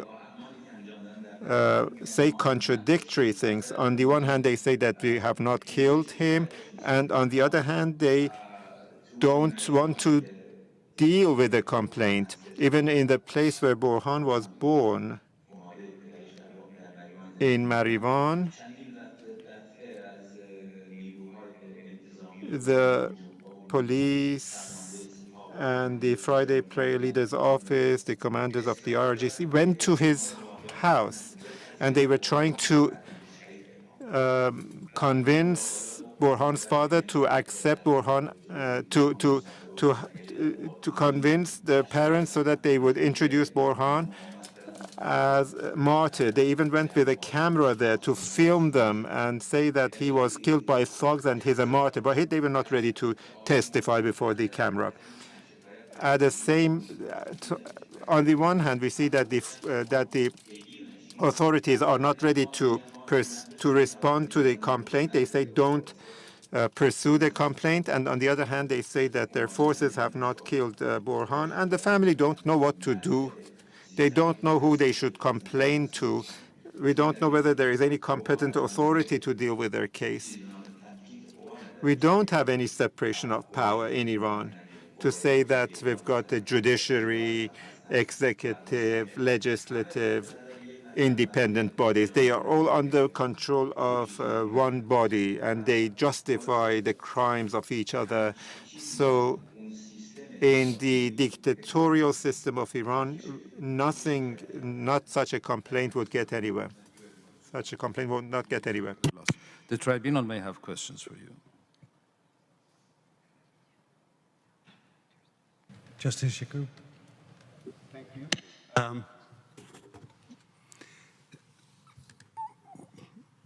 I gained the impression that although the deceased was 8 years younger than you are, you regarded him more as a friend than a cousin. Is that right?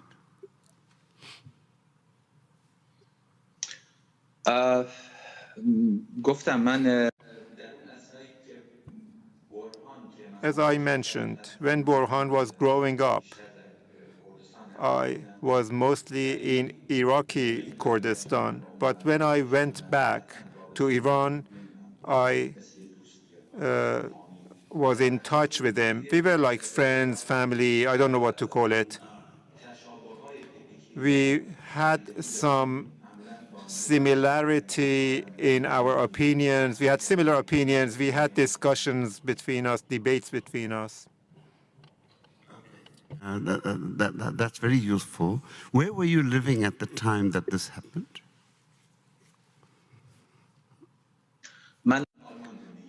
I was living in Germany, in Aachen.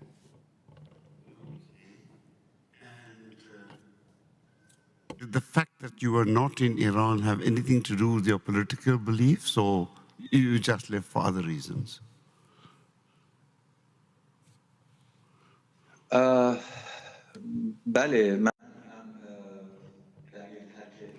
The reason I left Iran was mainly political. And unfortunately, I was in Iraqi Kurdistan 5 years. I lived there, worked there, and after Daesh attacked, I had to seek asylum in Germany. I couldn't go back to Iran. That's why I'm in Germany now. And were your cousin's beliefs, Burhan's beliefs, as strong politically as yours? Would he have rejected the dictatorship, as I think you did?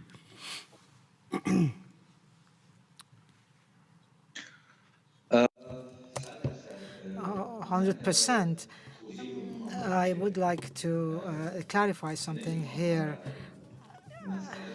I do not want to make a discrimination among the different provinces of Iran, but Kurdistan, the province of Kurdistan, has always been harassed by the Islamic Republic more than the other places. That's to say, what we have been experiencing from the very beginning, that's to say, from the very beginning of the revolution, Kurdistan has been harassed more than other people.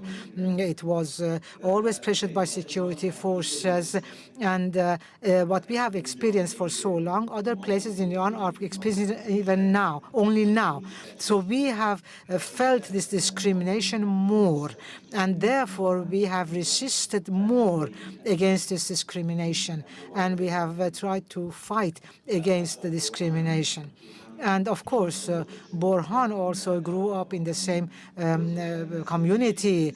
Of course, if you compare him to me, perhaps he was from a different generation, but he did have the same beliefs, perhaps slightly differently, in a different way.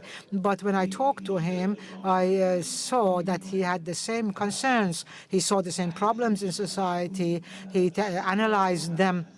He suffered from what he saw in society, not only in Kurdistan, but the whole country, the whole of Iran, the whole country is stuck with this dictatorship. And this dictatorship continues to grow roots, to become more stronger, and to pressure the people. The pressures that you have in Iran right now have been increasing for 42 years from the beginning of the revolution. And therefore, you have a society which is on the verge of explosion. There is a new generation. It's a new generation that cannot cope with this system anymore and is trying everything that it can to break it up. And I think that Burhan was a representative of this new generation. I am also a representative of the other generation. And I was pressured by this system in any way that I was. I was also representing the objection of the different generations. And the people are tired of these pressures. And Burhan was one of these people, like many, many other people in society. he became a victim. Puya Bakhtiari, who became a victim also in Aban, the ones who were shot down in the Ukrainian plane, the ones who became a victim 2 years before that, they were all pressured by the system, and they were persecuted so much that they could not take it anymore. Now, some lost their lives, some could disentangle themselves and flee to Europe or other countries and accept the self-imposed exile, but none of them could take the pressure anymore. Okay, now I'm going to ask you a slightly more difficult question. Some of us who have lived in difficult and horrible countries know that these countries always have police spies, and we also know that some people are able to hide their beliefs and thoughts to the extent where they are not marked by the police in any way. Yet others, however carefully they behave, the police spies are so good that they get to be known by them, and they get kind of marked out as sort of people to be aware of and people to be to watch carefully. I'm very interested in whether you had any idea about whether Burhan fell in the marked out category. Even in Kyrgyzstan, I'm sure some people are better known to the police than others. What category, if you know, did Burhan fall in? من فکر نکنم. I don't think that Borhan fell into any of these categories. He was a university student. He had finished his studies, and he was going through his military service in Kermanshah. And I don't think that he was at an age that he was thinking about these things. He did have concerns whether he was pressured or he was labeled or marked out or whatever. I am not aware of, and I don't even think that his family would know something about this. I never felt that. But as a normal person, as a member of society, his concerns were to do his studies, to advance, and what he had studied, actually, he was not interested in, but he wanted to study, again, sociology, because probably they were more in tune with his concerns, and he wanted to broaden his horizon in that area. He had studied veterinarian studies, and of course his aspiration was to go back to Marivan, to have a practice there, and even to go and for free treat the animals whenever he was free. So these were his aspirations. He was a person who grew up with this kind of aspiration, that's to say, to serve others. That's the concern he had. He couldn't see that other people suffer. And it was this kind of concern that probably took him to the street to protest. But to say he had this kind of political tendency or not, whether he was marked out or not, I don't think so. I had never seen that. That's fine. That's fine. Finally, I want to ask you some questions on conscription, if you know. It may not be necessary, but I think it might. So conscription is compulsory, right? You have to do it in Iran.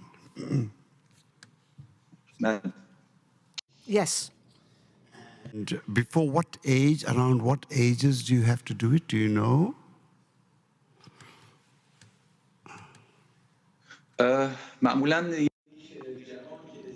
Usually, a young person, when he reaches 18 years of age, he will be subject to conscription, as far as I knew when I was in Iran. And unless he has a pretext not to do it, for example, if he's studying or if he's in charge of the family, there are certain areas that would exempt you or to postpone your conscription, that you go through your studies, you finish them, and then you do it. But the 2 years of military service conscription, you have to do it. It is a law that exists. Unless you do it, you cannot have a driver's license, you cannot have a passport, you cannot benefit benefit from what society offers you. I understand that, because we too used to find excuses not to go to conscription in our country in those days. How many years do you have to go for?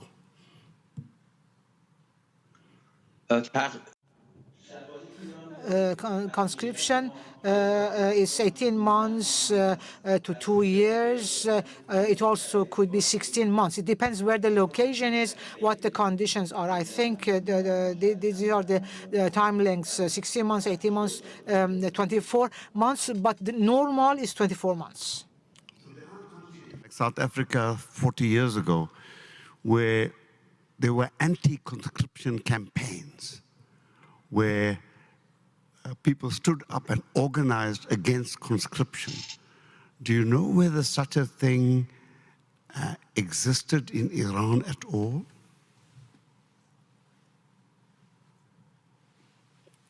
No. No, not until now, no. No, I have never seen. I have never seen a law that eliminates conscription. No, I've never seen. No, sorry, not a law. Not a law. People, as part of resistance to the government, quite often start campaigns saying, we will not go. As far as I know, no. There is no such thing. Thank you very much for your help. I don't think it exists. I have nothing more. Thank you.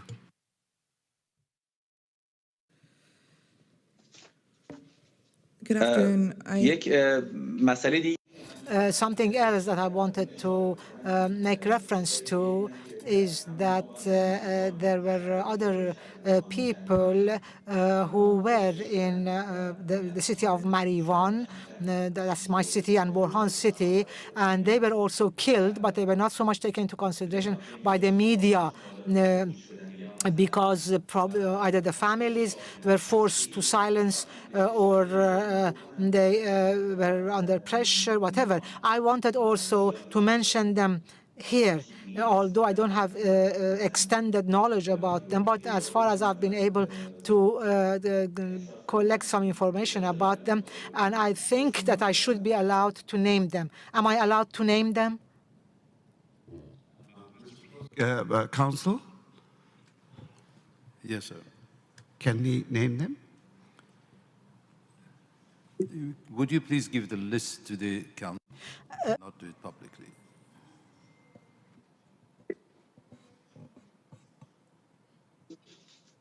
Okay, من لیست اونا رو Very well. I will provide the list later on, along with images that I have found either from their bodies beside their graves before they were buried.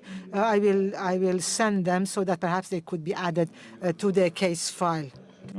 کسایی بودن که Good afternoon. I had one question, if I may. When you spoke about members of the IRGC coming to Burhan's family and offering martyr status to make him a martyr in exchange for an interview, at that time, did they also offer blood money?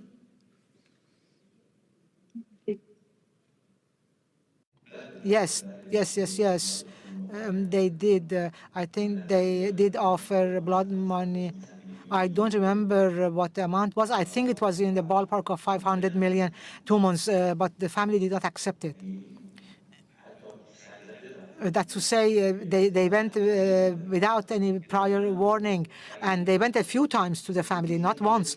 But the Islamic Republic, or to say the security forces, they tried to use the carrot and the stick, as you would say, either to pressure them or to offer them. And where they could not exert pressure and they did not give in, they went and became nicer to them, and they offered them at other times. They dragged them to the Ministry of Intelligence, they threatened them, they harassed them, and even last year, on the anniversary of of Burhan, when the friends and the relatives wanted to go to his grave to have a memorial, the security forces attacked them. They took their mobiles away from them. They even took the father, and they scattered them.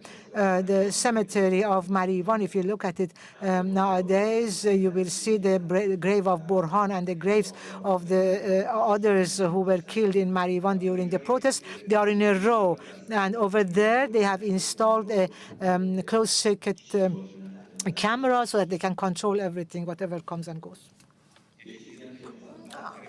Something else I wanted to add is that in Marivan or Sarandaj or some other cities, there are places in the center of each city which belongs to them. That's to say, these are closed buildings, places, and this is a place for them to gather their forces if there are any protests or demonstrations, so that they can shoot people from there. For example, in Marivan is in the tobacco building, and that's the place where they shot people. For example, Daniel Ostovai, he was shot from the rooftop by a sniper, and that's how he died. So in every city, you would have some arrangement like this. If you look at the videos, you will see that in Jawan Road also, from a rooftop of an administrative building, they were shooting people. Just one final clarification. I know you mentioned that complaints were filed and that they were asked not to pursue them, but were they officially closed, those complaints? And if so, what was the final finding?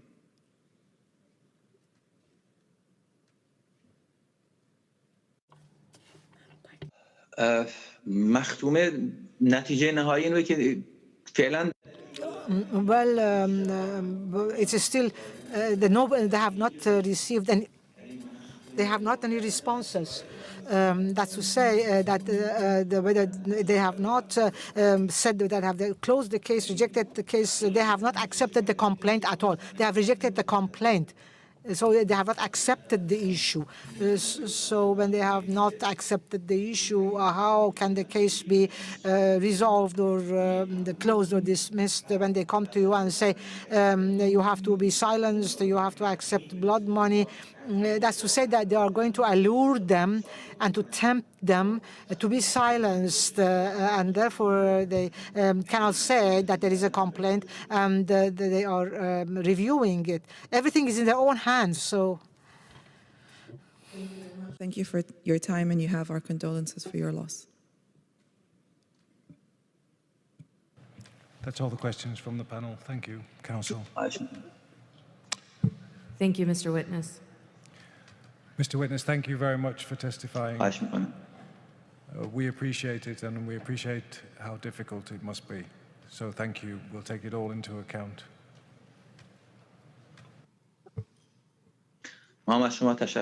I would like to thank you for my part, and we hope that such a trend continues, so that all the brutal angles of the operations of the Islamic Republic become clear to the world, and they see that this system is not the legitimate system of the people of Iran, so that they review and revise their relationships with this system, and perhaps they can realize how people have suffered for 42 years because of this dictatorial, oppressive system. I hope that this trend continues, and I hope such tribunals are not going to be only for Aban. Hopefully you will have another tribunal for the Ukrainian plain, for the other events. May you live long. Thank you very much for my part, and have a good day. Thank you.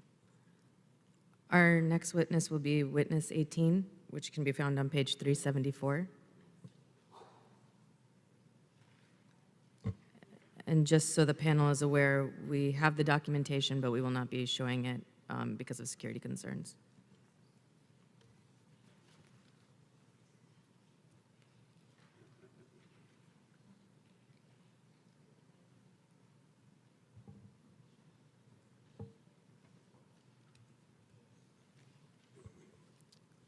Madam Witness, can you hear me? Yes. Yes, greetings to you. Hello. How are you?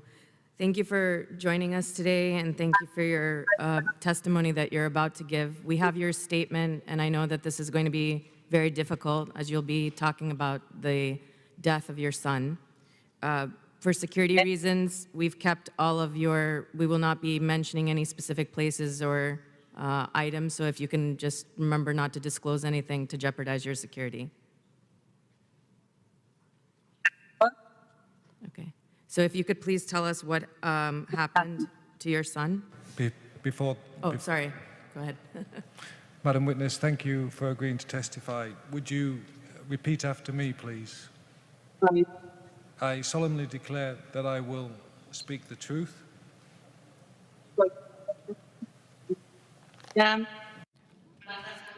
I solemnly declare to tell the truth. The whole truth and nothing but the truth.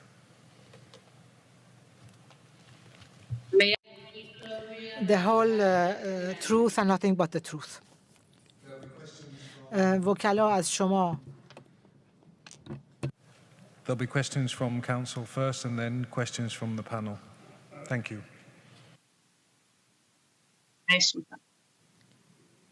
Madam Witness, can you tell us what happened to your son?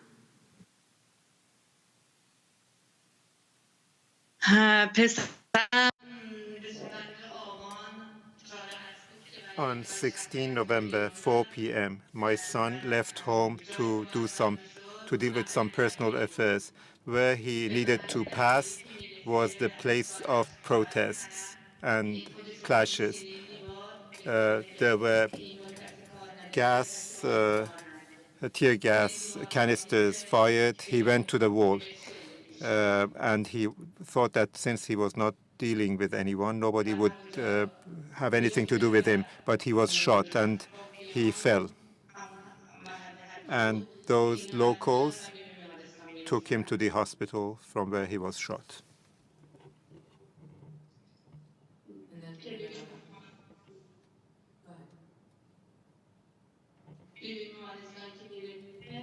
When he arrives at the hospital, he was already dead. And how did you proceed after that? Were you given your son back to bury him?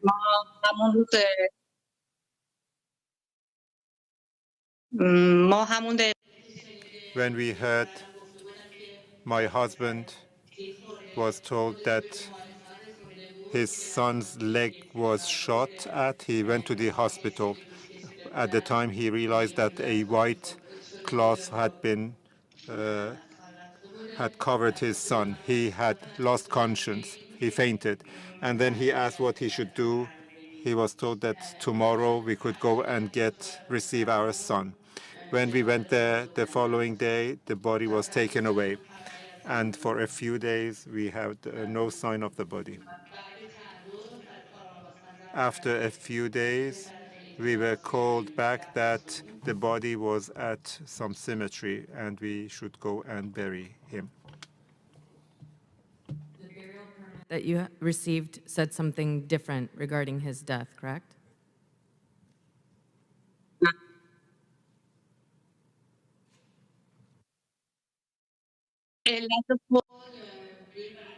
The reason of death was written something accelerating. An accelerating object had hit him. But the hospital gave us an envelope which was sealed.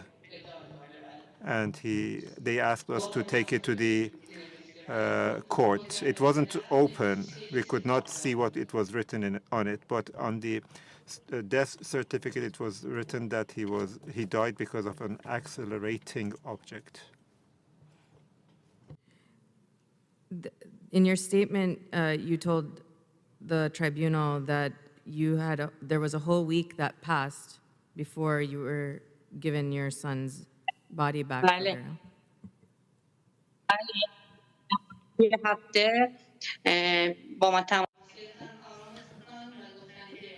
From the cemetery, they called us after a week. They said that our son's body was dead.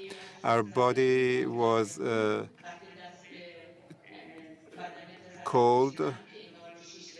As I touched my son's body, it was frozen. It was clear that my son's body was kept in the morgue for a while, and then we held the funeral and we buried my son.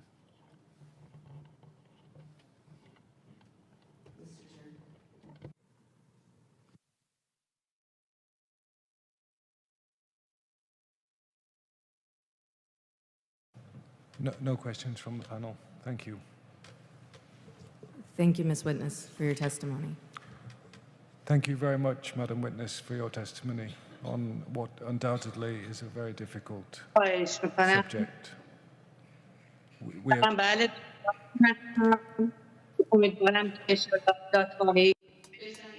I hope that these individuals would be taken to court, not only for what they did to my son, but also to all the other martyrs. we'll take everything you've said into account. Thank you.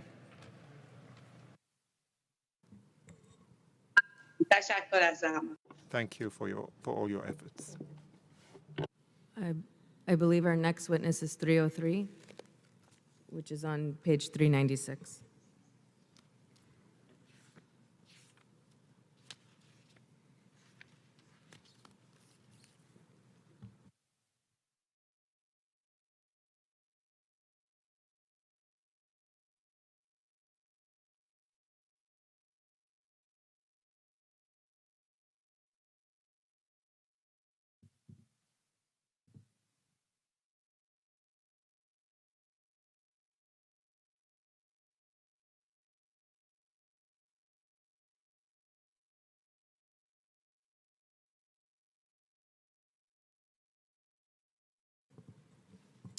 Hello, can you hear me, Mr. Witness? سلام بله سلام به هم Greetings to all. Good afternoon. I can hear you. Good afternoon. Would you repeat after me, please? عصر شما هم بخیر بله I solemnly declare that I will speak the truth. سوگند I solemnly declare to tell the truth, the whole truth and nothing but the truth. the whole truth, and nothing but the truth. There'll now be questions from council, followed by questions from the panel. Thank you.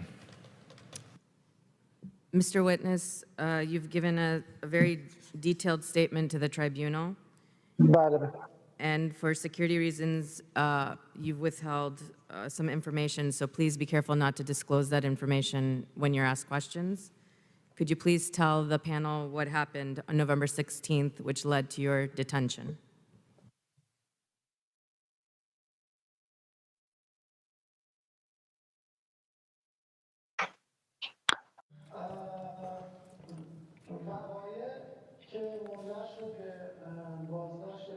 What led to my arrest? It was 16th of November.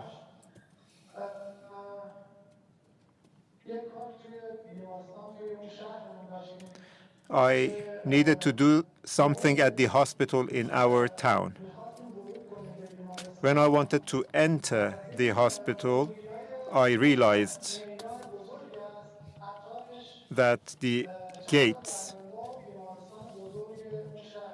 sorry, there is a place where there are a number of gates to different hospitals and places. At that place, we realized that had become some sort of a military base. Everybody was in readiness with all the facilities and everything. When we saw that, like all other people, we believed that the protests for the petrol price increase was one reason to go to streets. Because 40 years of corruption and crime was tolerated by all of us people. It was 8:30 or 9. when the first group of people turned out on the streets to protest. And based on the experience that the people had in the previous protest, from the previous protests, we knew that the government would try to ride the wave of protests, especially those who were older, the 60, 65-year-olds. There were various ages of protesters. There were even some individuals who had come with their children because everyone thought that there was a safe environment to protest. We all tried, to the extent possible, not to allow the Basijis and the plainclothes individuals to ride the wave of the protests of the people. At the time when the first group of people was formed, the number of the participants in the protests was increasing. There were students there. The number of the people was increasing every minute. As the number of the people was increasing, they increased their presence and their military facilities and equipment. At the time, people were being filmed from the air and from the ground. The helicopters were flying over our heads. We saw some people on the top of the roofs at the same time who had covered their faces. They were completely black. They were clad in black. They were monitoring us, and they were taking films from people with hand cameras. And after the number of the population increased, the plainclothes officers were trying to make the atmosphere tense. They were trying to create some form of clash.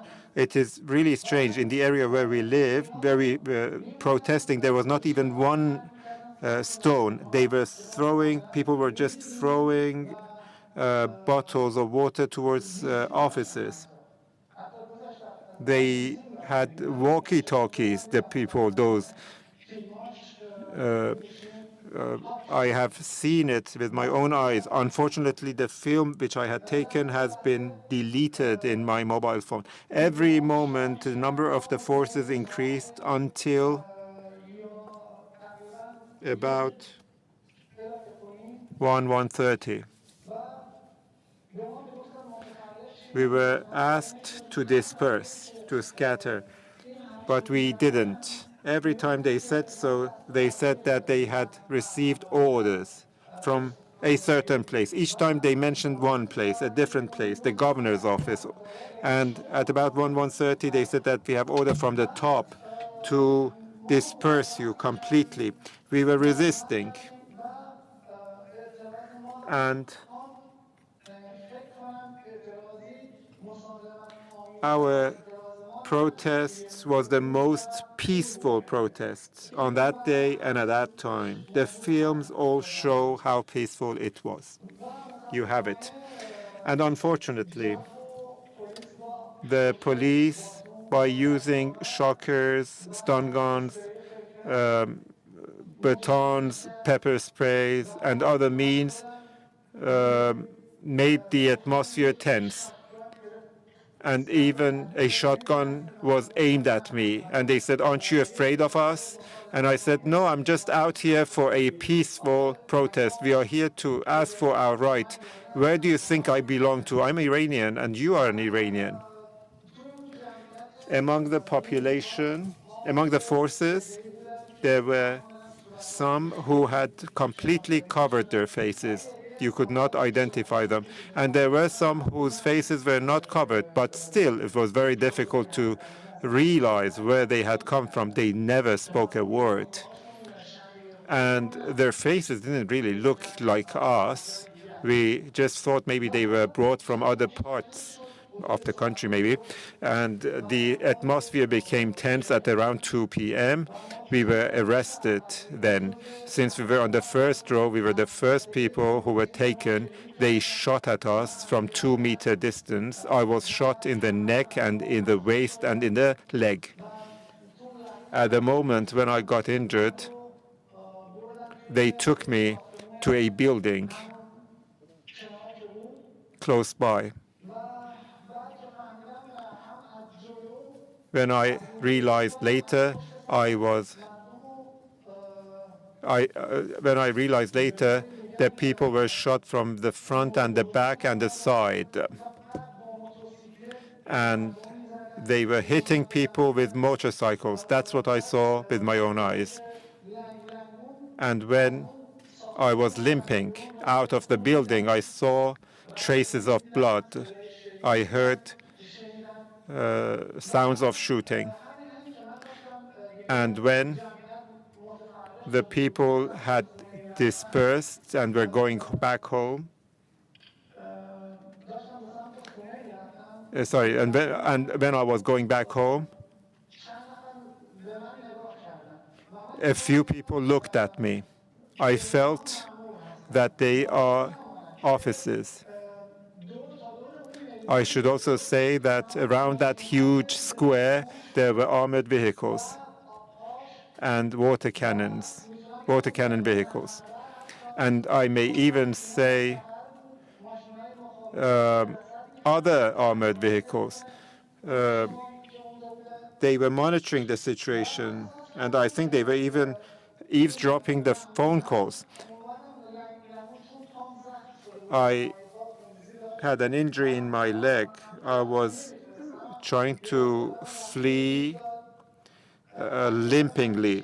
Suddenly I was told to stop, and somebody drew a weapon on me. I didn't realize what happened after. Just 4 people picked me up from the ground. They took me to some place where their cars, vehicles were, and their facilities were. They were arresting the protesters there. So by normal cars, taxis, whatever car was available, ambulances, whatever, they were lifting people. They were taking people and transporting people to elsewhere. Each of the organizations were having their own prisoners, Basij, IRGC, police. They were having each their own prisoners.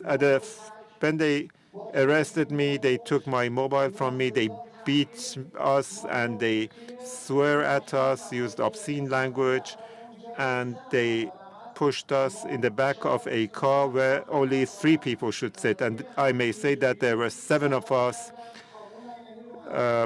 put on the top of each other in the back of that car, and we were taken to the first detention center. When we entered that detention center, it was like the horror tunnels, that they sometimes mention that used to exist at the beginning of the revolution. We went through corridors, we were beaten, and we were kicked and punched, and then we went in. And they said that we will be all killed, and we are below 1,000. That's what we were told. They said that you're under 1,000 individuals, and we will kill you all. Among the people who had been arrested, there were 13, 14-year-old children too. Maybe 5 or 6, 13, 14 years olds were among us. After this, when they wrote down the names and the number of the detainees were increasing, we were taken to the prayer room because the rooms were getting filled up. So we were put into the prayer room. They were calling us one by one, either by name or they broke the locks of our phones, and whoever objected was being beaten brutally. And one of our companions was so beaten that we thought that he would die. Then I was taken to a room alone. There were a number of monitors in that room. I was asked where I got money from to cause unrest in the street. I was threatened. I denied everything because that was not true.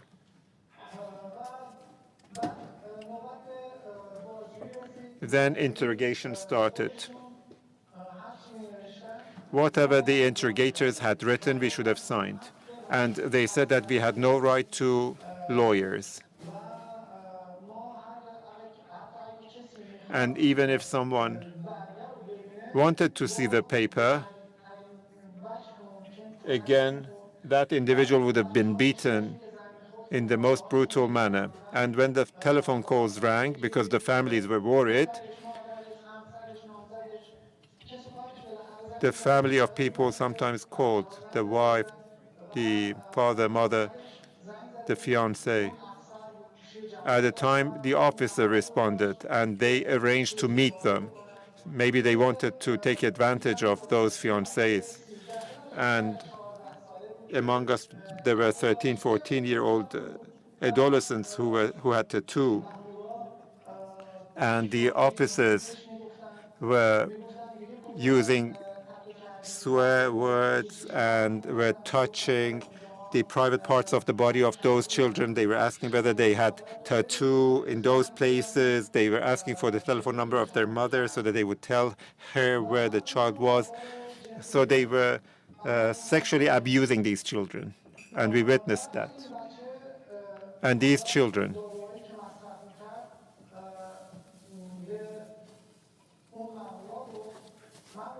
said that they were using some medicine. So the officer said that we cannot call your parents for your medicine. There's nothing here. And it was about 11. I don't know what time at night it was, but the child had some problem, and we thought that the child might die. So they called an urgent room. So they injected something to the child. The child became a bit better.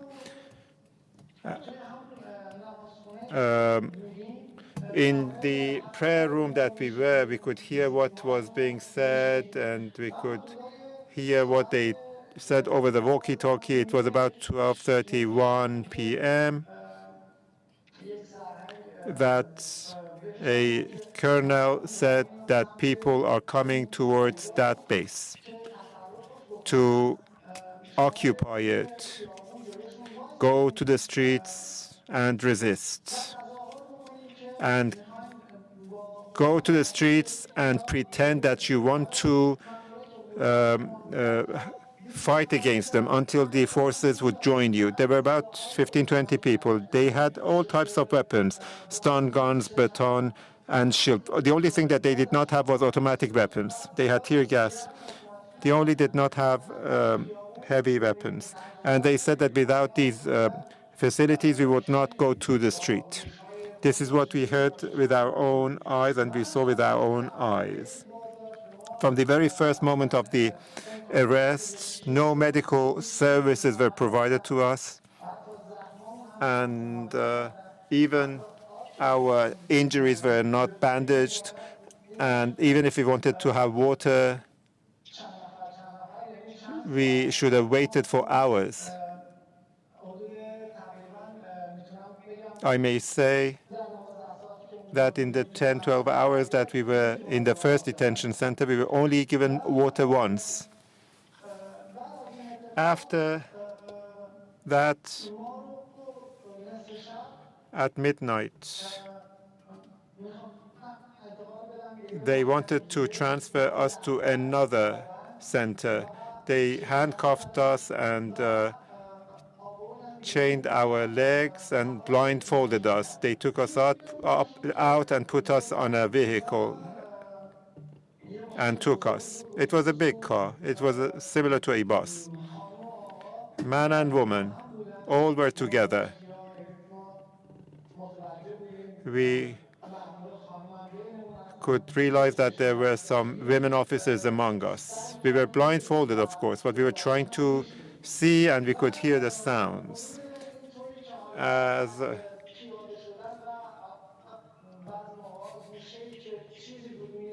I could see from behind the blindfold and also from the way the people got off the bus, I may say that there were about 30, 35 people, on the bus, 30, 35 women, and there were a larger number of men. The number of men were much higher.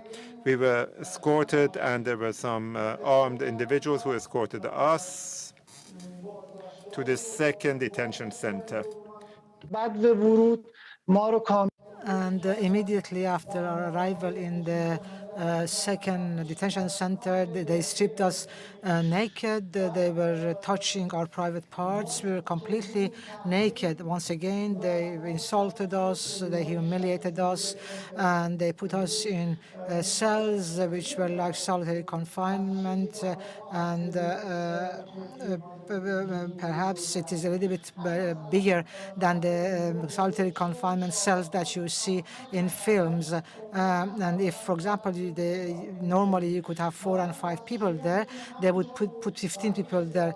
And also the lavatory was the same place. And if you wanted to drink water, you would have to use the same hose that you would use to clean yourself after you had gone to the toilet.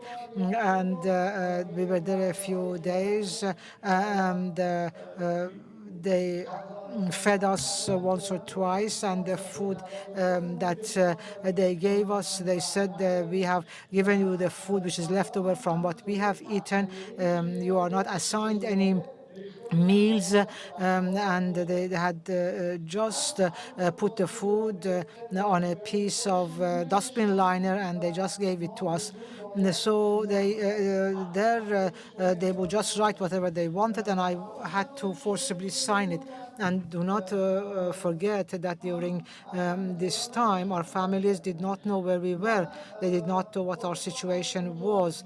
And the cells, the rooms, all had microphones, all had cameras, and we could see what was happening. And we saw a lot of wounded people, broken legs, broken arms, bruised and swollen eyes, fractured head. There was there was somebody who on his back, from his head to his toes, he had pellets in his body. And we saw all this, and it was then that we realized that the protests were going on, and that the forces were inflicting assault and battery on people much more harshly. We did not have any kind of medical facilities over there. Once again, we saw that this 14-year-old boy was sexually abused. He was talked to with sexual slurs. They touched him. They asked, what have you done? Which part of your body? Show us.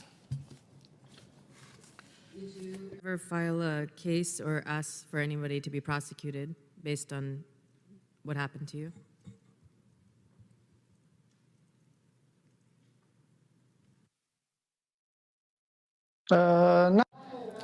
No.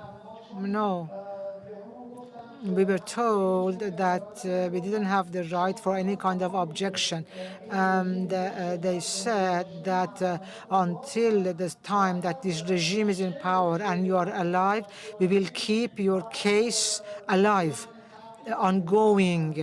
And the only thing that we are going to take to eliminate from your case will be non-prosecution. But it's going to be ongoing. It's not going to be closed. And if something happens in the country, the first people that we would come to would be you. One more clarification question. In your statement, you talk about the fact that they gave people, including children, vaccines. Can you explain a little bit more what that was?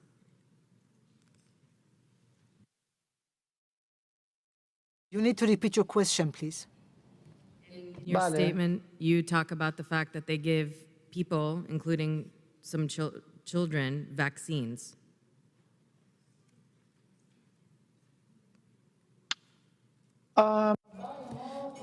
Yes, at the beginning of our arrival at the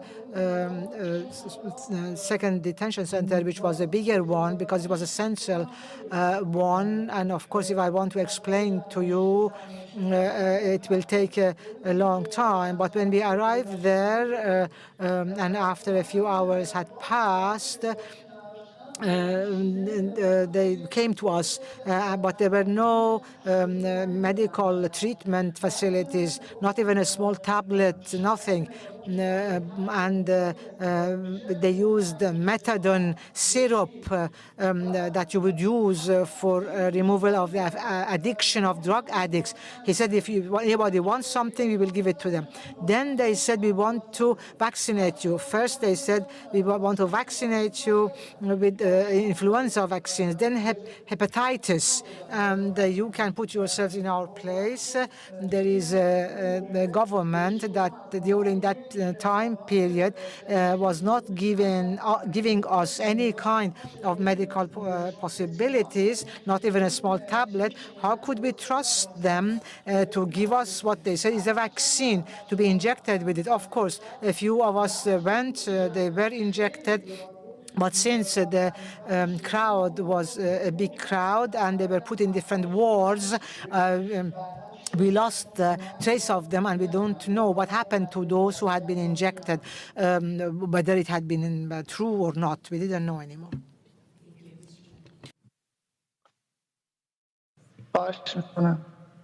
Justice Yakub.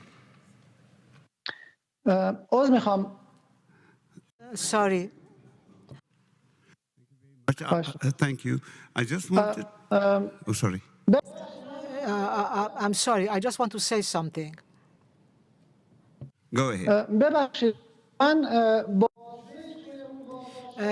With regard to the interrogator in that central detention center, he came and he gave us a speech. And later on, we heard in Ahvaz, we heard is the same person whose name was Mr. Mirzai, who was armed, and during the nights that the protests were going on, he was patrolling the city and would kill the protesters. He said it himself, and we realized that it was the same person who had become the interrogator of Majid Akhbari, also the one who had been killed.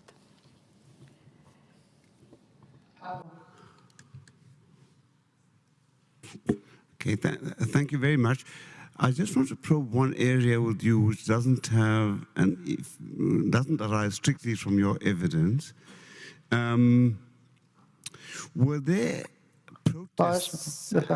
Were there protests in your area before, say, in the preceding year, 2018, 2019, somewhere there?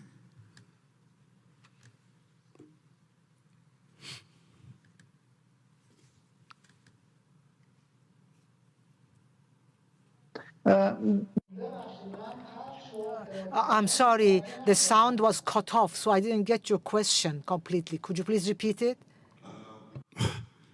Were there any protests in your area, say during about a year before Aban in 2019? Yes.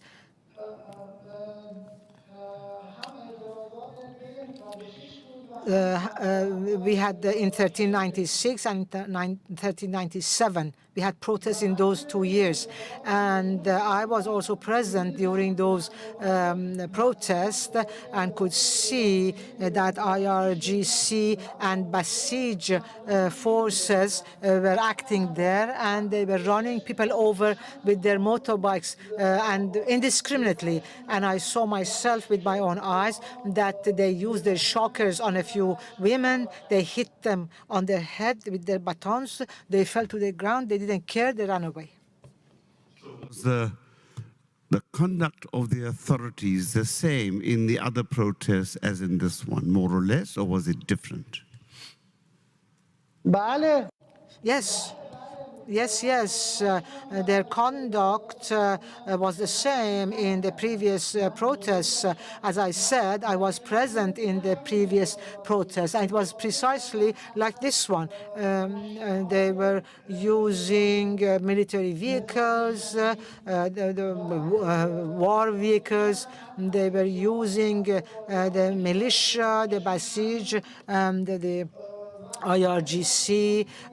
They would give them weapons to act. And even in 1396, in the month of Day, I was making a video, and they caught me, but I could just release myself and escape. It was the same. That's to say, every year that passes, and they have seen one protest and they have acted, they have more experience, and then therefore the suppression is harsher. Protests, they involve more or less more people, less people, or the same number of people as the protests that we are talking about here? I can say that the protests during previous years had less people, but the protests of 1398 saw a lot of people. Protests in previous years had less people, but now 1398 had a lot of participants, a lot of protesters, because people wanted to finish with the 40 years of the corruption and the murders of this regime.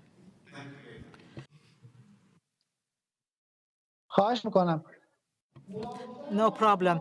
Suffice it to say that among the detainees, we also had also Afghans, the dear Afghans who are the neighboring country. They had also been detained. I forgot to say this, but of course the story is much more detailed than this. I think I have talked about this in my written statements, and I don't think you will have enough time for me to talk about them here right now in this tribunal.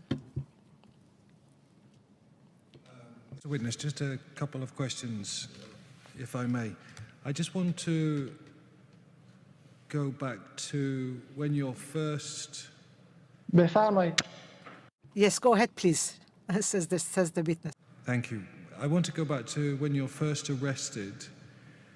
And you say in your statement, 4 or 5 plainclothes men suddenly lifted me off the ground. Perhaps 7 or 8 of them threw me on the back of a Samand vehicle on others. Who was it who arrested? Which agency did they come from? Do you know that?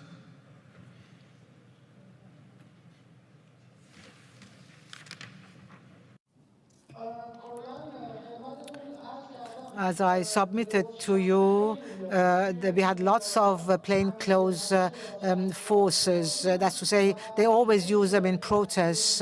And those who were arresting people, I can say that half of those who were arresting were plainclothes people. We did not know from which organ or institution they came or body they came. We didn't know. Because they had suits on, they were in normal clothing. When you're taken to a detention center, did you learn then who it was who was detaining you? Which security agency? No.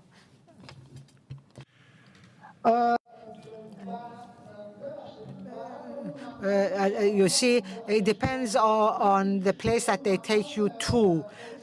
For example, the location that we were taken to was for the police, for moral security. I think it was theirs.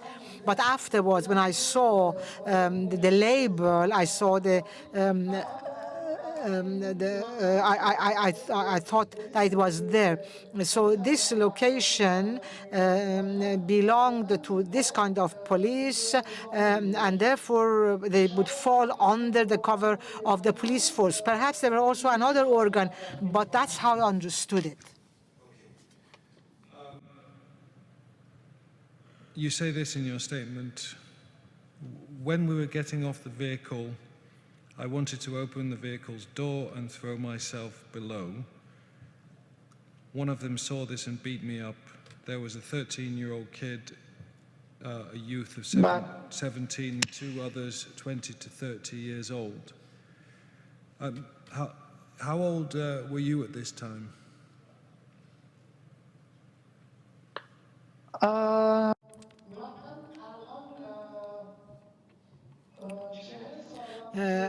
Now I am 40 years old, and then 2 years ago, well, you would know if I am 40 years now. 2 years ago, I would have been 38. And the description you give of what happened then seems to suggest that for some reason the younger people arrested with you were getting most of the beatings. Is that what you're telling the tribunal? Yes, yes, yes, yes. It is completely true. Yes, correct. It also seems to follow from what you've said and what's in your written statement that it's the children or the 13-year-old child which seems to be subjected, at least in this early stage, to the sexual taunts. Is that correct?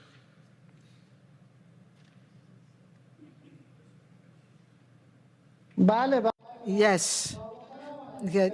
I have to also say that the father of this boy was a military person. That's what he said himself.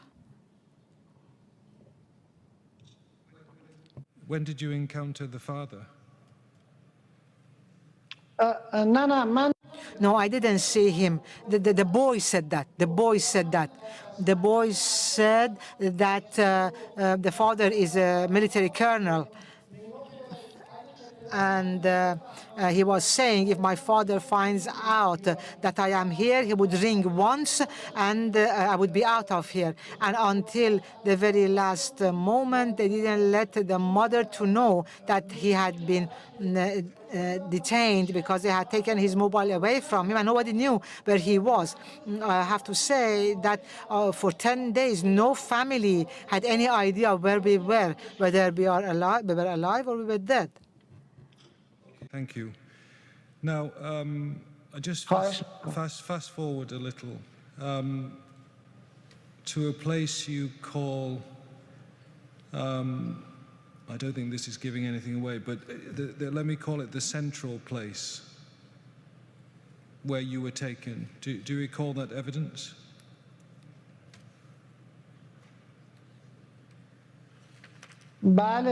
Yes, I do. Okay. Central Detention Center. And you describe in your statement, quote, we wore only the underwear, and yet the functionaries would put on gloves in their hands and would touch all our private parts. Yeah. Okay, wait a second, Mr. Witness. Wait.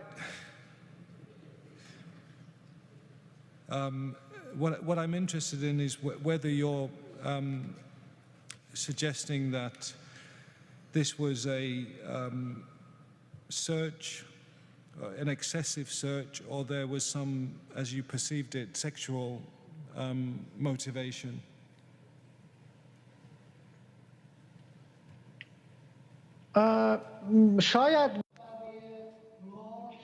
Maybe for us who were a bit older, for example, for me who I was 38 or the older ones, it was not sexual, but for the younger ones, the 18-year-old ones, 15, 14, or even 13-year-old ones, that was a bit too much.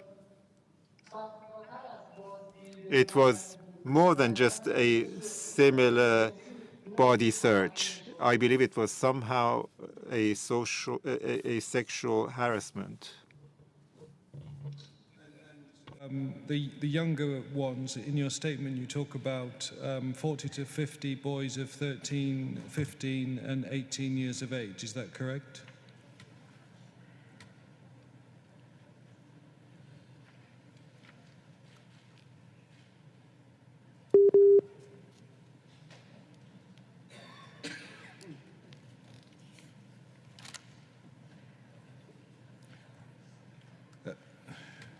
Prosecuting counsel, whilst the witness... Oh, he's back.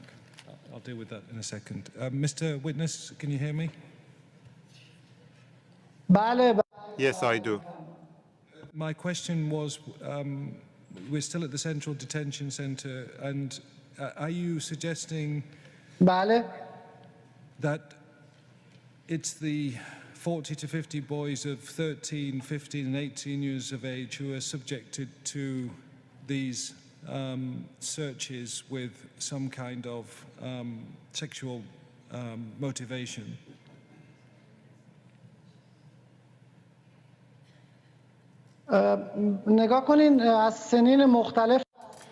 They were from different age groups, 13, 14, 15, up to 18, 20, 50, 60. There were all ages among us. And in the Central Detention Center, when we were taken there, since the children below 18 were separated from us afterwards. From that Central Detention Center, they separated those who were below 18 from us.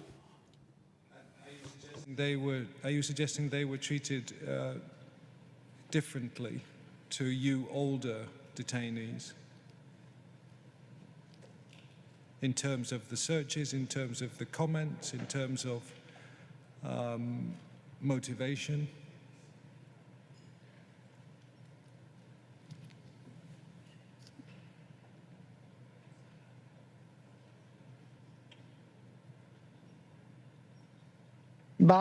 Yes, exactly.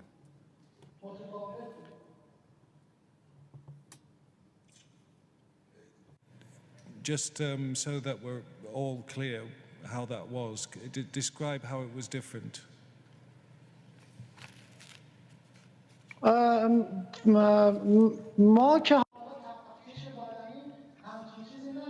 We had never seen such a bodily search before, but anyway, the body search, which, as they called it, we who were brought from outside, anyway, in the Central Detention Center.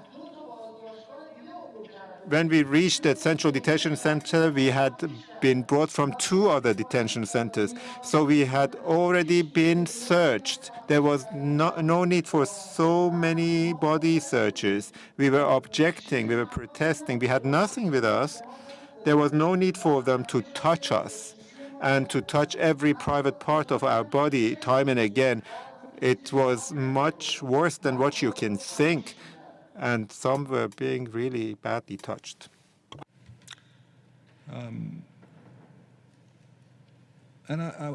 Okay, I'll leave it there. Thank you. Just for counsel, I note that there's a reference to an internationally known wrestler, and I wondered if you'd forgotten to talk to the witness about that, or whether you'd just decided not to. You can ask him about it. He mentioned it at the end of his statement. Okay. I just want to understand this issue of the wrestler, Navid Afkari. What information do you have about that?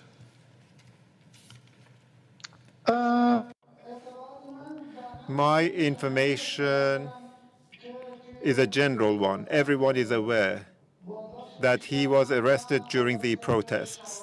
And according to the evidence that we saw and heard from various channels, and also the past record of the government in suppressing the voice of the people, naturally speaking, we realized that this was similar to other scenarios of the government.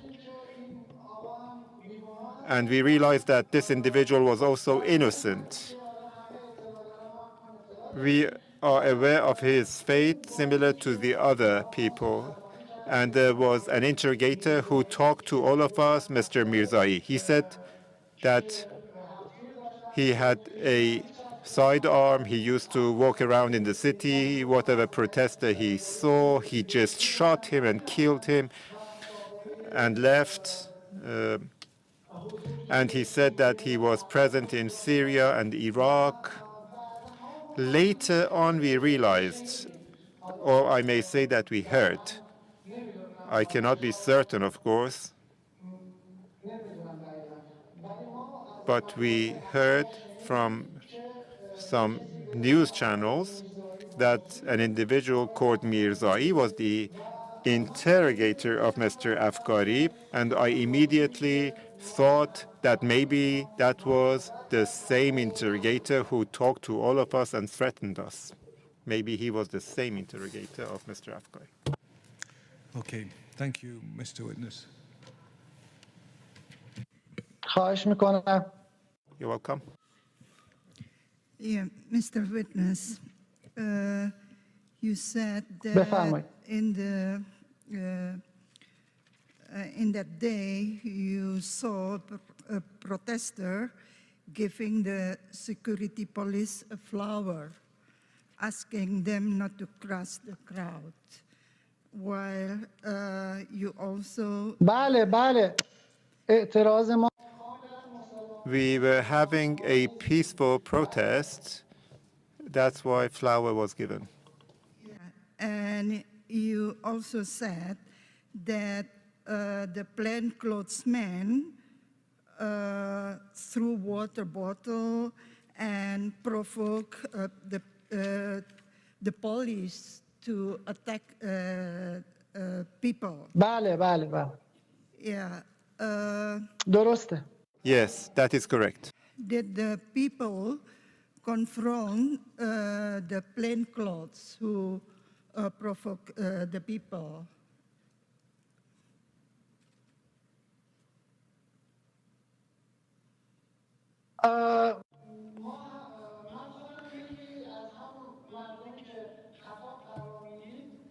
I was one of those people among the protesters. When I saw that the plainclothes individuals were throwing bottles, I was talking to them. I said, there is no need for violence. They are Iranians, we are Iranians. We are just having a peaceful protest. Don't allow it to become violent. We want no blood. Our protest was completely peaceful. I am ready to swear to any religion that you believe in that even the people over there did not have access to one stone to throw. They did not throw even one bottle of water. Later on, we heard that banks from a month before had taken their important documents away. They were all in a ready situation. The police was in ready status, even from climatic point of view. They knew when to increase the prices of petrol so that it would be, so that the announcement would come on a day when it is raining, so that the people would not be able to turn out into the streets and to continue their protests. I believe that this scenario was pre-planned by the government, and as everyone is aware and has been a witness, the protests were suppressed after the speech by Khamenei, the supreme leader, and it became bloodier. And the ones who were a witness to this fact and were outside and had seen the scene, they said that the helicopters began flying much more, and there were a lot of much more sounds of shootings and the like after his speech. Yeah, I would like to understand, only you who talk to the plainclothes people who provoke the people, and or other people also like try to protect a police from the attack نه من تنها نبودم. It wasn't just me. There were other people who also objected to the throwing of bottles.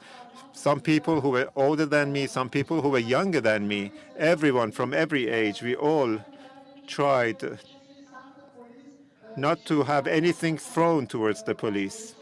We didn't want to make the police furious so that they would have an excuse to attack people. We were all coordinated. We all who were protesting on that day were all on the same page. Nobody wanted to harm the police. I am ready to swear that those individuals were Basijis, were from the Guards Corps with plain clothes. They were trying just to cause unrest, give an excuse to the police to suppress people. React to the plainclothes who provoked them and thrown a water bottle to them? پلیس Well, the police did react, and the police does react. Well, bottles were thrown at the police. So us who were on the first rows received some pepper sprays, baton beating, stun gun. So these were the ones that were used against us at the first hours before heavy weapons and military weapons were used. Thank you. And خواهش میکنم. You're welcome. you also, in your written statement, you indicate that you wrote a slogan. Could you tell the tribunal what kind of slogan you wrote and gave it to the crowd?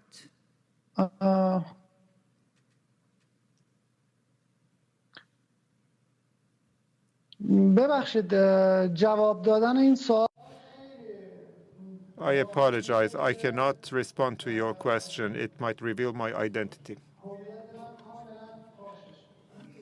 Understand. Thank you. And yeah, the last question is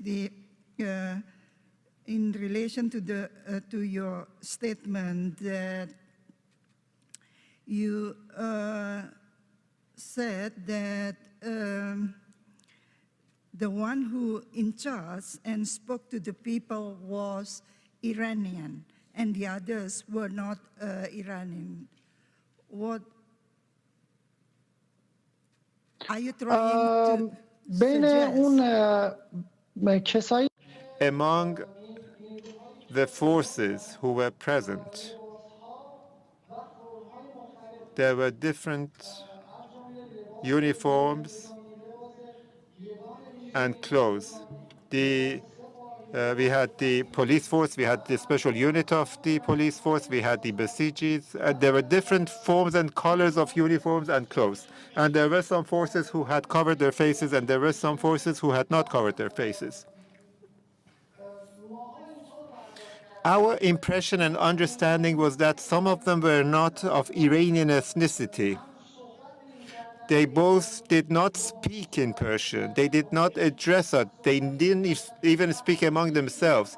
There were just one or two individuals who spoke among themselves and responded to the walkie-talkie calls and like that and talked to us, protesters. Because we were on the first row, we could completely see them and monitor them. And we felt that these forces, based on the experience that we had from the previous years, were brought in from the neighboring countries. That was what we felt, at least. We felt that they did not even understand our language, and they didn't speak because of the same reason.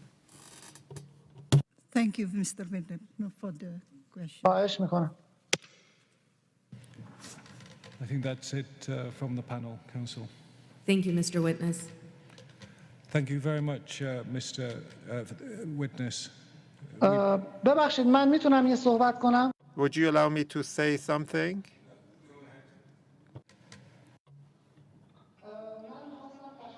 I wanted to thank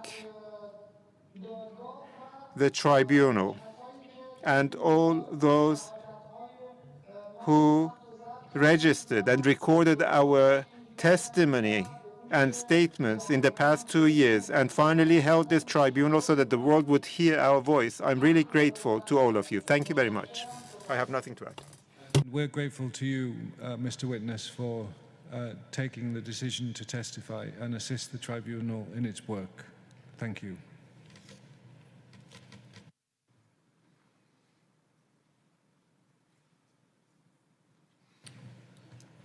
Mr. Chairman, we have only one more witness for the day, and if I have the tribunal's indulgence, we can continue with that witness and close. Or I if think you... we wouldn't mind a very short break now, if that's possible. Sure. And then, I don't know, we could just maybe move straight to closing straight after the witness. Okay, sir. As you like. So 10 minutes? 10 minutes. Thank you very much.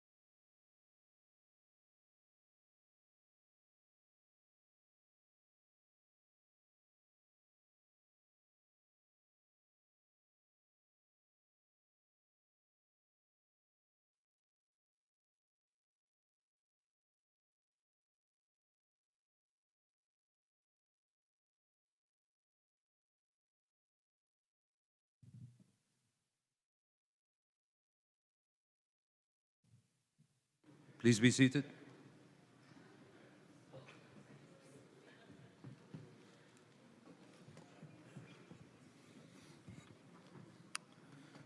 Mr. Chairman, our final witness is witness 337. You find his statement at page 391.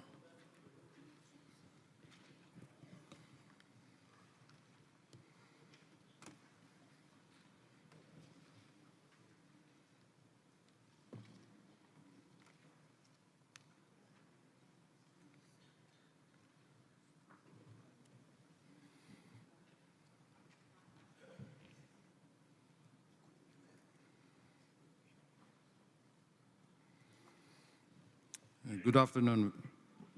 The chair would now swear you in. Mr. Witness, good afternoon. Please repeat after me. I solemnly declare that I will speak the truth,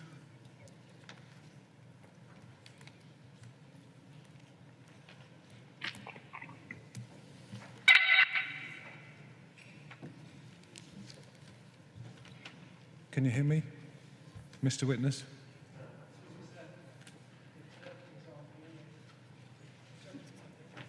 Oh, right.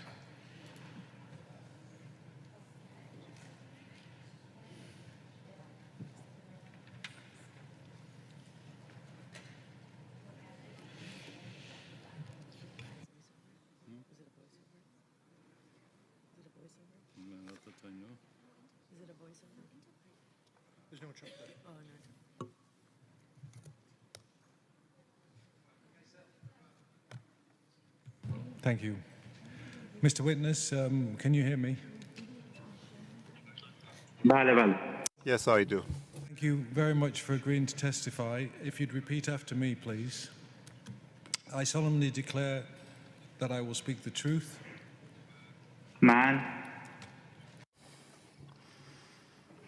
I solemnly declare to speak the truth, Truth and nothing but the truth. the whole truth, and nothing but the truth. Questions from counsel, followed by questions from the panel. Thank you. The witness was present when the security forces were shooting at the people. He also witnessed shooting from a helicopter overhead. Witness 337, can you please explain what you witnessed on 16th and 17th of November for the tribunal?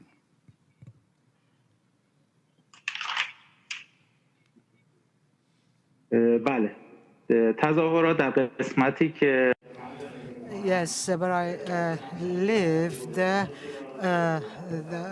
were three places, Sadroy, Shiraz, Golestan, and Guyam. There were protests. They started on the 25th of Aban, and they were completely peaceful. And the most that the protesters were doing were to set tires on fire, and they were blocking the streets, and they were inviting the other people to join them in their protests. Among the protesters, there was not a single person who had a weapon in hand.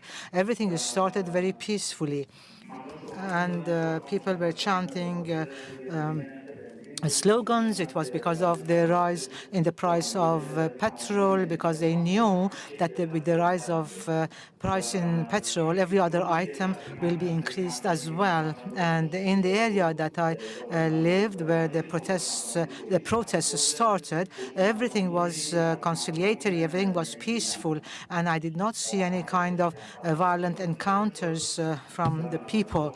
The most was that they were chanting slogans. But I did feel as if there were people among the people that I could not identify with them, because these individuals were provoking others to set buildings on fire. And I identified two of them, and I saw them in the Basij base in our area the next day. And I realized that whatever had taken place, it was provoked by them. Since I was among the crowd, I can certainly say that none of the ordinary protesters started any kind of violence. No bank was set on fire by ordinary people. And this was, so to speak, the beginning of the protest on the 25th of Aban. What shocked me, however, was that in the afternoon of the 25th, I needed to go to Sadra township for something. And when I entered, well, I have to say also that in the past I have also experienced war. And when I reached there, I realized that that was the same scene. It was a scene of war. On the one hand, you had the ordinary people. On the other side, you had the armed individuals who were shooting them. And I was very shocked, and I could not show any reaction. And then I saw that there was a helicopter away from the ground, maximum 50 meters, and I was away from the helicopter 110 meters. And at one point, I thought that perhaps this helicopter is taking a film of the protesters so that they can deal with the protesters later on.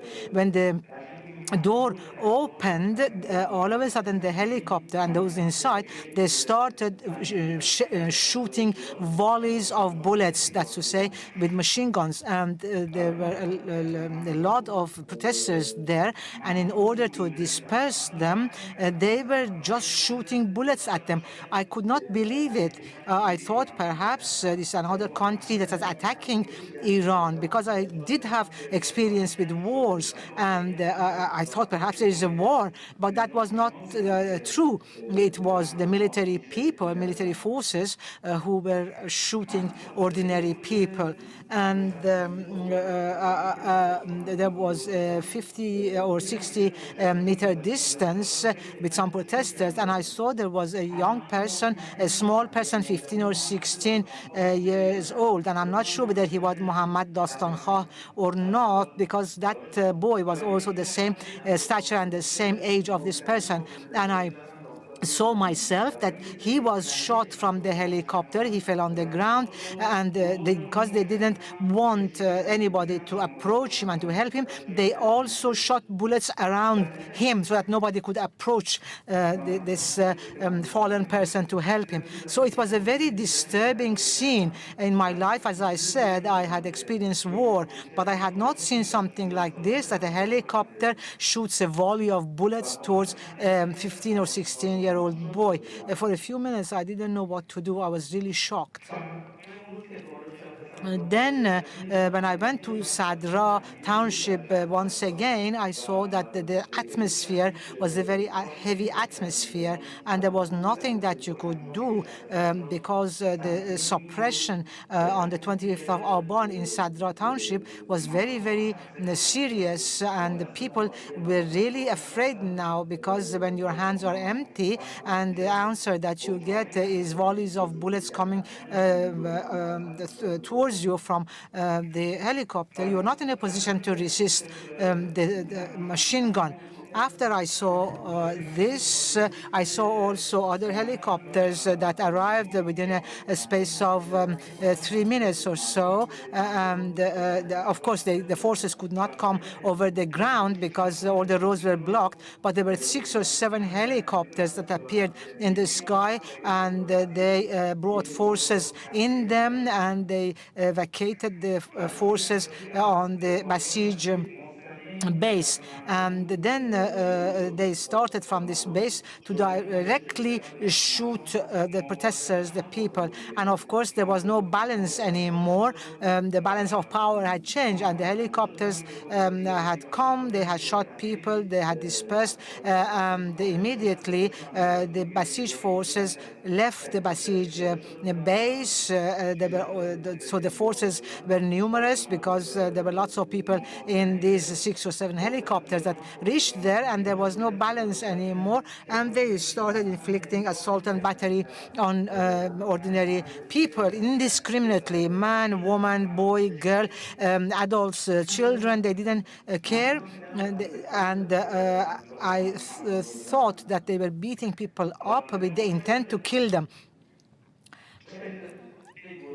And of course, during the first days of the protest, the government had been surprised, and what they were wearing, of course, there were different types of clothing. The Basij had different clothing, the military had different clothing, and the plain clothes also had a kind of clothing that you could tell they are from the Basij. And in Golestan area, on the 25th, you had protests, but you had no clashes. On the 26th, in another township, there was also protests, and Amir Azandi, who was an innocent youth, was killed there.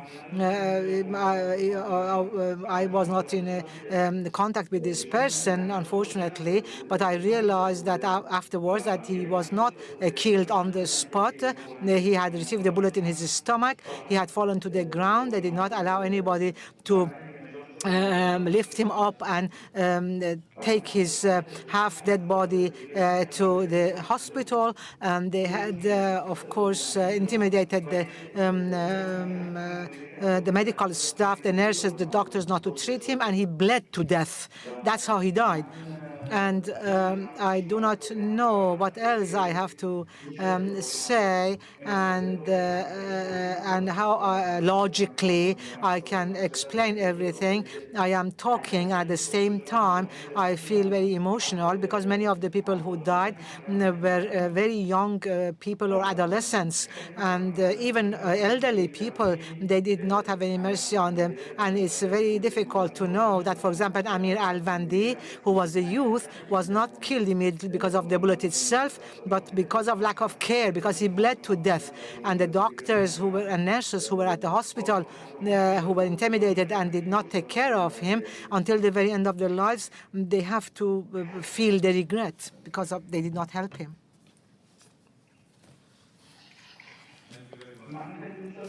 I would have very much liked to testify here with my face uncovered so that you could see me. But unfortunately, we are dealing with a regime that even if it were possible for them to catch me alone, still I wouldn't mind. But we are unfortunately dealing with a regime that they don't stop at the person himself. They are going to harass and persecute the family as much as they can in order to break this one person himself. And I'm really apologizing to everybody and to the people of Iran that I've had to testify like this. I would have liked to say who I am, what my name is, what my family name is, where I am located.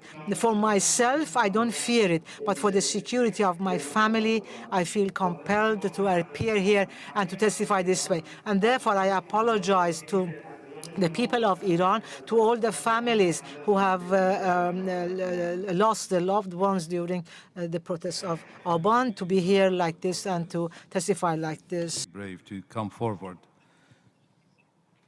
and make this statement.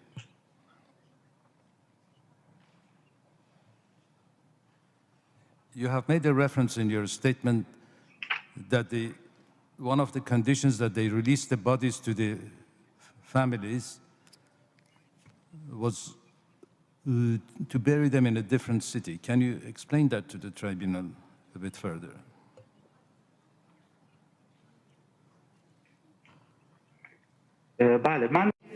Yes, during the days following what I was telling you about, I went to the township of Sadr and I was looking for those who had been killed by the volleys of bullets. And unfortunately, I could not find anything, any signs, any clothing, anything, until such time that I talked to one of the families of somebody who had been killed, and this family told me that they do not have the right to have mourning for this person who was killed. They have to go back to their village to do this.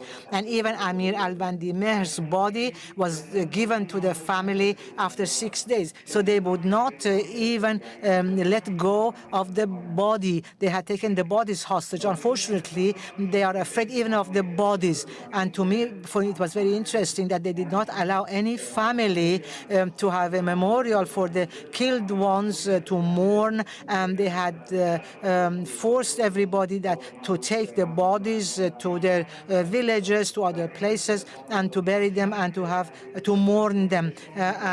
For many of the families, they had threatened them that the condition of delivering the body would be that they would be silenced afterwards. There was a family who had lost a 20-year-old girl, and they had told the family, if we have your name or interviews in the media, you will never see your daughter. And not so simply, they had given them, talked to them in sexual slurs that we will take your daughter and we'll do lots and lots of things to her if you talk. The tribunal may have some questions for you.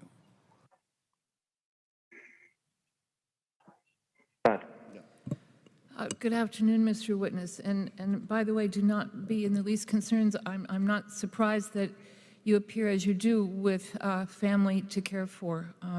Thank you for being here. I have a question to ask about one incident. It's the tear gassing that occurred on the 18th of November. And if I understand your statement, there was a crowd out on the street. Security forces were there, and a large amount of tear gas was shot out into that crowd. So people ran, and they ran into an alley where several homes were, but the security forces followed them and shot more tear gas there. They broke the windows of homes, and they shot tear gas, if I understand you, into the homes, which resulted in people having to flee their own homes, including mothers with small babies. Is that what happened? Have I understood that incident correctly?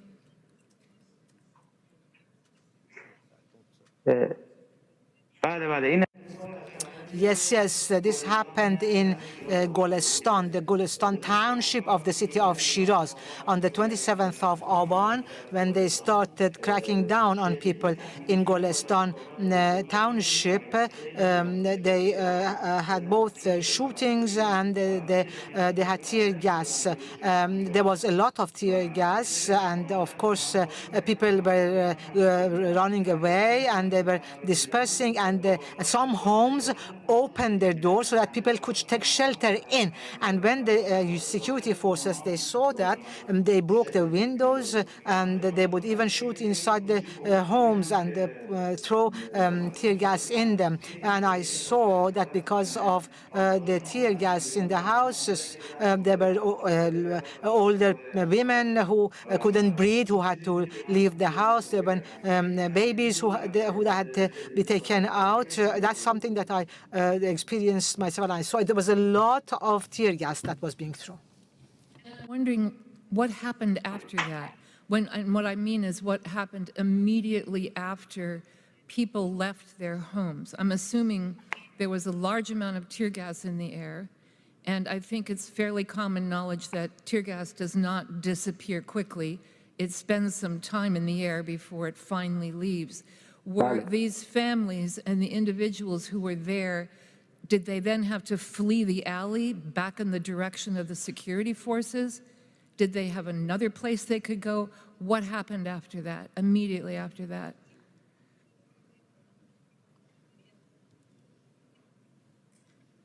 If you know, obviously. بله چند تا خونه‌ای که من دیدم من بر اساس مشاهداتم حرف می‌زنم. A few houses that I saw, I'm just talking from what I saw, not from what I heard.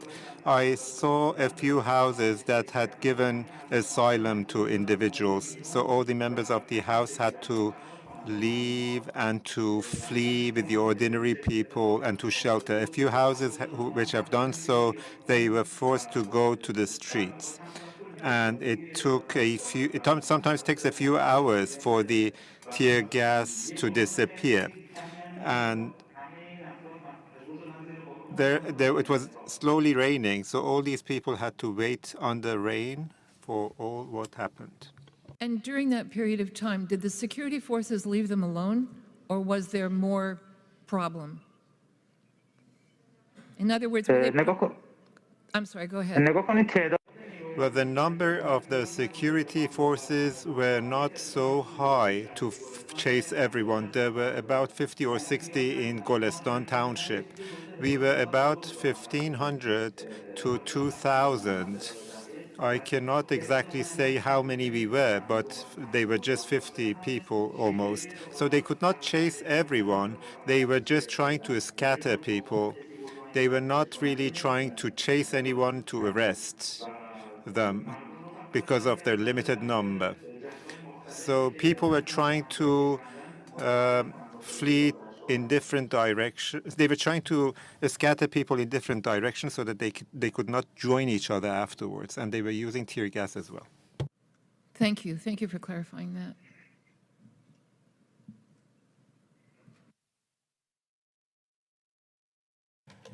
No more questions from the panel. Thank you.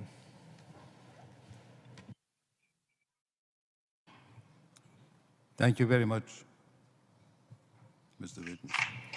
Mr. Witness. خیلی متشکرم. من یه جمله کوچیک میتونم بگم؟ Would you allow me to add one sentence, one small sentence, please?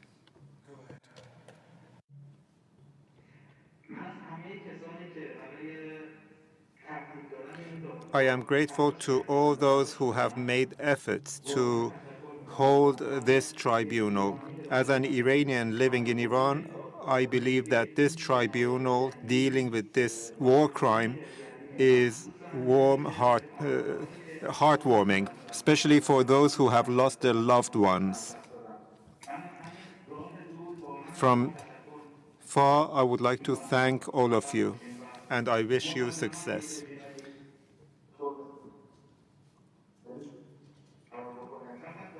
A dictatorial regime will be frightened to carry on with its deeds, especially if such tribunals would exist.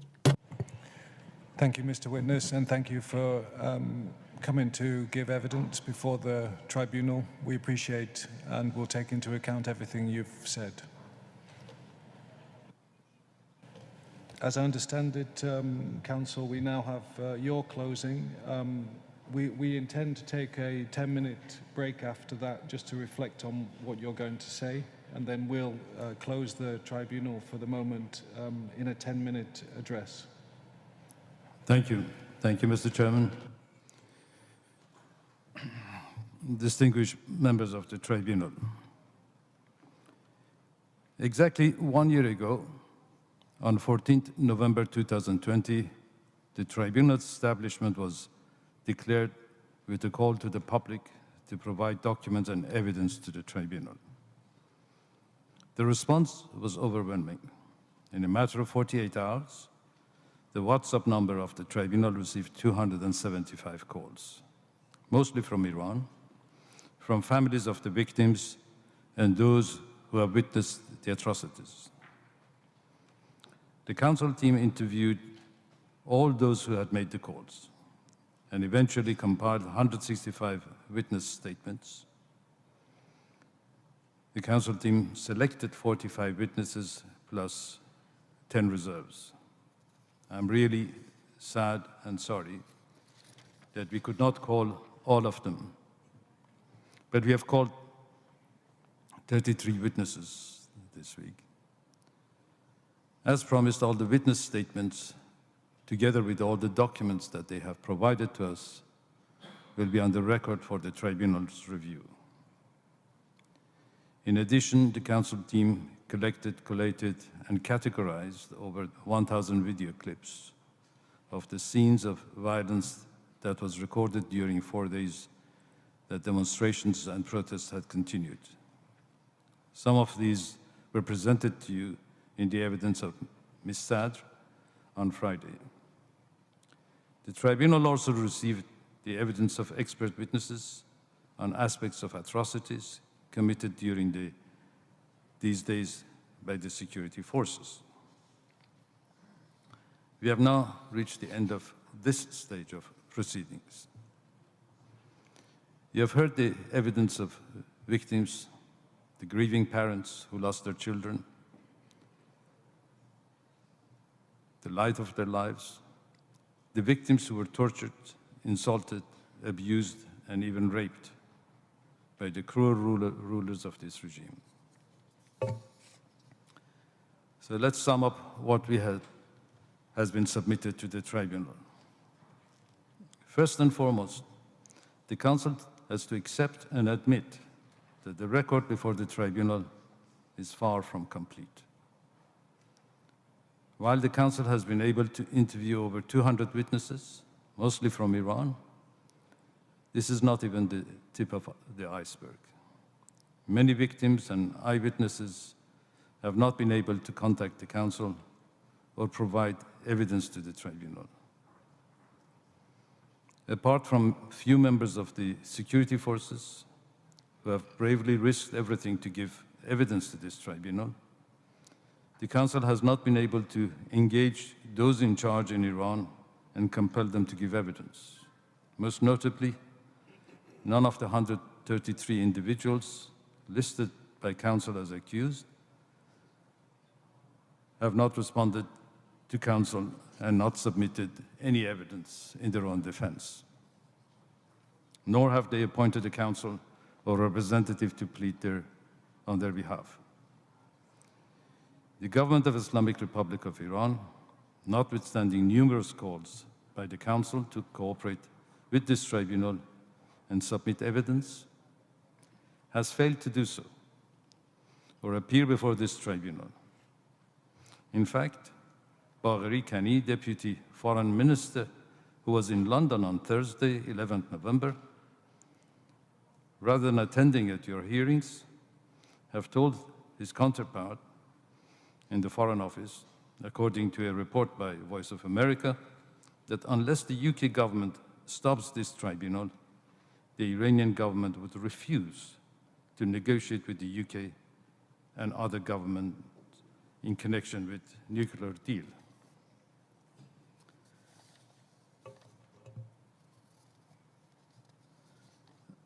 An interesting response had appeared from the government's officials in the course of today. Mr. Hassan Nourouzi, who is the vice chair of the Judicial Committee of the Parliament, so he must understand the judicial process, has in response to Aban Tribunal's invitation for him, had stated, and I must say that he had the chutzpah to say, I am one of those who shot at the people. We killed them. Now, who's going to try us?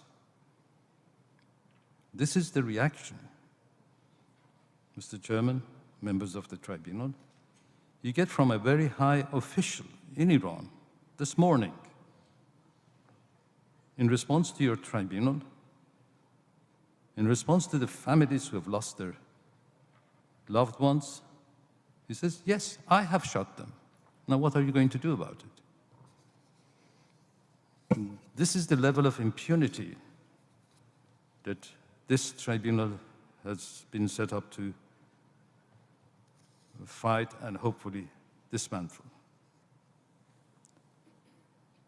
Finally, Council team had not been able to visit the site of atrocities and report to the tribunal their findings. On the positive side, however, you have heard the heartful evidence of our fact witnesses. You heard how, in response to the legitimate and peaceful demands of the demonstrators protesting a sudden hike in the price of petrol, the security forces clamped down on the protesters by killing, maiming, and beating up all the demonstrators in the most cruel and horrible way. It may be, as Justice Jacob put to one of the witnesses, that at the heart of the protest was the complaint that the government is not good.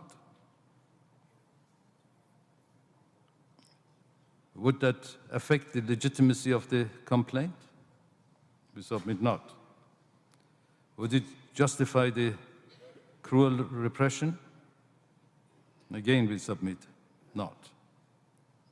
Would any action by the demonstrators justify the torture, cruel and inhuman punishment that was meted out to those arrested, including the sexual abuse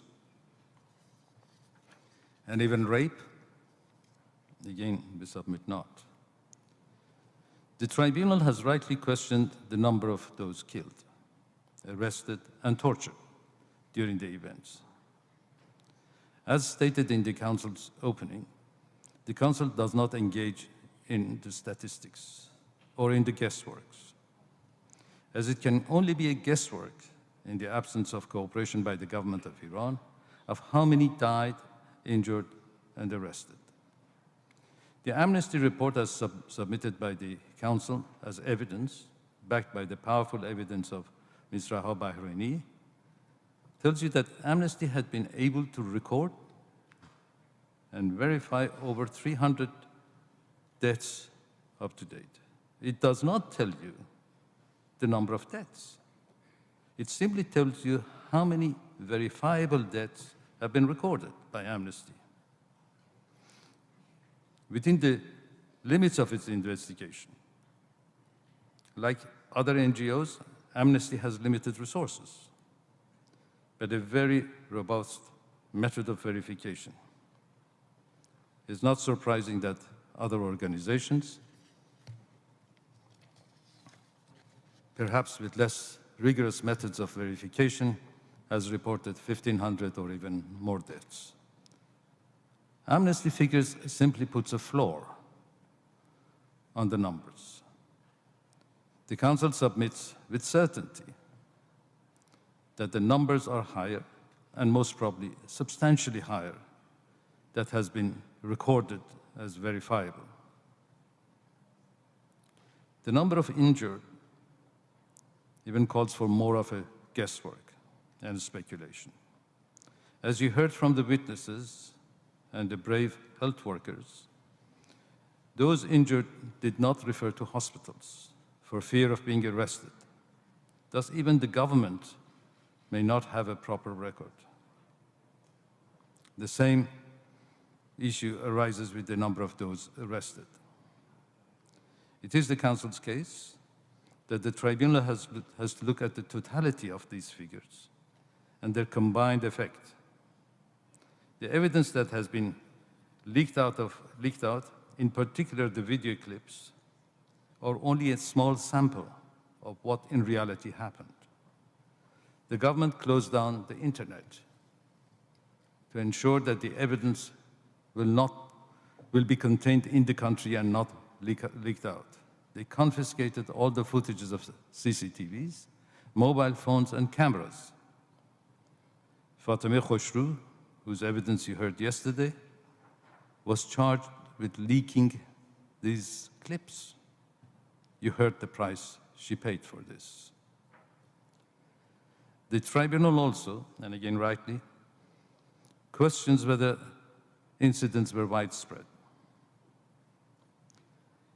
Amnesty reports arrests, and I repeat, arrests only in 28 out of 31 provinces. They do not have records of arrests, or they had not received reports of the arrests in 3 provinces. It doesn't mean, and it does not establish, that demonstration and clampdowns did not occur in Qom, North Khorasan, and Chahar Mahal. It only suggests that, again, arrests were reported and recorded from 28 provinces out of 31. We also submitted the Justice for Iran report, which shows videos of demonstrations and clampdowns in 29 out of 31 provinces. Notably, it includes Qom,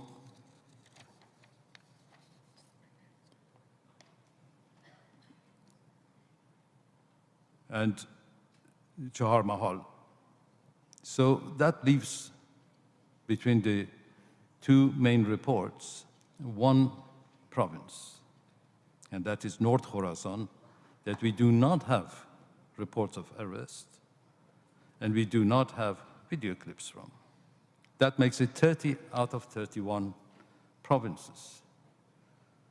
So the question that is before you, whether events happening in 30 out of 31 questions, with the evidence before you, is sufficient to consider these atrocities as widespread. On the issue of systematic, it is the Council's case that the repression has been systematic for the last 40 years. Whether you look back at the events of 1980s, also called the Bloody Decade, as chronicled by the Aban Tribunal, or student uprisings, which almost occurred every other year, the stolen elections in 2009, the workers' protests, which has been a continuing and seamless and systematic repression. Iran never had stopped systematically repressing its own people. It's a never-ending story. And finally, I deal with the Council's case for the 133 accused.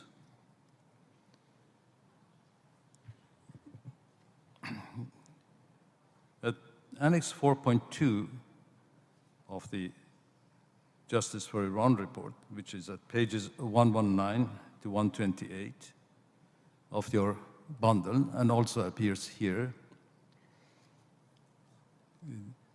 the position, a bit further on, yes, the position of the rulers of the country had been set out, and in front of each one of them, the video clips that can lead to the holder of that office. For instance, for the leader of the Islamic Republic of Iran, at the top of the list, because of his position, because he is in command of everything, because nothing is done in that country without his say-so, the entire Annex 4.1, which is all the video clips that have been produced, is presented to you as evidence. The same appears for the 11 people you see on that page. They are all having a joint and several liability for the events that had occurred. All the video clips are relevant. Then when we go from number 12 onward, you will see the number of the video clips that relates to the position of the office holder that has been stated there. And you go down until you reach the 133 number. So for each one of them, there exists evidence of their crime, the fact that they either had been directly responsible for the event or they have ordered people under their control to carry out these evil acts. Also, I would like to show you another schedule with a list of the 133 people, but this time connected to our witnesses. So you will receive the actual schedules on your emails, and for each and every office holder that had been accused by the council, you will find the list of witnesses that have testified in connection with that position of the office. It is true that our witnesses have not named each one of these alleged perpetrators, but they are all from the cities and provinces where these alleged perpetrators were in command and control. They are the ones who ordered shoot to kill. They are the ones who had allowed these incidents happen. And for that reason, the Council calls them as the accused, and of course, it is for this tribunal to consider why they have done these things, and if so, what are the consequences. I mean, you can look at some of the names with extensive number of witnesses testifying to that, and some with less. Not that it makes it less criminal, but it's because the reporting had been not possible or more difficult.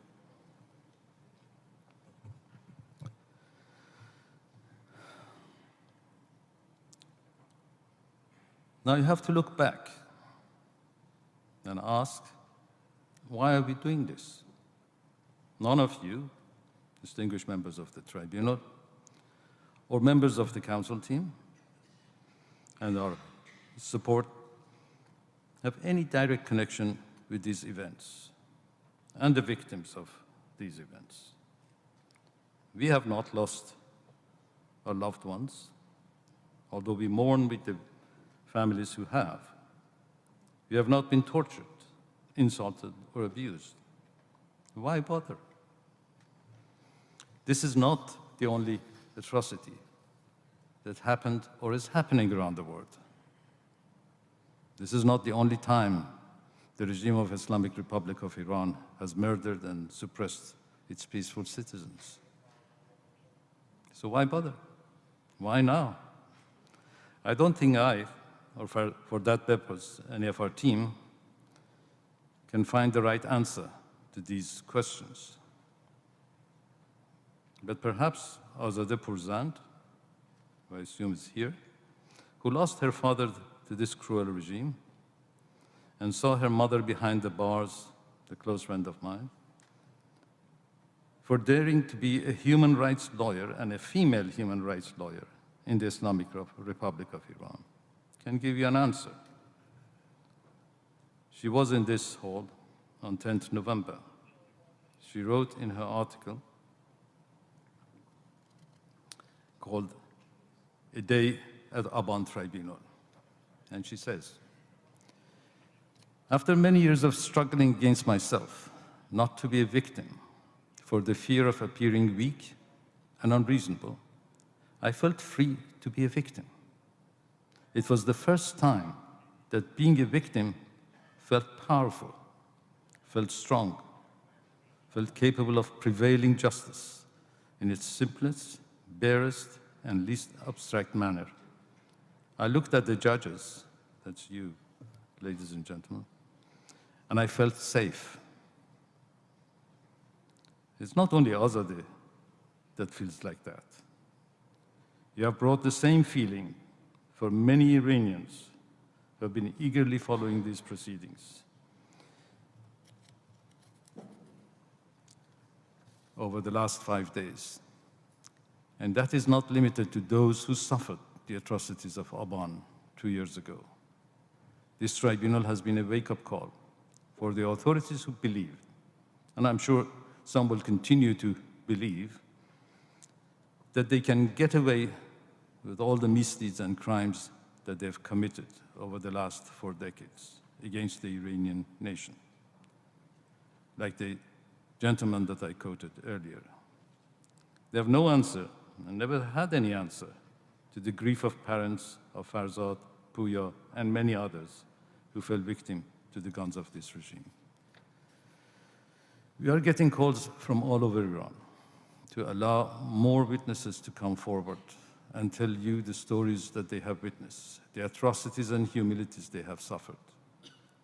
Like Azadeh, they feel that it is not a crime to be a victim. You have empowered them to break the seal of silence that they have locked themselves in for the last 2 years. For these reasons, and for the victims' right to the truth, distinguished members of the tribunal, the Council is asking you to keep the records of this tribunal open and allow further evidence to be submitted to the tribunal. Finally, I must thank our brave witnesses who risked everything to come here before you, and not only to this tribunal, but tell the world what has happened in Iran. It may sound like a soundbite, and perhaps it is, but there is no better way of saying it that you are the voice of voiceless. Witness 179 asked you to be the voice of Mohammad Hashamdar, the one who saved an employee of the bank while the fire was going on. And minutes later, he was shot dead by the police officers. His family lost their breadwinner. No one has mentioned his name, but you are the ones who can do that. I thank you very much for being patient and being with us all these 5 days, and I'm sure the tribunal will reach eventually the final conclusion. Thank you very much. Thank you, Mr. Sabi. We'll just adjourn now for 10 minutes, and then we'll wrap up these present hearings. Thank you.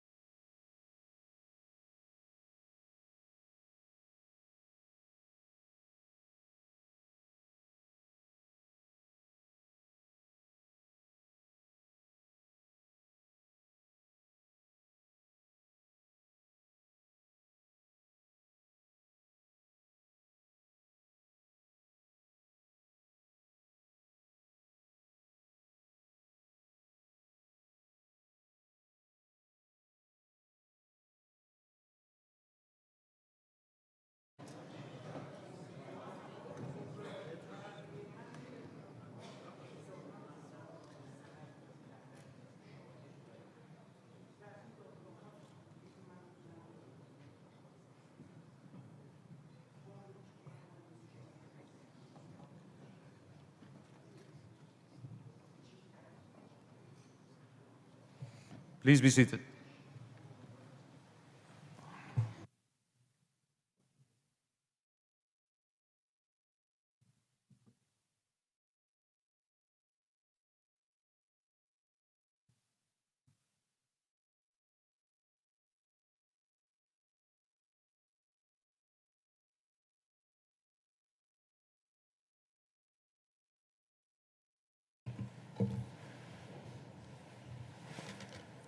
Excellencies, distinguished delegates, ladies and gentlemen, 2 years ago, on the 15th of November 2019, following a sudden decision by the Islamic Republic of Iran to triple the price of fuel, protests broke out across Iran. In a short time, the protests spread around many of the cities. They lasted for 5 days. The affected cities covered most, if not all, of the 31 provinces in Iran. The Iranian government acknowledged that at least 200,000 people took part in the protests, although the evidence suggests that the numbers could be much higher. The evidence suggests that most of the protests appear to have been relatively peaceful. Although there was verbal confrontation, stone throwing, and damage to property, the protesters were not armed.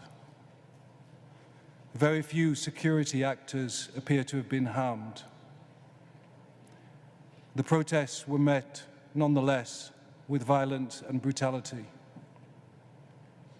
In the days that followed, amid a total internet shutdown, the Islamic Republic of Iran's security forces, including the ordinary police, the Islamic Revolutionary Guard Corps, the Basij, and plainclothes forces, which operate, amongst others, under the command of the Ministry of Intelligence, acted to put an end to the protests.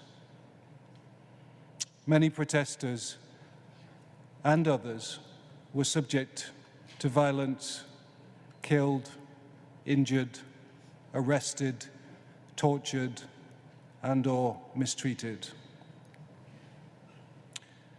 Amnesty International have verified that there were at least 323 deaths across 37 cities.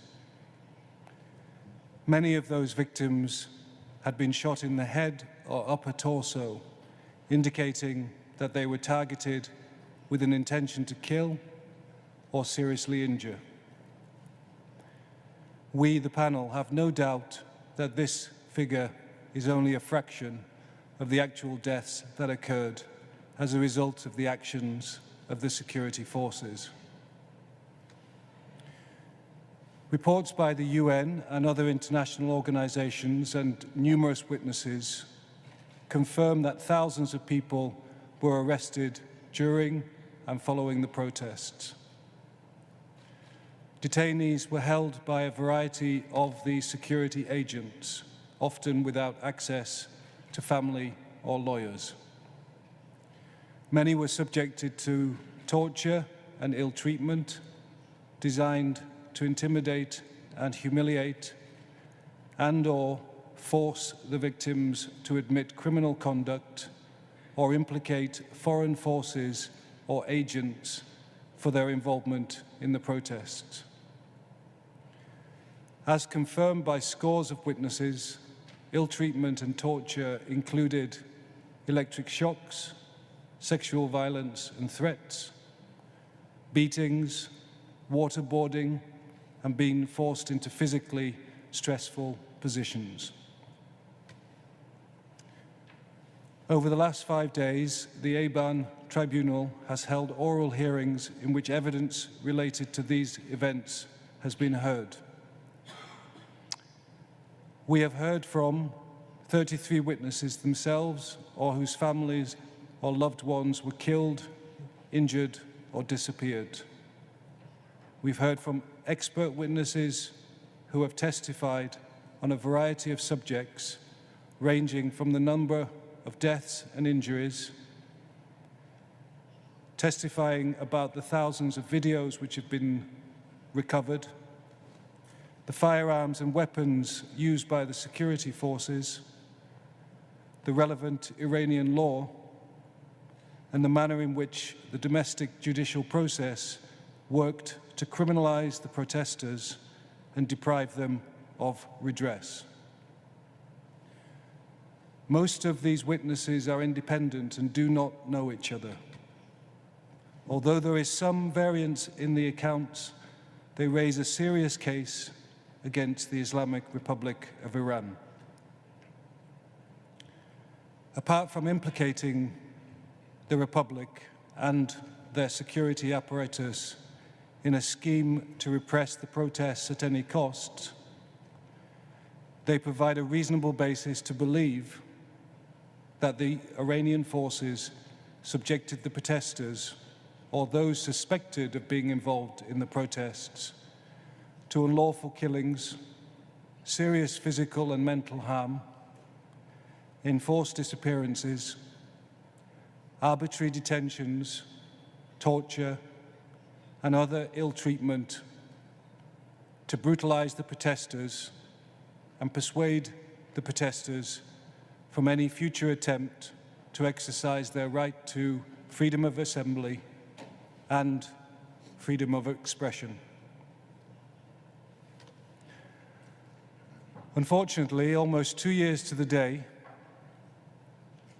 apparently pursuant to the Supreme Leader's order, the Islamic Republic of Iran has taken no steps to initiate criminal proceedings, judicial inquiries, or other steps to uncover the truth or bring those responsible to justice.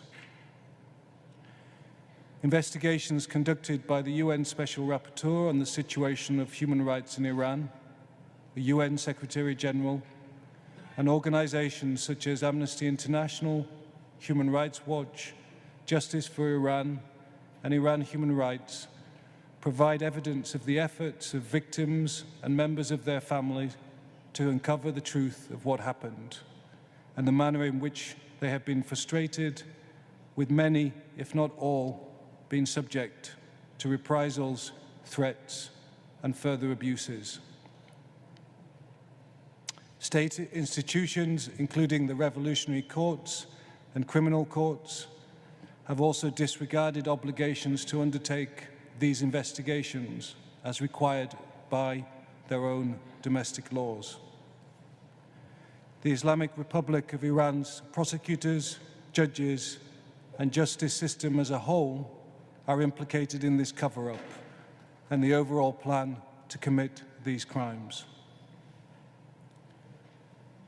The panel would like to pay homage to the victims and survivors who have provided their testimony to us over the last 5 days and to the tribunal over the last 2 years. They have done so despite this harassment and despite the threat of reprisals against themselves and their families. The panel has been moved and impressed with their courage and determination to hold the Islamic Republic of Iran to account. Their testimony was clear, largely consistent, and persuasive. Regrettably, the Islamic Republic of Iran has chosen not to attend these hearings or participate in the investigations conducted by Mr. Sabi's team. It is, however, not too late.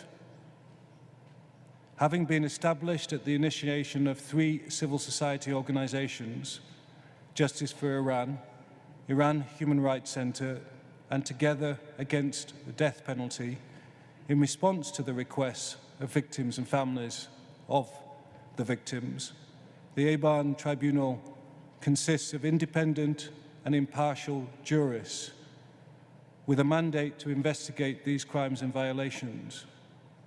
We therefore continue to encourage all witnesses to come forward, including state representatives, and we will consider all the evidence and take it all into account. Accordingly, we welcome the Islamic Republic of Iran and any response they may have to the evidence against them and their agents.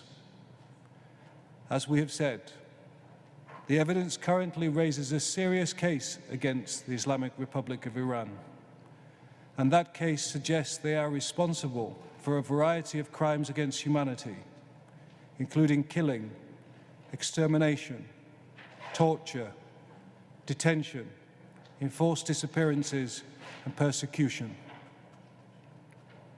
and numerous human rights violations, including violations of the right to live, the prohibition against torture and ill treatment, and the right to freedom of protest and expression.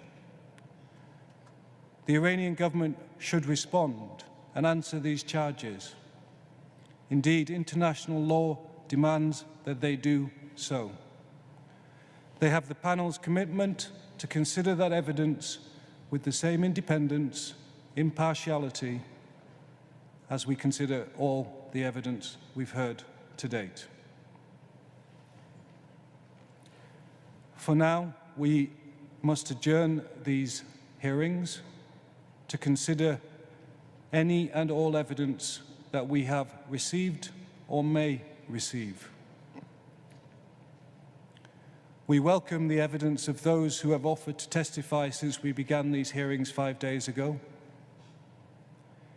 In light of the scope of the new evidence being offered to the tribunal, we may well have further hearings so that the new witnesses can be heard and examined. We, as a panel, remain committed to determining the truth of these events in light of the principles of law, human conscience, and justice. As we stated at the outset, any findings ultimately made as a result of this process will be consistent with universal principles of justice, protection, and enforcement of the rule of law, public acknowledgement of the right of victims, and respect for the rights of persons, groups, or governments the tribunal may identify as bearing responsibility for the acts in question.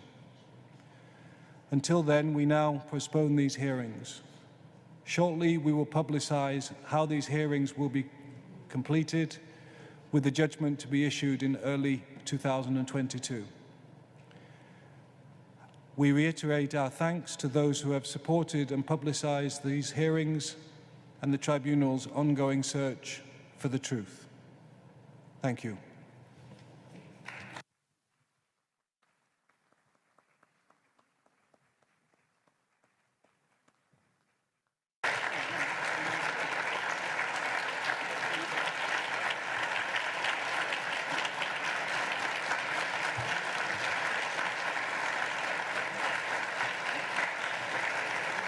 Thank you.